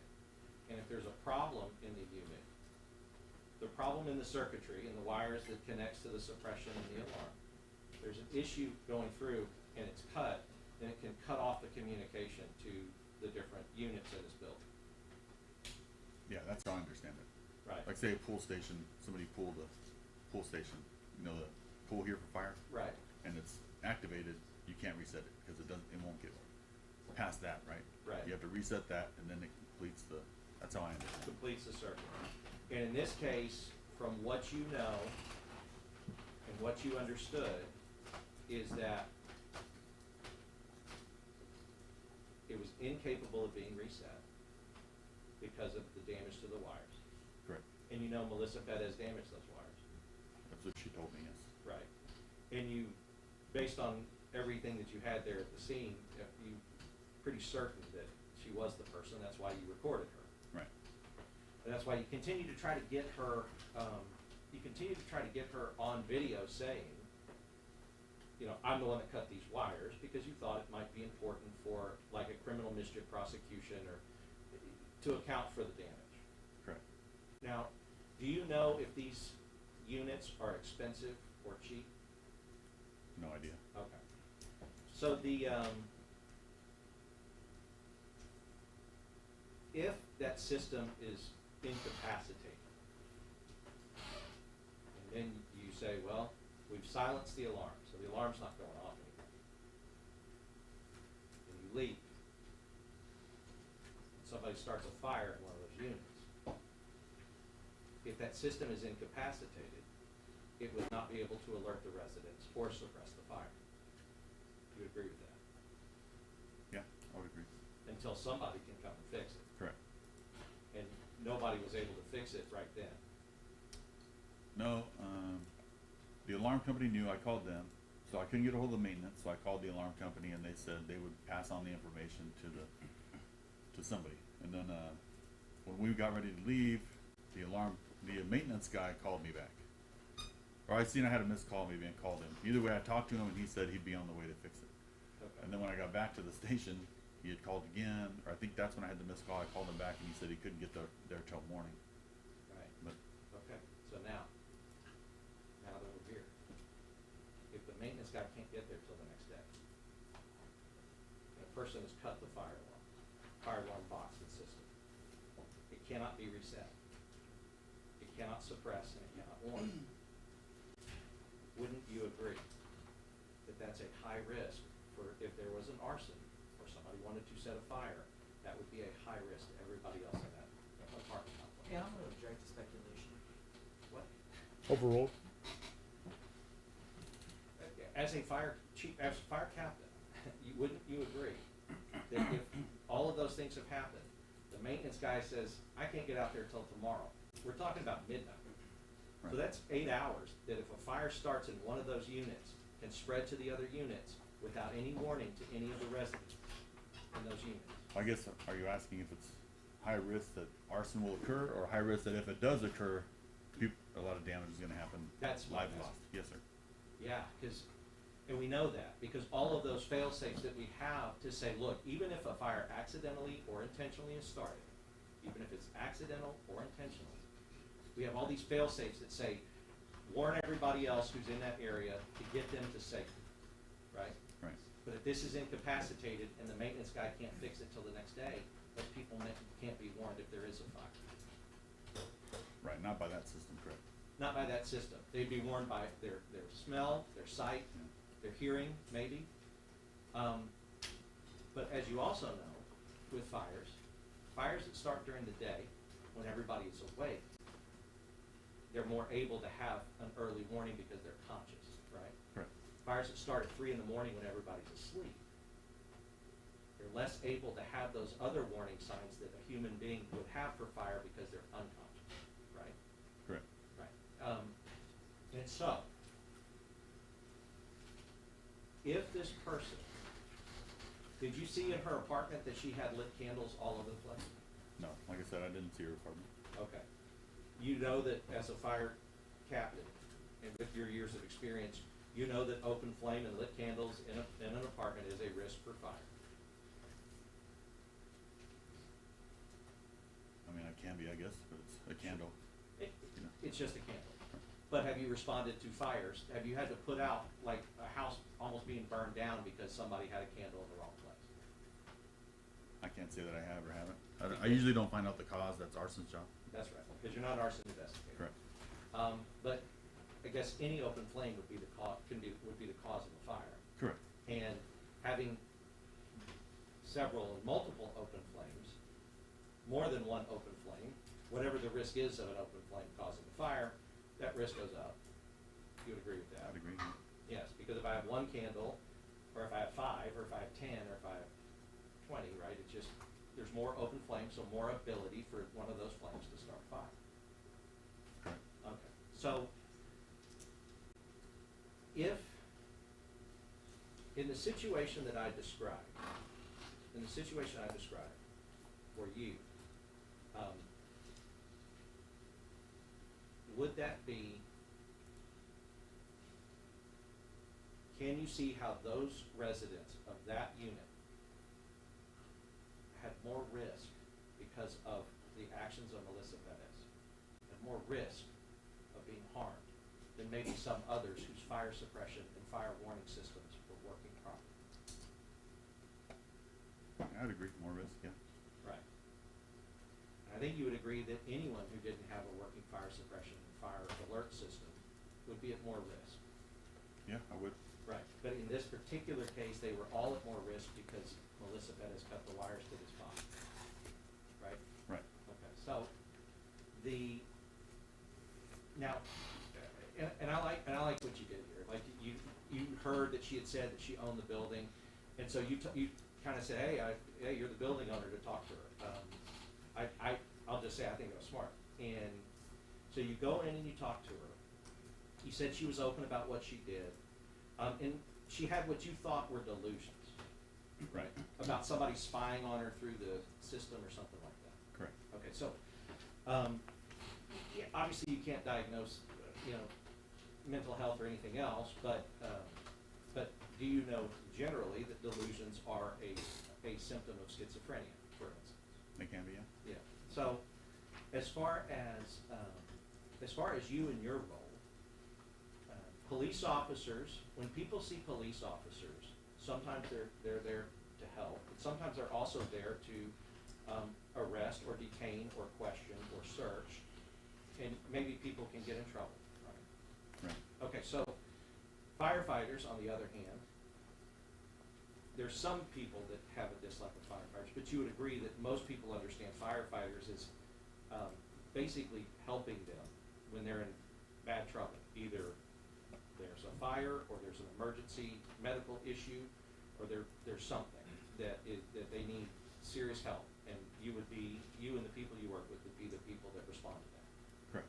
So you don't have this aspect of your job that's arresting or detaining or questioning or getting them in trouble with the law. Correct. Okay, so I guess it didn't.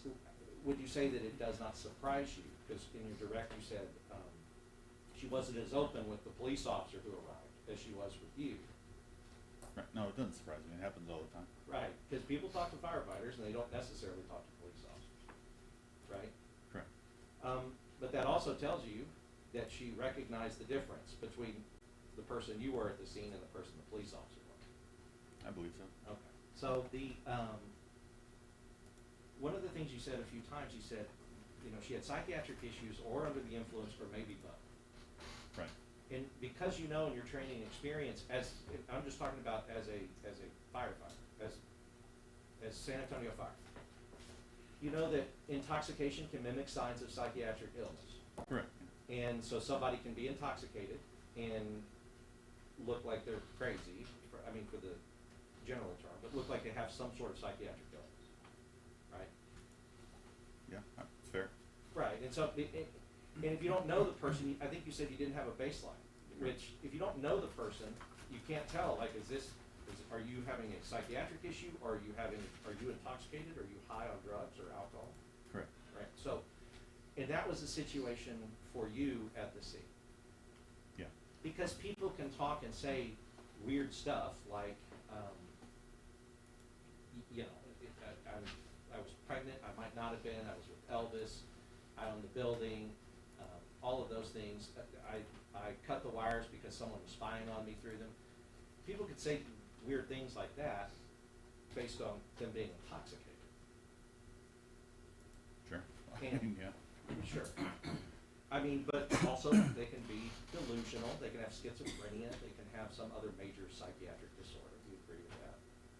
Right, yeah. And, or they could have the major psychiatric disorder and be intoxicated. Correct. Right, and so, you know, with that, somebody in your position, you're used to responding to scenes and talking to people and getting those impressions from people when you go out, or back when you did that, when you were out in the field doing that, right? Right. Okay, so you know, because you would agree that you guys work very closely with police officers. We do, yeah. Because a lot of times you have different roles, but y'all are going to the same scenes. Correct. So you know that for police officers, they also interact with the public and respond to scenes and talk to people and those kind of things. Correct. And for police officers, they're in the same position of, it could be psychiatric, it could be intoxication, or it could be both. Right. And police officers, the idea with that is that an intoxicated person, you know, because even though firefighters are normally seen as helpers, firefighters are targeted, and first responders are targeted. Right. And you have been trained that you have to be careful too. Correct. Sometimes people have set fires so that firefighters will go to the scene and they can kill them. Yeah. And that's a job hazard that you and the people that work with you, that's a job hazard that you have to deal with. Right. And so, even in your situation, not acting as a police officer, you have to gauge danger and risk with the people that you're talking to. Correct. And in this situation, you said if she escalated, it seemed like she would come back down and you'd distract her by talking about her dog or whatever. Right. And is that part of your training and your experience that when you're dealing with somebody who's escalated, you try to de-escalate? Yeah, I just try to distract them from whatever's getting them worked up. Right. And bring them back down to something else. Right. Yeah, and I think you did a good job with that. So after you recorded this video up there, after you recorded this video, I think you said it cut off. It kind of cut off where it cut off because you thought that she might notice that you were recording her. I saw her look down at the camera. And why did you not want her to see that? It wasn't so much that, I had her already admitting, you know, what I wanted her to admit on the camera. And then when she looked down, I didn't want her to get upset about it, so I just kind of stopped it and put it in my pocket probably. So it was kind of a natural end because you got what you wanted with your report. Right. Now, when the officers arrived, I don't know, I guess you might know or not, but it wasn't any of these three officers that arrived and spoke to you that are on trial here. I can remember. You couldn't even remember. And we'll see their body cams and we'll see who talked to you. But I think that when you talk to the prosecutor in a pretrial, you mentioned that there were things that you thought she might need to be ED'd or like emergency detention. Do you remember saying that? No. Do you remember talking to the officer and saying like, you know, there might be a problem or she might need something else ever? I don't remember, no. Okay. But you know what emergency detention is? I've heard of it, yeah. I mean, I know that's the police's job. We don't really have any say in it. Oh, of course. Now, and I'm not saying you were making a decision No, about I know. that. I think you were talking to him about maybe there's something that needs to go on, but you don't remember talking about it. I could have. Okay. I'm not denying if it's on the body cam. I just don't remember. Sure. And I think it was. Well, I guess it doesn't matter because one of the things you knew is that that you did need to inform the officers that, hey, she's the one that cut the wires. Right. And and she told me that she did. And I think what happened was the officers were questioning her and she didn't want to tell them the truth, and you had to tell her like, hey, tell them what you told me. Okay. Do you remember doing that? Okay. No. That's fine. But it was like it took you kind of bringing that out in order to have her tell the officers that she had done that. Now, you agree that criminal mischief is a criminal offense? Right, yeah. And, I mean, intentionally destroying wires, that's. Right, I don't know if criminal mischief, I'd call it vandalism, but. Sure. I don't know the difference. Let's take vandalism. You agree vandalism is a crime? Correct. Are you aware now that since this, that it is actually a third-degree felony to cut the wires at all on an emergency box like that, a firebox? I wasn't aware. The,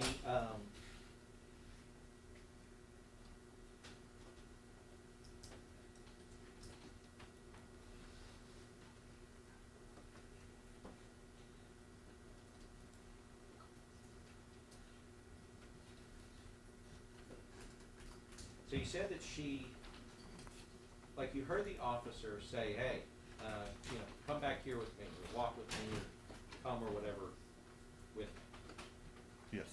to Miss Betty. And then he was walking, she was walking, the next thing you know, one of your guys says, hey, she's running, or she took off. Correct. And you looked up and, you know, you see officers chasing her, but then she's out around the block. Right. When she gets into her apartment, one of the things you said, or you said she got there, one of the things you said you wanted to do is you kind of ran around too, because you wanted to make sure the officers were up there. Correct. Why? 'Cause I didn't know I didn't know if they caught her, if she was fighting. But let me ask you this. It looks like, maybe you can remember, but this is a woman who's 5'1", 150 pounds. You ran around because you believe that a woman that's that size could potentially hurt or damage an officer? She can. I mean, I just, we're there, we just wanna help each other out, you know what I Sure. mean? I mean, could a woman 5'1" like that, could she damage you if you came out? If she had a weapon, I mean, or if I had a gun, if she got a hold of it, I guess, I mean, I don't. Sure. And the thing I want to point out is that any for people in your profession, for people in police officers' profession, for first responders, you guys are trained that anybody can be dangerous to you. Right. And it does not matter the size of the person, right? Right. Because if you ignored potential danger because of the size of a person, that's a good way to get dead. Right. Right. Because in the suggestion that the size of the person means, oh, it doesn't matter at all, or the gender of the person. Like, you would be just as wary of females as you would of males. Correct. Because if they have a weapon that you haven't seen yet, and it gets produced, you're gonna have to protect yourself. Right. And it could cause you not to go home that day. Correct. And one of the things for firefighters as well is you wanna get home at the end of the day. Obviously, yes. Because it's a dangerous job. Because as far as I'm concerned, you know, I do this. I have papers, I'm in court, I do trials, right? And me going home at the end of the day is, unless something happens, is a foregone conclusion. I'm gonna object to testifying. Where's the question? I can ask the question now. Okay, you can rephrase. But for somebody where you are, who has to run into danger when everybody else runs away, it is that much more important to do the things that you need to do to keep you safe to go home to your family. You would agree with that? I would agree, yes. I'll pass it.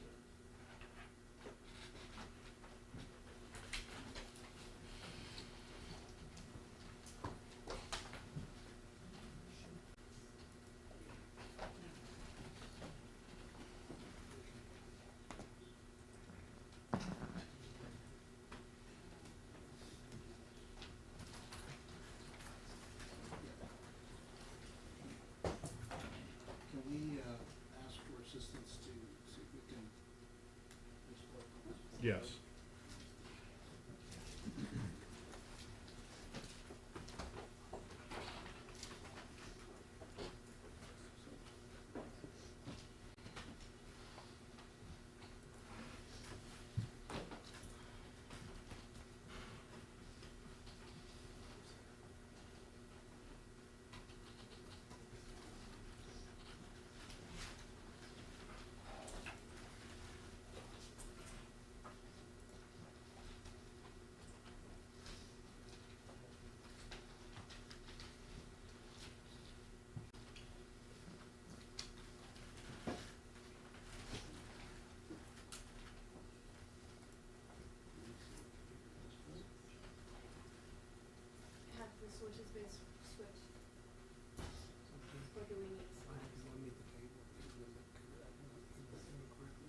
this way? Yeah, you okay if he goes under the table? So we're gonna need a break? I'm about to give you a quick break, ladies and gentlemen. Give us just a few minutes. All right for the jury?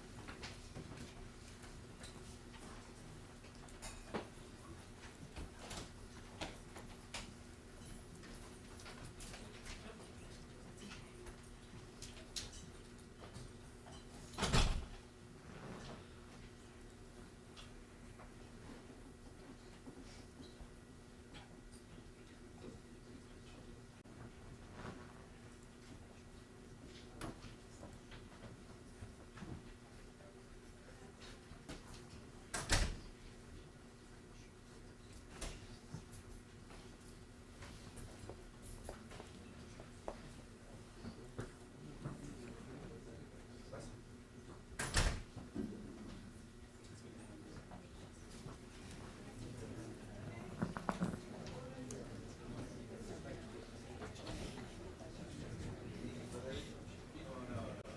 there enough time to use the restroom? Yeah, you're welcome to do that.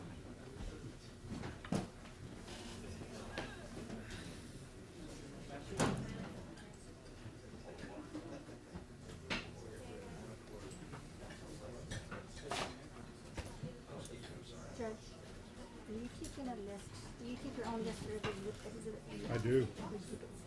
Okay, I had, we started a new file. Uh-huh. So we have defendants one, you can have three. Was that exhibit? Defendants 1, 2A, and 2B were 2A and 2B were not admitted, but one was. That's all I got for defendants. Okay, well, that's all I had too, that's why I'm making sure. Yeah. And then for state, all we have was 5. Yes, correct. Okay, all right, making sure. One, say we have 1, 2, 3, and 5. We have 1 through 5? 1, 2, 3, and 5. Oh, okay. Those were admitted. Need to move the things in this, oh, yeah. All right, thank you. Mm-hmm.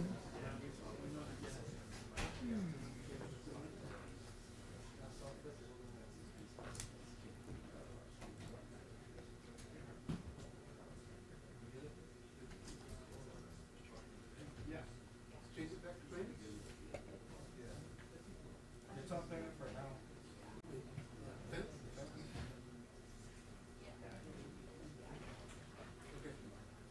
That's here.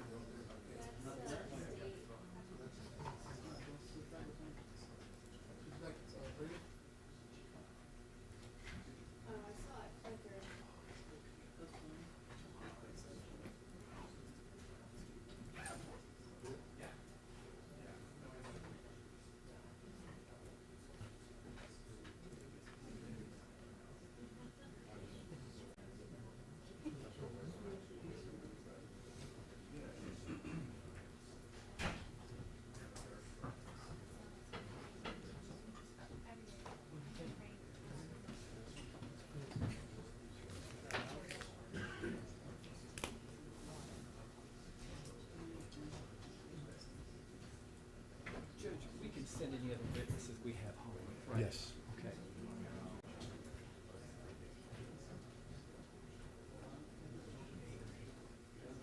So what time did you get here, Judge? Huh? What time did you get here? You had a judge qualified witness, jurors, right? What time did I get here? Mhm. Into the courtroom? Courthouse. I got to the courthouse at 8. Oh, yeah, yeah. You had a qualified witness. Yeah, I was jurors, supposed to. I didn't end up doing it. We didn't need it. Oh, But I okay. got here at 8, so. Oh, okay. Oh, my That God. worked out. Worked out anyway.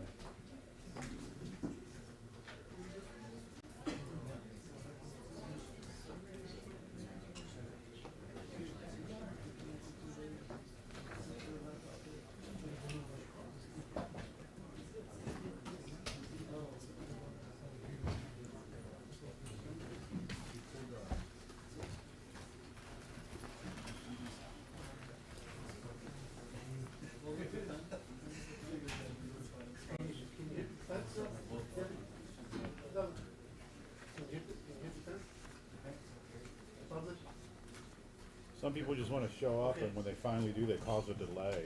I know. There wasn't enough room earlier. What's going on?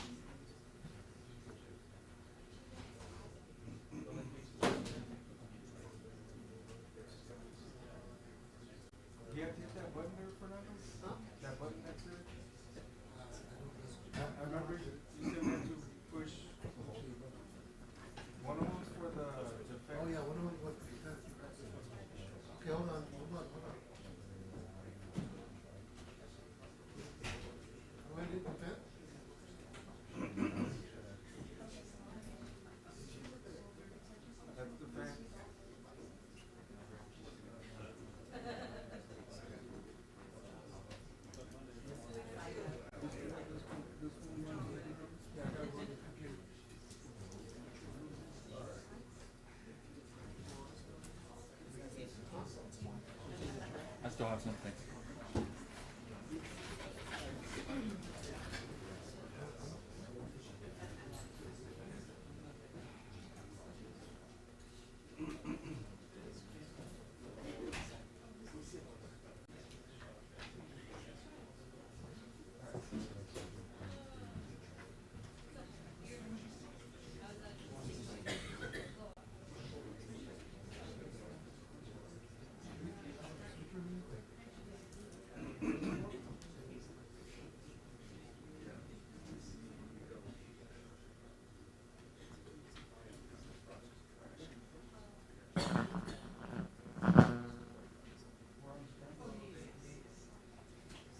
What's that?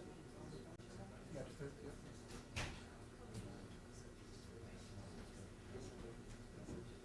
Tell me what you get. On the defense? Defense, yeah. Plaintiff, get real quick. Stay on defense. Stay on defense? Stand up, publish. What you got?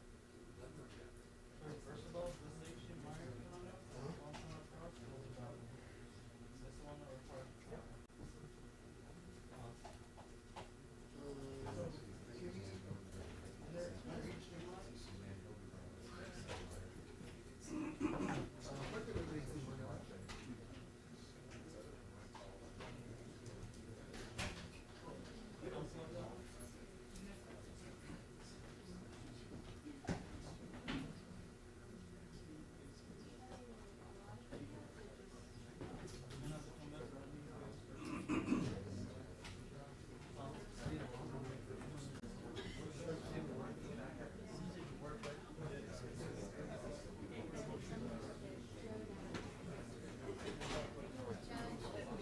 I've obviously changed things, but I don't know if offering both sides are available to maybe just start tomorrow. Monday. That may have to be the Monday, case. yes. Yeah, it's already 5:10. Let's give it another couple minutes just to see what we can arrange. Yeah. Okay, so is it better for us just to break for the day, and that'll give you time to? Monday morning. Okay. And if we have to run a longer line. All right. Here's what I'm gonna do. Because of the technical issues, they're not gonna be able to get it done before 5:30. So we'll just break for the day, and then that'll give IT an opportunity to work with it, and then we'll pick up Monday. We'll pick up with the trial Monday at 10. Let's say 10:30 for us. I'm gonna tell the jury 10, just in case, but for us it'll be 10:30. Yeah. We're gonna tell you. Monday after, I'll get overtime. But you'll be first up. Silver linings. Yeah. And the rule's been invoked. You know what all that means, right? You're not allowed to talk about your testimony. Oh, sure. You can talk with these lawyers, but not with anybody else. Nope. So that's it. Good to go. Yes, sir. See you Monday then. All right. See you Monday. Is that yours? This is mine. You're bringing them back, or you're gonna tell them in the back? No, we'll bring them in. That way, I'll make sure that they got Oh, I'm these. sorry. I'm sorry, shut him down.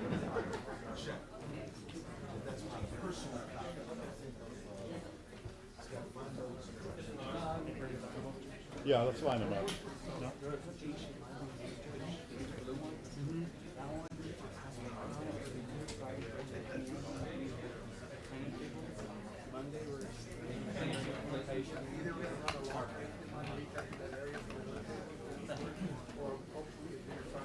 And then can you get the other exhibit? Yeah, you guys always save us. I'm very grateful. All right, so we'll be ready. 1, 2, 3, and 5. Okay, great. Thank 8 you. o'clock. We're going to start at 10. Okay. 10:30. Yeah. Be careful what you ask for. I know.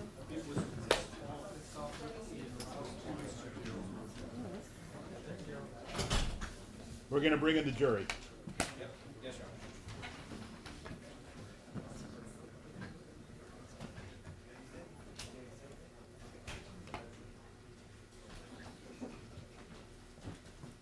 Microphone is right there. I'm sorry? Oh, yeah. Chair.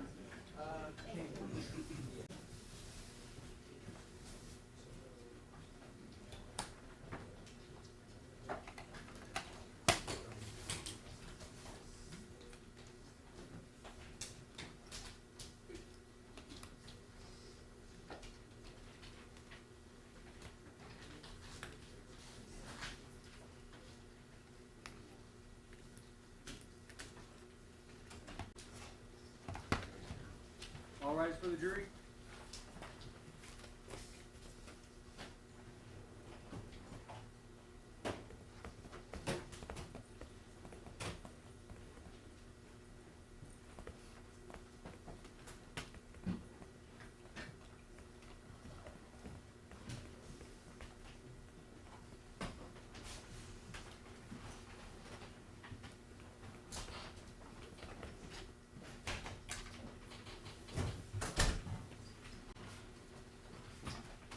Please be seated.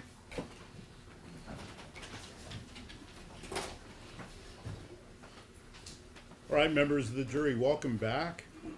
If you've noted, we've had technical difficulties pretty much all afternoon. The equipment in here is not very old, but it has given us a lot of problems for whatever particular reason. IT has been in the courtroom. They did look at whatever the issues are while you were on your break.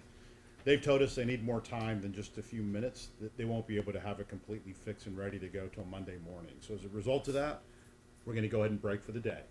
I'm gonna instruct you to be back no later than 10 o'clock in the morning on Monday. Again, I will give you a lunch break, and I will give you all the breaks that you need. Remember the instructions I gave you. Those instructions that I gave you after I swore you in are gonna be in effect till the conclusion of the jury trial. So you're expected to abide by them throughout the course of this trial. If there's any issues, again, it's not necessarily fatal. Just make sure that you tell the deputy immediately so we can address it. Anybody have any questions of me?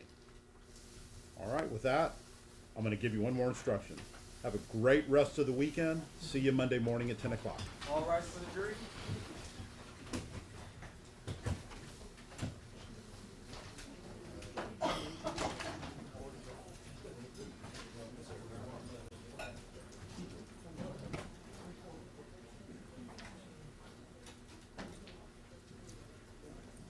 Good work, Armenia. Good work. Thank you. We did good today. Thank you. We're a good team.